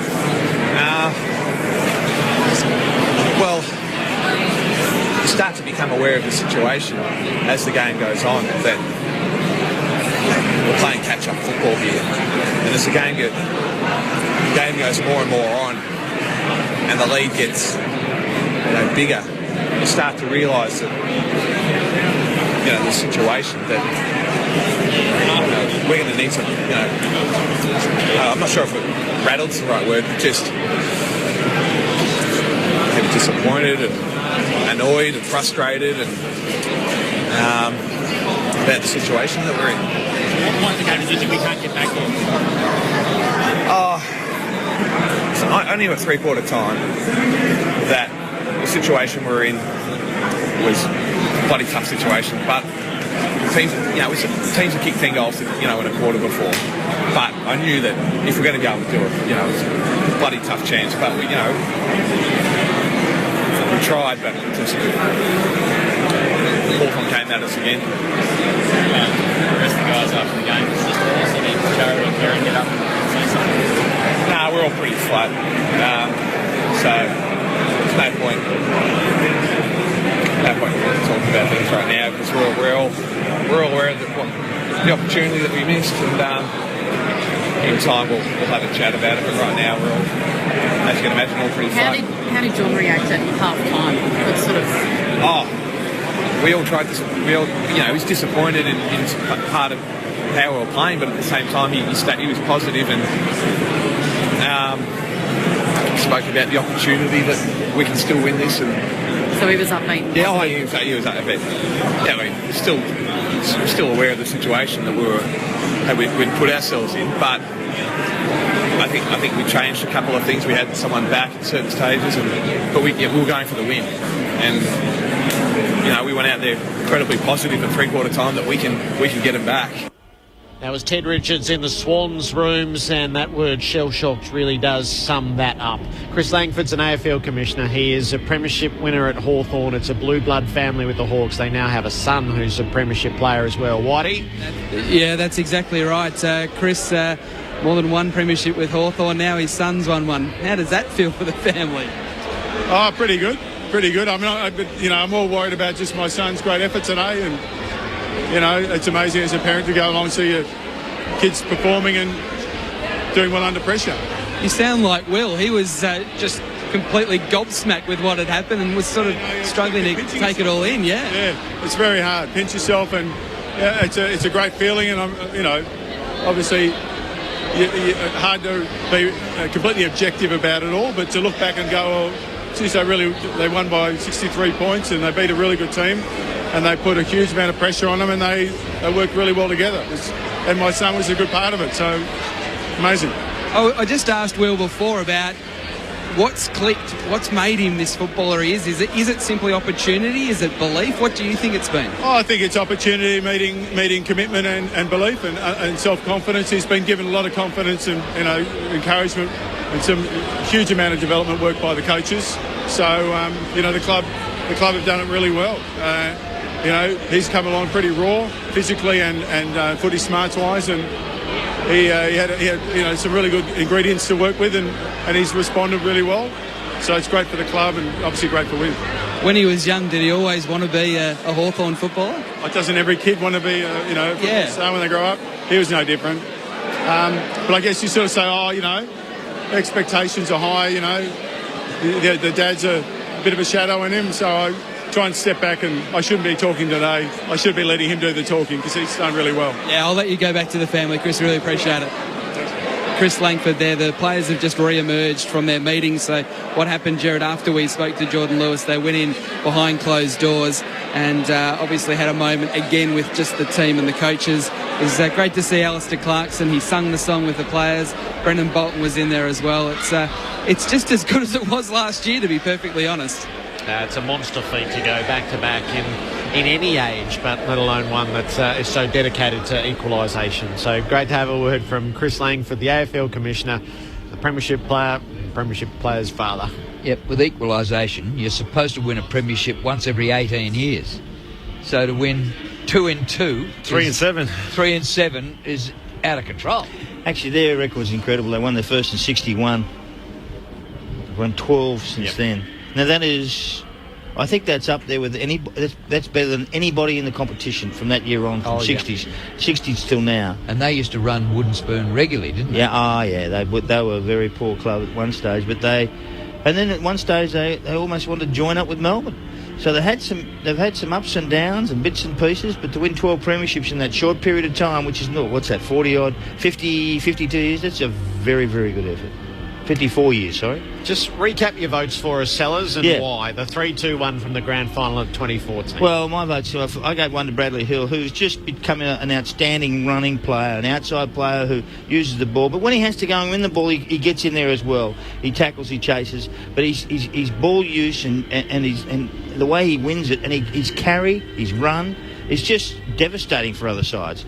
I gave 2 to Luke Hodge, who's probably, he's announced himself as one of the great players of the AFL. He's a Hall of Famer, walk-up start in my mind, and I just think that he leads that side well. And if you watch him off the ball, if you watch the ball, you can't see him, but if you watch him off the ball, he's pointing, he's telling people, you should be here, you should be over there, this is what you do, and he does it very well. And I go through to Jordan Lewis, who has had the most superb year I've ever seen from him. He's been in the system 10 years now, 11 years, games, and 200 odd games, and his year has been superb. Even when they were poor, he was been their best player, and so for him, well done. And that's a really good effort by all those 3 players. But there's more than just that. Yep. There was more than just those 3. You'd like to give 10 because they deserve 10. It was the way the numbers and the consistency that won them the game, really. And look, one more probably is Burgoyne is the one for me. He was the best player in the first quarter, and when the game was to be won, there you go. So that's the grand final. Tomorrow we'll spend plenty of time wrapping it all up and the season as a whole. We'll have the Sunday Inquisition, which will take in the Hawthorn celebrations and the replay of the grand final, mixed in with your calls along the way. Hawthorn, though, the premiers of 2014, 63-point winners over the Swans.